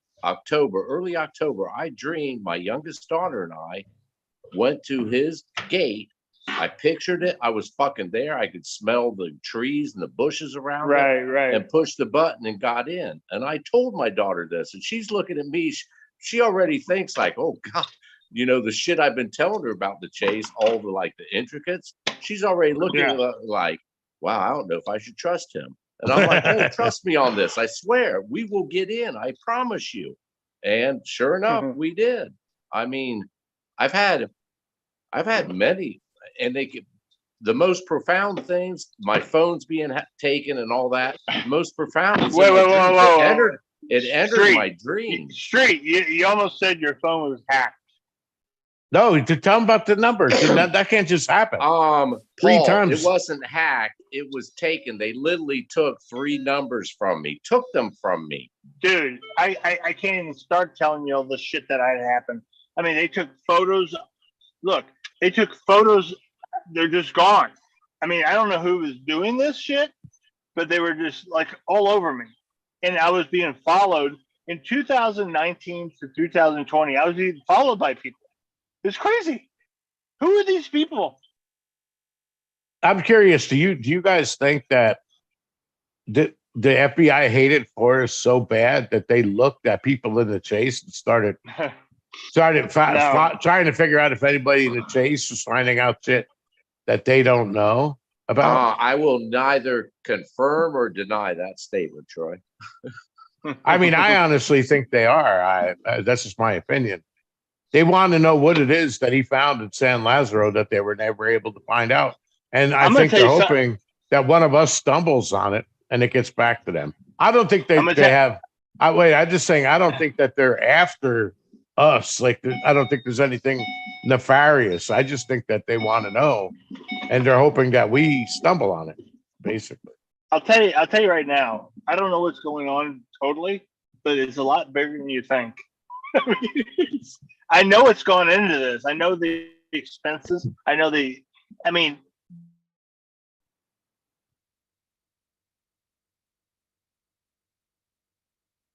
I think Y'all he there? got cut off. They got him. Yep. Shouldn't have said it. Yeah. No, I heard a ding of a door. He might be going mobile, just got disconnected for a second.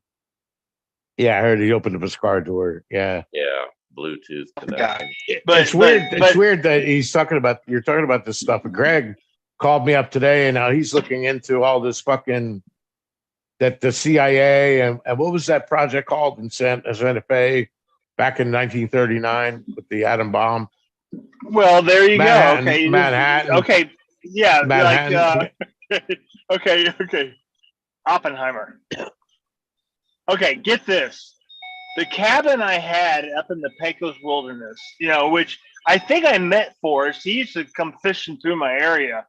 I used to be on the upper waters of the Pecos River.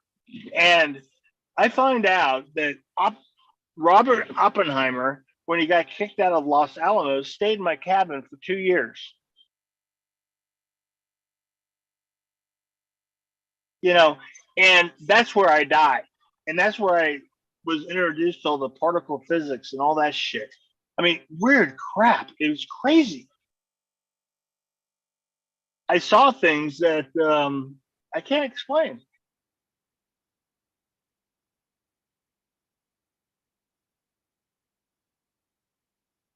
And Isn't that the other thing, isn't that what the universe is, the unexplained? And we won't exactly, know it until you won't understand it until you experience it. And I think we've experienced, as corny as it sounds, I think each and every searcher experienced the universe in their own particular way, some more drastic than others. So what's the end result of that? By facing the universe, aren't you facing yourself? Well, when it comes to self, I think we all know that we're just souls in these meat suits, okay? And when it comes to the soul, I think all the souls could be connected all together. I don't know, like a drop in the ocean. I don't know, but what I experienced, it was like really crazy. And at the same time, I killed trees when this happened, and it was the big talk in the Pecos Canyon. This is before I knew that Cow Creek Ranch and Shiloh had that had the ranch there and all that stuff. I bought my horse from, I guess it's David Olds, I guess is his name, and it, and so I'm reading the thrill. When I got in the thrill of the chase back in 2016, I'm reading this book. And I knew, Tommy Hicks, I knew personally. Okay. And I was like, this is crazy. Just the connections. It's just, I don't know. I don't know. That's the part that I don't like, because I just don't know. So let's get back to the biblical, the good and bad, right? Right. Do you think what you experienced was bad coming after you? Yes, I think there's definitely some. The thing that happened to me in Gardner, I think that could have been demonic. I don't know. I think I get pulled with evil and good, like our society is going through right now. We're going through a lot of evil and good right now. Did they draw your attention to you because of the good you were thinking in the thrill of the chase, or what drew their attention to you? I don't know. With the thrill of the chase. Well, it doesn't have to be. Well, all I know is that. Well, look, I mean, there were people put in my life, people, and it's like what Jesus said, they know not what they do. Okay. There's people, they don't even know what they're doing. They're just following what they're supposed to do.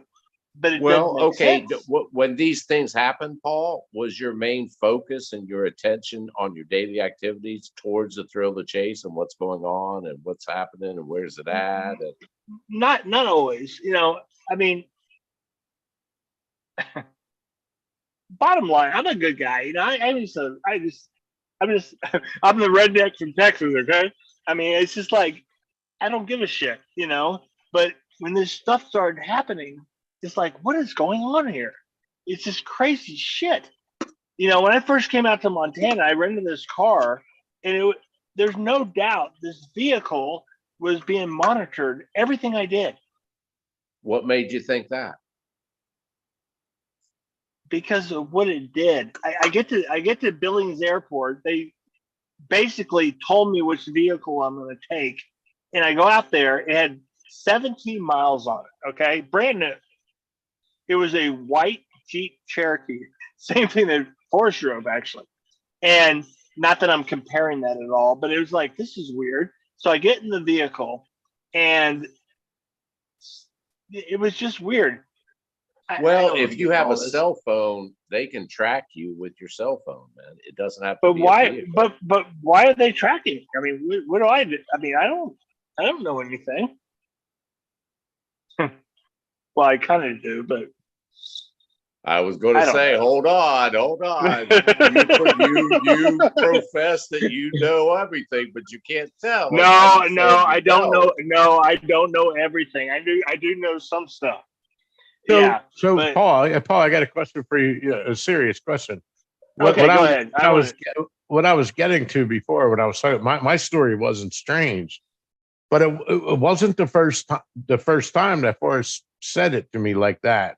Because I mean, I talked to him a lot, not about the chase, just about weird things. I mean, not weird same things. with me. Who was he? What did he mean when he says, "Oh, they tell me you're a good guy"? Who's they?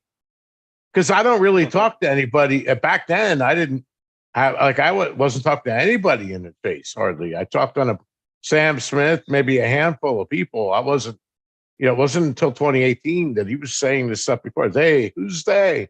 Like, I never met anybody. I never met K-Pro, Ben, nobody. I never even heard of it back then.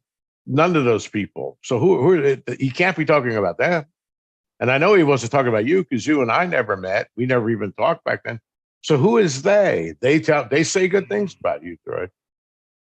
And I'm thinking about who's they? Who? I never went to a single femboree. I never met Forrest. Never been there. I've been to Wyoming. I never did. No, I didn't either. In fact, I was steered away from all of it. They did not want me at any of these things. They didn't want me at the femborees. They didn't want me at the poker tournaments. There? But that's what I'm saying. That's what I'm saying. Why? Who are they? How weird is it? I fly all the way out to Vegas to go to this poker tournament, and I'm walking through the Fairmont area, and I see K-Pro and Mike, and they're all at a table getting pizzas and stuff. I saw them, and I went over to the right. I went to where they couldn't see me, and I texted them. I said, "Hey, what do I need to do to get in the poker tournament?" He wouldn't return my text. Nothing. And I said, "If you return my text, I'll buy you a pizza." Just to let him know that I'm watching him, And and he finally goes, "Be there in the morning." I said, "Okay." And so, and at this point, I didn't have problems with anybody. I mean, I used to be partners with K-Pro. I mean, and Shannon. Why did they do that to me? Why did they ask me to be partners with them in the search? You gotta why did Toby do that? What was their response if you did ask them? Well, I don't know. So at this point, hold on. Did you ask Shannon or K-Pro why the cold shoulder? K-Pro said to me in the last email, which is almost a year ago, I said, "K-Pro, I said, look, I'm sorry if I did anything wrong. She goes, you got what you wanted." And I didn't even respond and say, what did I want? You know, it's almost like they know something I don't know. That's the part that I don't like. It's like they know what's going on. Well, now hold on. You did record her without her knowing it. Okay, Come on, okay. it's out so there. what? We look straight. Is that what? No, all I'm we saying all get is recorded. We all get recorded. Okay. Okay, I all the know that's time. a hot. And I don't you. give a fuck about that. I watch all the stuff that goes on in the community. People have done some terrible things. That wasn't a terrible thing. I have another tape I would never let out because it's bad.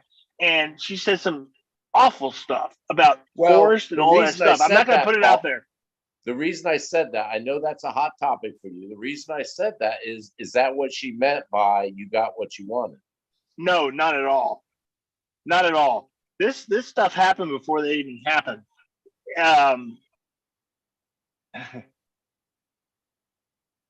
The fact that Toby did what he did, I mean, Toby, he's a smart guy. You know that. I mean, why would he just do that? I mean, he fucking threatened me. I mean, it's like crazy. He don't talk to me anymore, but he never threatened that. I mean, it's like, I mean, I'm turning 62 in August, and I have never been around so many people that don't like me in this one area. I mean, I'm always well liked because I'm a good guy, you know. And it's like, what is going on here? This is weird. Yes, Well, I did. They don't. I didn't. My local Walmart does not like me, but I show up anyhow. I don't care. I'm going to show up anyhow. Well, I'm the same way. I don't care, but I think it's part. You know, people always ask, "What's the thrill of the chase?" I think the thrill of the chase has a lot to do with the community. I mean, it's like the time I went out to Yellowstone, and I happened to pull into 9 Mile Hole, and Justin was out there putting cameras out there. I got videos of him putting cameras out on trees. It's like, what is he doing?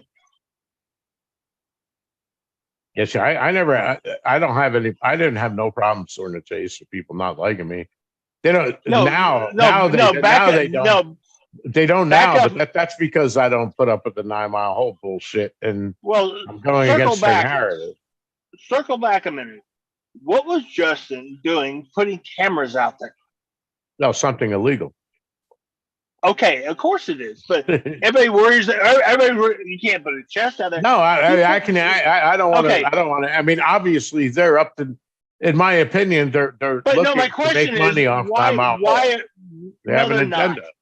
Come on, Troy. So. You're smart. They have an agenda. Troy, you're smarter than that. They're not making money off of it. They're doing something. Okay. Well, I'll be honest, Paul. Wait. I catch him doing this, and this is the crazy part. And so I told K-Pro about it. No one would talk to me about it. No one was interested in what I had to say. It was breaking news. I mean, I caught them putting cameras out at 9 Mile Hole. I have videos of them doing it, and no one cared. And so I said, fuck them. So I called Yellowstone. I said, hey, I just caught these people putting cameras out here at 9 Mile Hole. And the guy goes, oh, okay. I'm going to talk to our ranger. We'll get right back to you. I never heard from them, which tells me they're in sync with Yellowstone. They didn't care. Hold on a minute, Paul, here. Hold on. Anyone that's putting cameras out instantly tells me they're looking for answers. They don't fucking know what they're doing. And the fact hold on. You're worried about someone, you're following someone that's more lost than you, that's more blinded than you. And then you took the initiative to call and report them to the park system? Yes. So what? Why? Because I was looking for answers, Street. And the fact of the matter is, the fact of the matter is, Yellowstone, the corporation, didn't give a fuck. They put cameras out there. Okay. And y'all talk about the treasures out there, and you can't do that legally. They didn't care, which tells me they must have had some kind of agreement with Yellowstone to do these things. Because I'll tell you right now, They never thought I would have caught them doing that. Never. I remember the whole community shut down for 3 days trying to figure out what the fuck they're going to do because I caught them doing that. Did it ever cross your mind that maybe they're doing that because they were trying to set Forrest Fenn up and blackmail No, him they're and not. get him in No, trouble? they're not. No, they're not. Look, you people that think that this is a money thing, you're wrong. It's not about that. I know for a fact they spent more money doing whatever they're doing that it's not even in comparison. Well, There's something. okay, There's Paul, something. I'll There's give you something. the- There's something. There's something I'll- going on here that is so much bigger than the treasure. I'm telling you, man. Hey, Well, but Paul, there- but what about those- Paul, the it was an people- answer we were looking for pre-find, and it's an answer we're looking for post-find. The chest is trivial. Right there proves it. The fact that we No, are still here talking about it today means the answer to the poem is more valuable than the chest. Right. But you That's know- what I. That's what I Okay, alluded to so earlier. why I are you said to you, concerned? Why are you concerned with cameras being put on national parks in Yellowstone? I'm not looking for concerned with it. something No, that Street, I'm not concerned with it. I don't give a fuck if they put cameras out there. What I care well, about is you the fact. do give Wait, a fuck wait, about wait. it, Paul. What I Hold no, on, I you don't do. care. No, you're not listening to me. What I care about is I that am Yellowstone- listening to you. You called No, Yellowstone to report Yellowstone. it, so that They didn't care. well, you cared to call them. That's my point here. Relax, No, man. Take a deep breath. Relax. We're not beating up. I'm not beating up on you. Relax, man. You are concerned because you made the effort to not only did you catch them, but you reported them. So it is a Okay. concern for you. Okay, so what do you think about that, Street? Like I said, I could care less. They're looking for something that didn't exist Wait, in the first wait. place. You could This care isn't- less. Yeah, You could care less. You could care less that Yellowstone didn't care about putting stuff out there that's illegal. Yeah, well, I could care less about them putting cameras So up. that totally, at that a- totally, it totally defunks the treasure chest then, because you can put that out there and they don't care either, right? Well, if you can put you cameras, made the- wait, if you can put cameras out there, you can put a treasure chest out there. Who cares? You made the point. This is, and I agree with you. This is bigger than the treasure chest. The treasure chest was a lure. So who the fuck? I could care less. Posey can go out there. Anyone can put as many cameras as they fucking want. Good luck with that. The answer is what's important. Okay, It's bigger than the chest. Street. Why is he putting cameras out there? Why? I don't care. Let him put. I don't No, I don't care either. I don't care either. But I'm just asking you why. Well, He because they're he looking. pulls up in $100,000 truck. He's got TTTOC on his license plate. His old Forrest Fenn bullshit, and he's out there putting cameras. I mean, what the fuck is he doing? You know what I think is strange though, Paul, about this whole thing. And I mean, I only No, go back answer to that real quick. well, who Come on. all these people, all of those people were nobody in the chase. Why would they all of a sudden become important after the find? That's what baffles me. No, I never heard of Posey, never heard of any of those people way back. Look, None of them. None of these So people what's are so back. important about them? I don't listen to anything they say because they don't know anything. So maybe Street's right. They're putting that out there because they don't know themselves. No, that's not. No, they're Well, up to stuff. but- No, you don't drive around in a truck, an expensive truck with TTOC on the license plate. You're putting cameras out in 9 Mile Hole, and then all of a sudden 9 Mile Hole becomes the place where the treasure was found. Bullshit! Come on, it's bullshit. Well, I don't believe it was Who ever said- proven yeah, found who- there. who- It was never Who's found there. assuming that Of it was course found it was. or Of not? course it wasn't. It wasn't found anywhere. It wasn't found there. I know that. But why are they going to all this trouble?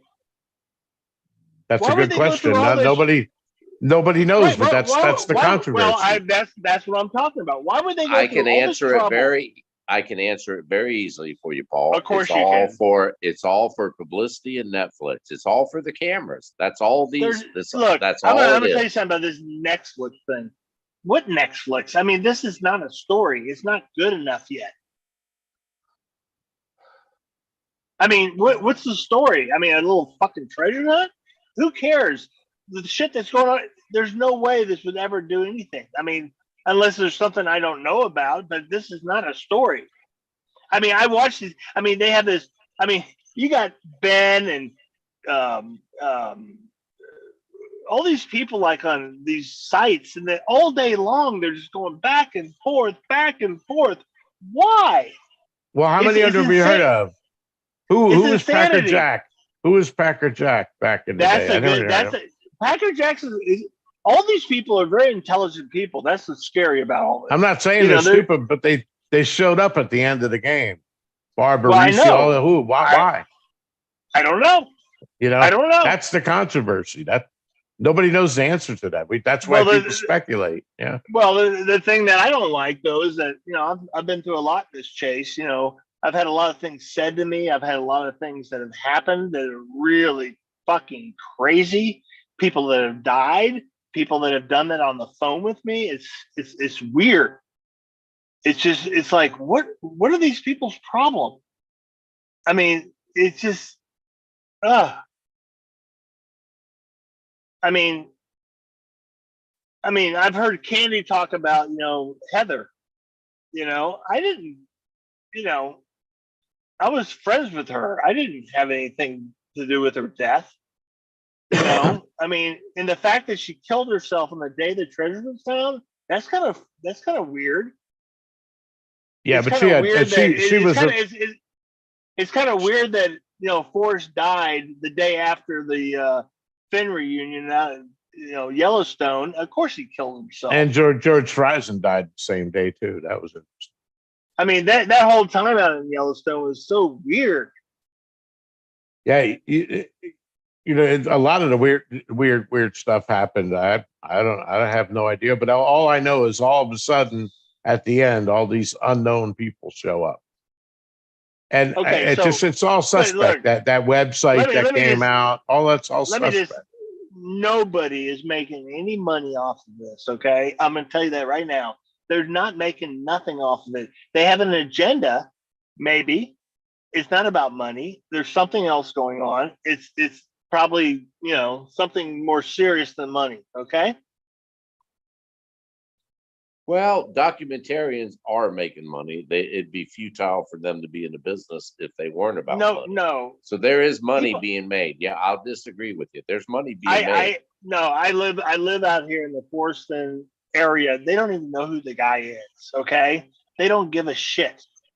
Some people kind of know about the treasure hunt. It's nothing. It's nothing. Well, no, I just made the point. You said no one's making money. Yeah, the documentarians are making money. Whoever pitches their videos. Tell me one that's making money. Well, tell me one.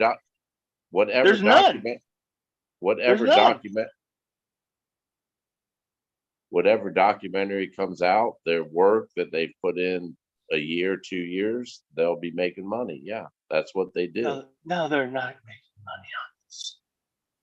They're afraid to come. They're afraid to come out right now because they thought people were going to jump on the bandwagon. Oh yeah, 9 Mile Hole and come out and be a glorious thing.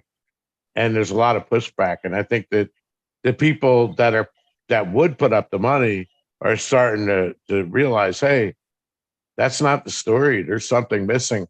And I'll tell you what's going to happen. They're going to come out with the 9 Mile Hole thing.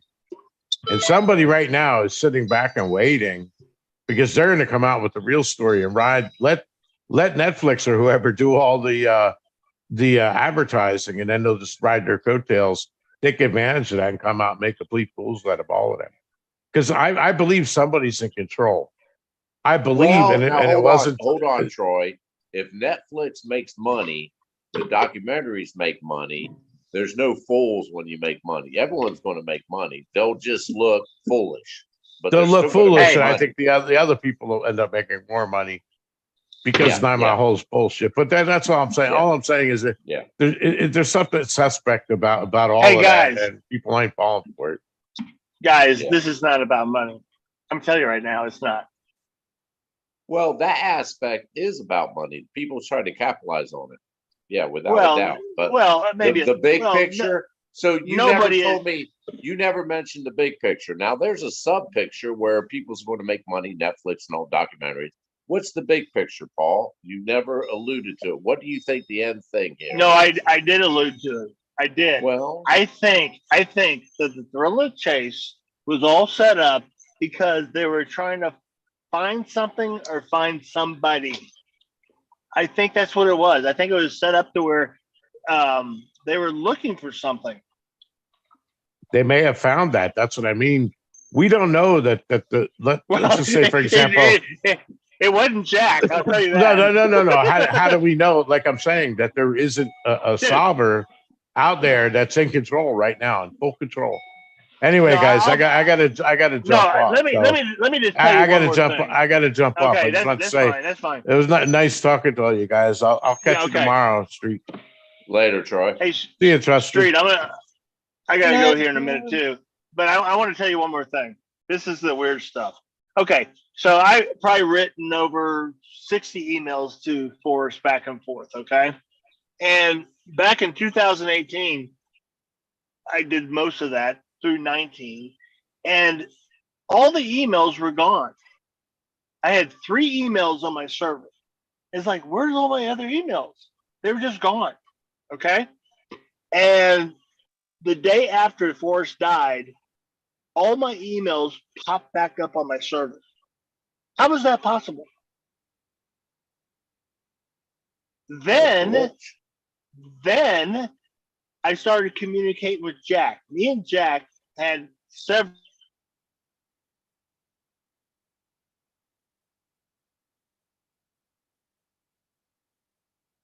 I think he froze up. Yeah. Can you still hear me, Trusted? Yes, I can. All right. Yeah, I think he froze up again.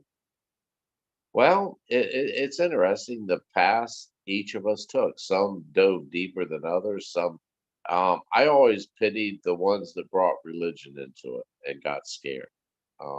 Started, and I alluded to it. It's a natural human instinct. They perpetuate and see things and hear things that's really not there, reading into it. Witnessed it personally, especially when you throw good and evil in there, God and the devil, then fear takes over. And once fear takes over, that's when your eyes will make out shadows become people, and weird things happen when fear takes over in your psyche. Well, I got an answer for that trail camera situation. Justin could have got a permit from Yellowstone to put those up as commercial cameras, because that's what they do in Yellowstone. Commercial cameras require permits, and they could have been permitted, but kept on the hush hush just for this situation, just for filming, just to see who's going in and out of there for a documentary. Yeah, I totally agree. And once again, if you truly knew the answers, you wouldn't need a trail cams put out at 9 Mile Hole. No. But if you're selling a documentary, yeah, footage helps, doesn't it? Yeah, heck yeah. I mean, what was Candy talking about earlier? That a crap load of friggin' booby pictures were shared. That's what they're reduced to at this point. They're reduced to making a whatever the heck they call that, searchers gone wild kind of videos. Yeah. Fanning the fire. Fanning the fire, man. I think that's what it's classic publicist, PR, fanning the fire. Yeah, because they don't cut nothing. No, nope, nothing at all. But I'll disagree with Paul on many aspects. Fear can make you see things and hear things that's not really there. Um, it's a logical explanation. The weird thing is, it's not a coincidence that Paul showed up at the same time. Not a coincidence at all. I think there was a reason why Paul was there to film Justin when he did it. Just my opinion. Yeah, they will make money, right or wrong. It doesn't matter if it's the true story or not.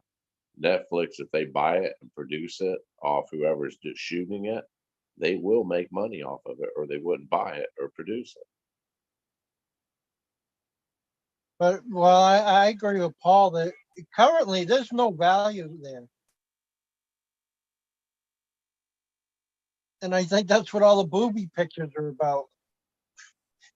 Maybe To drum up business. something that will sell.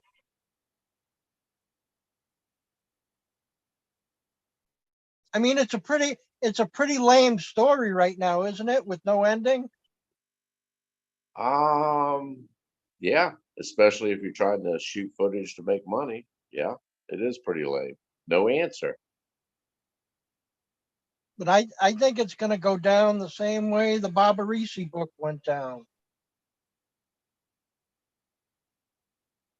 Somebody makes a deal, somebody's going to buy it, Netflix is going to put it on, and then all of a sudden there's a second ending.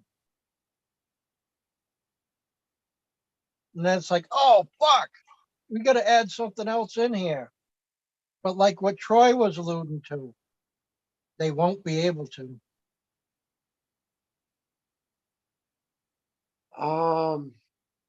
Yeah, maybe that's their hesitation.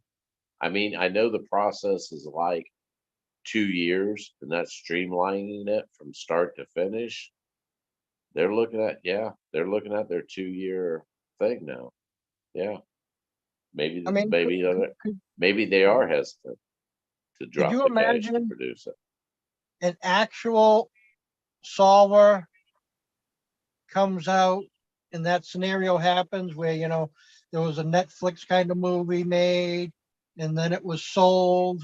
And so the money part was already negotiated. And then this new part happens and that person won't have anything to do with whoever purchased that other material. Well, I see a win-win. Possibly the solver could say, "Hey, man, go ahead, do it." And 2, 3 months afterwards, you can drop it.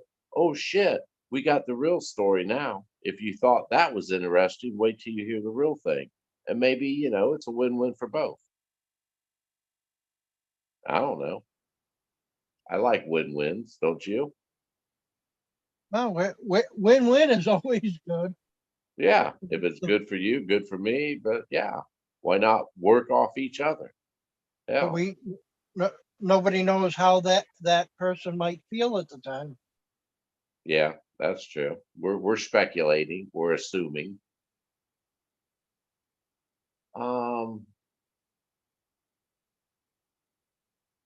It just I don't know. Paul's is just one more example of, now there was a lot of harsh talk as always when Paul's around. It's just one fine example of someone else's journey, someone else's thrill of the chase. We each had our own thrill of the chase. And I've always said that poem will take you where you need to go, not necessarily where you want to go.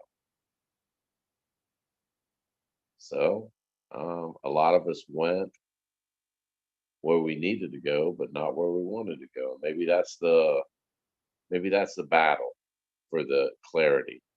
Why have I've heard the use wasted. I don't think I wasted my time. I've been around since January 2016, and I've never if I thought I was wasting my time, I wouldn't have stayed with it. I wouldn't still be here now. I'm not wasting my time.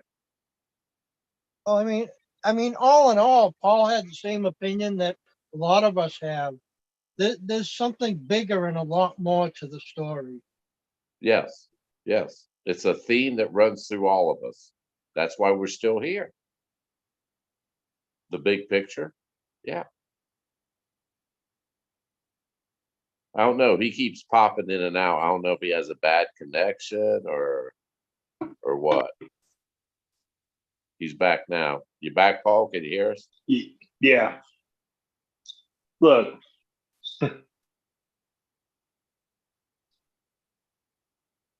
Can't we just get honest? I hope so. Well, why don't you start? You want me to start? Yeah, I do. The thrill of the chase was the most profound journey I have ever experienced willingly in my life. And I don't think I will ever not be off the thrill of the chase. No, I contributed to every aspect of my life now. What would the thrill of the chase do? Okay, that's how I attack everything. And I say attack because, you know, anything that crosses us, it's a battle. We want to win. Now, you be honest. About what? Anything. I hate this thrill of the chase. I think it's a bunch of crap. I there's nothing good about it at all. I got into it thinking it was a treasure hunt, and it wasn't. It wasn't. Okay? It just wasn't. And I'm not sitting there going like, poor me, you know. I make my own choices, have to deal with that. But I'm gonna tell you right now, it's not a fucking treasure hunt. I can. It's like K-Pro in the tape recording you heard. It's not a fucking treasure hunt. It's not.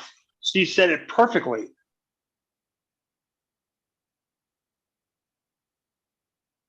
And none of that made sense because she's all about this. She's part of it.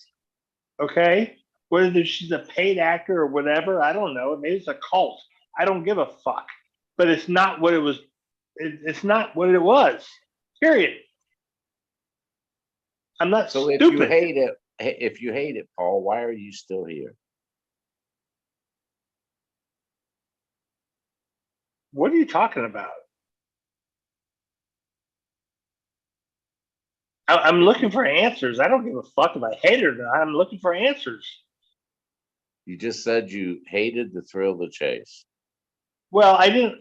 Okay. When I first got into it, I was very pumped up. It's like, good, I'm going to go find this treasure. Okay. My whole family just totally, like, they didn't want to hear about it anymore. I couldn't get anybody involved. I mean, it was just like, I was into it. And then it became this other thing. Okay. It wasn't what I thought it would be. Look, I'm not complaining. I'm just telling you that I'm not very happy about all the way this thing happened. It's not what it was supposed to be. And I'm not, you know. You are notorious for entering into a chat saying, why are you still here?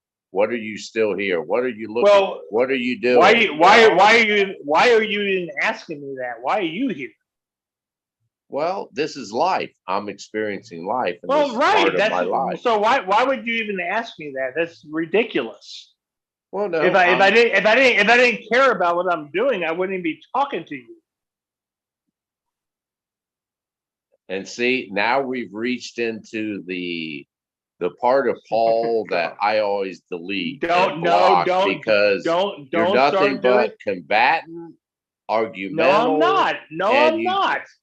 And you twist everything, everything that's said back at the person. I don't want to waste my time talking to a person like that. If you're looking for answers, you tell me, what's the answers you're looking for, Paul? You say you're looking for answers. What is the answer you're looking for? Well, that's what I'm asking you. I'm asking you the same thing. What are you looking for? You're on this fucking YouTube every day talking about all this stuff. What are you doing? What are you doing with your time? Why are you doing this? Well, answer me. What do you? I know his answer's the same as mine. Okay, what are you doing? Don't see that you're what you do is you attack me for your own bullshit. It's your own bullshit. No, it's your own bullshit. You're attacking me for your own bullshit because you're trying to cover up for what you're doing yourself. So why are you on here doing this? For our you don't have an answer. This is our entertainment.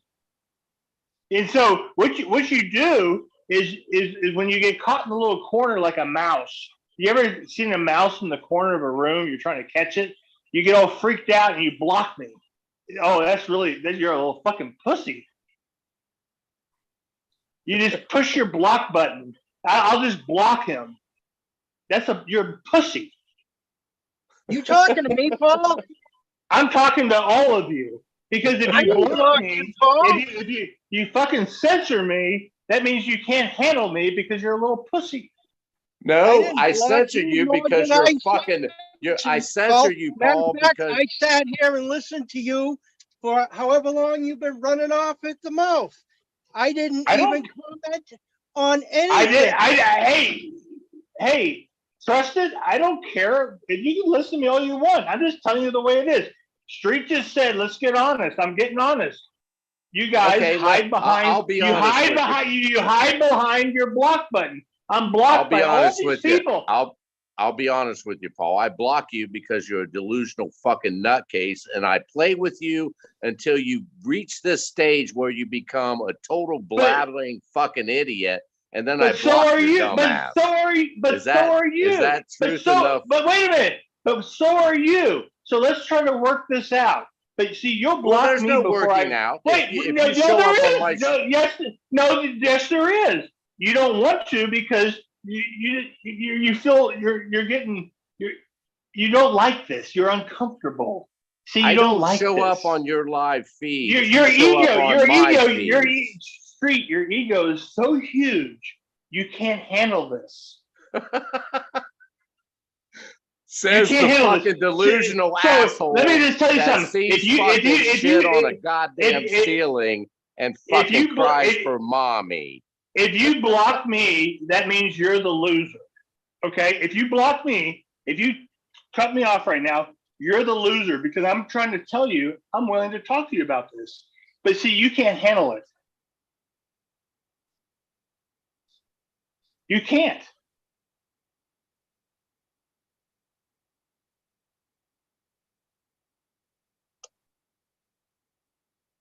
I don't understand why you're even doing this. And yet you're engaging me. Who's the fucking idiot? So what? No, I'm not. I'm way ahead of you, buddy. Are you?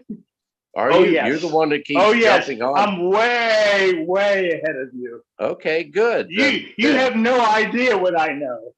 Okay, good. Well, then you're the one that keeps. But the problem is that scares you, and so you'll block me because you're scared. No, I block you because you get fucking delusional. No, crazy. that's your excuse. That's your excuse to do it.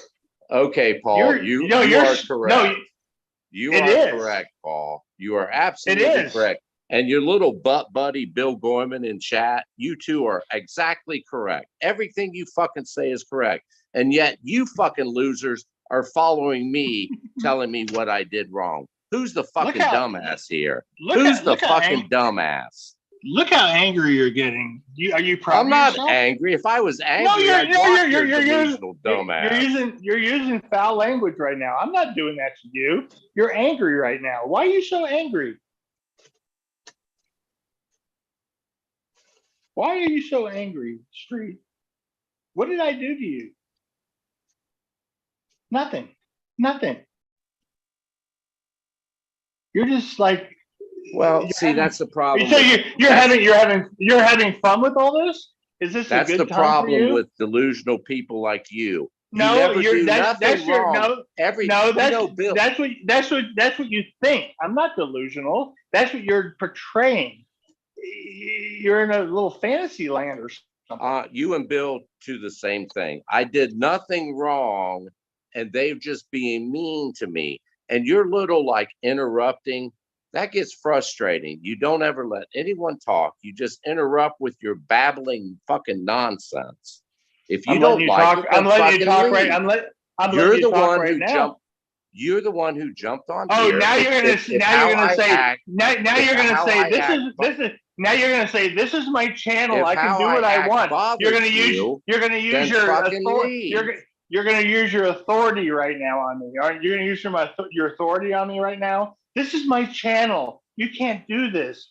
No, Okay, this what are isn't your my what are, channel. You're the okay, one so willingly engaged in a conversation, and it's so like are fucking, you it's won't like, go back and forth though, Street. You have this it's like, fucking it's, egotistical thing going on.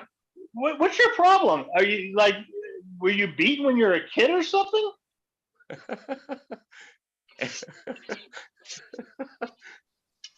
hey, trusted, I'm going to tag out, man. He's got me beat. Yeah.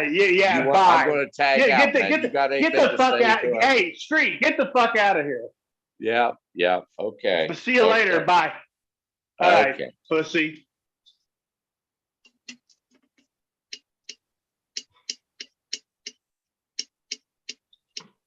I'm not gonna put up with this bullshit. You notice how I'm not going to put up with this bullshit. Look, this is the deal. There's no way you guys are doing this because you're like the thrill of the chase. Okay, I know you're part of this. I don't know if you're employed or on the payroll, but there's no way you're just doing this because you have nothing better to do. Period. Okay. You'll never ever.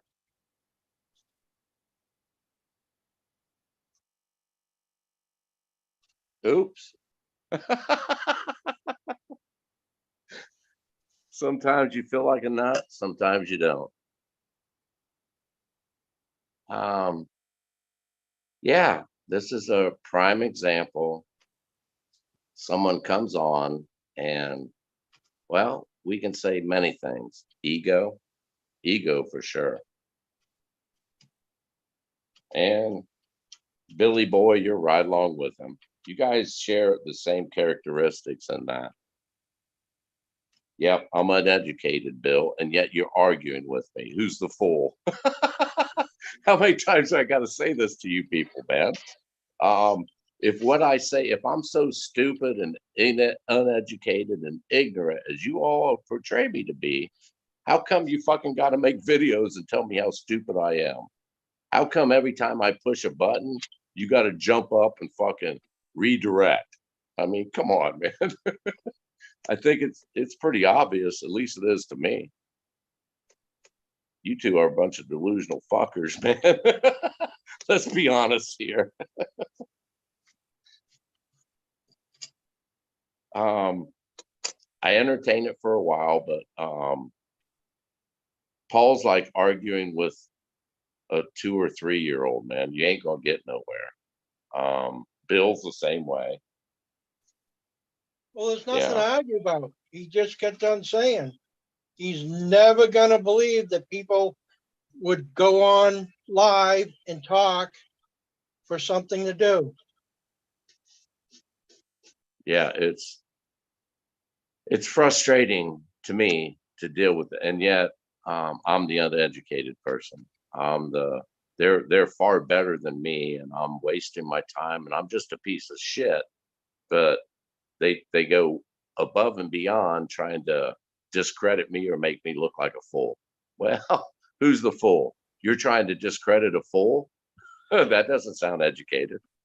Not at all.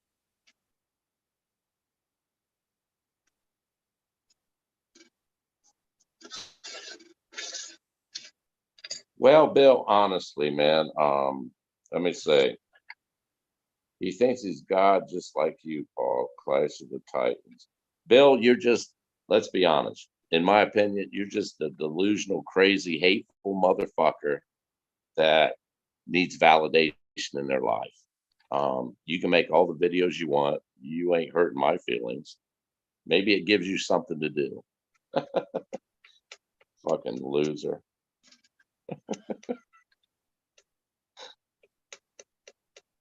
Well, to be honest, all joking aside, Bill and Paul share that same fucking characteristic as far as psychology is when it comes to the thrill of the chase or anybody. They're very, very belittling. and they're very quick to say who they're related to, how much money or what they've done, and the jobs they've had. Who the fuck cares? I don't give a shit who any. I've never been starstruck from anyone. I meet people and take them for how they treat me when I'm around them. I don't care how much money they have, how much education they have. It doesn't matter to me. And those two have rubbed me wrong since the get-go. Since the fucking egotistical, arrogant, self-righteous fucking assholes, man. Sorry, Candy. You can put this on private tomorrow. I apologize. I tried to keep it under control. Well, I thought I just heard one of the last things Paul said was that he was well, he said specifically towards you, but he meant to all of us, that he was way ahead of everybody in knowing what's going on. So what the fuck is he asking us for? If he knows what's going on, then he knows what we're doing. And if he knows what we're doing, what is he asking us for? Kind of an oxymoron, ain't it? Yeah, kind of. Well, same way with Bill. Bill, you can sit out there all you fucking want and wait for something. First it was the chest, and now you're waiting for what the fuck ever you're waiting for. Keep waiting, Bill. I mean, let's be honest here. I was nice for years to you. Didn't fucking question it, even though I never agreed with it. And the minute I say enough's enough, you have to freak out. And now I'm arch enemy number one. You go out above and beyond to tell me how stupid I am and everything else, and yet you fucking continue to listen to me. Who's the fool? In other words, Bill, once again, you're criticizing and making fun of a fool for the foolish things he says. I don't know.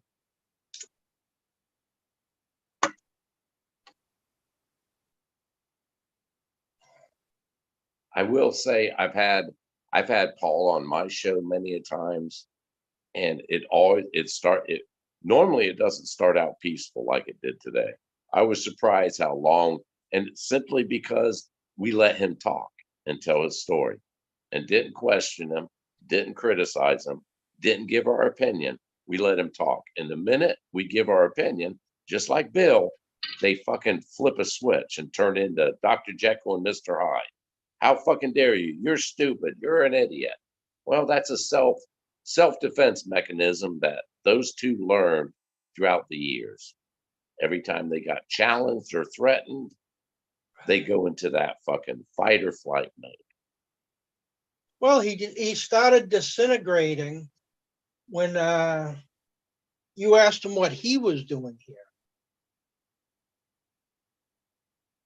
That's when his demeanor started disintegrating, when you question why he was here. It always happens when I mention that recording. When I mention, oh, by the way, you recorded, he fucking freaks the hell out. Oh my fucking God, how dare you bring that up? Everyone does that shit. No, they don't. I never recorded anybody, ever. Yeah, but that was kind of a limited thing. He really started disintegrating when you question what he was doing here. Well, here we go. Bill, my TV debut, May 31st, STFU, ignorant dumb fuck.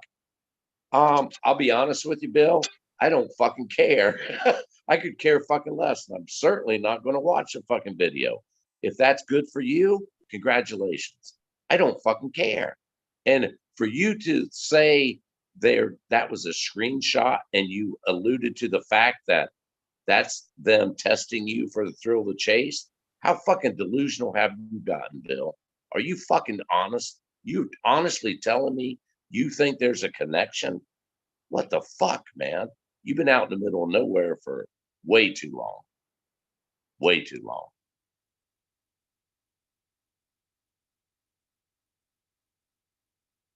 Your ass, cry baby Bill. Your ass turned on me with Moses.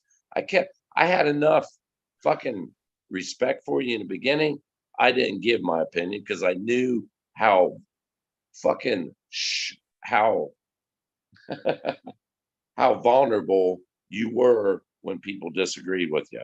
That's how a person that knows for sure can take all the criticism in the world if they know for sure in their heart.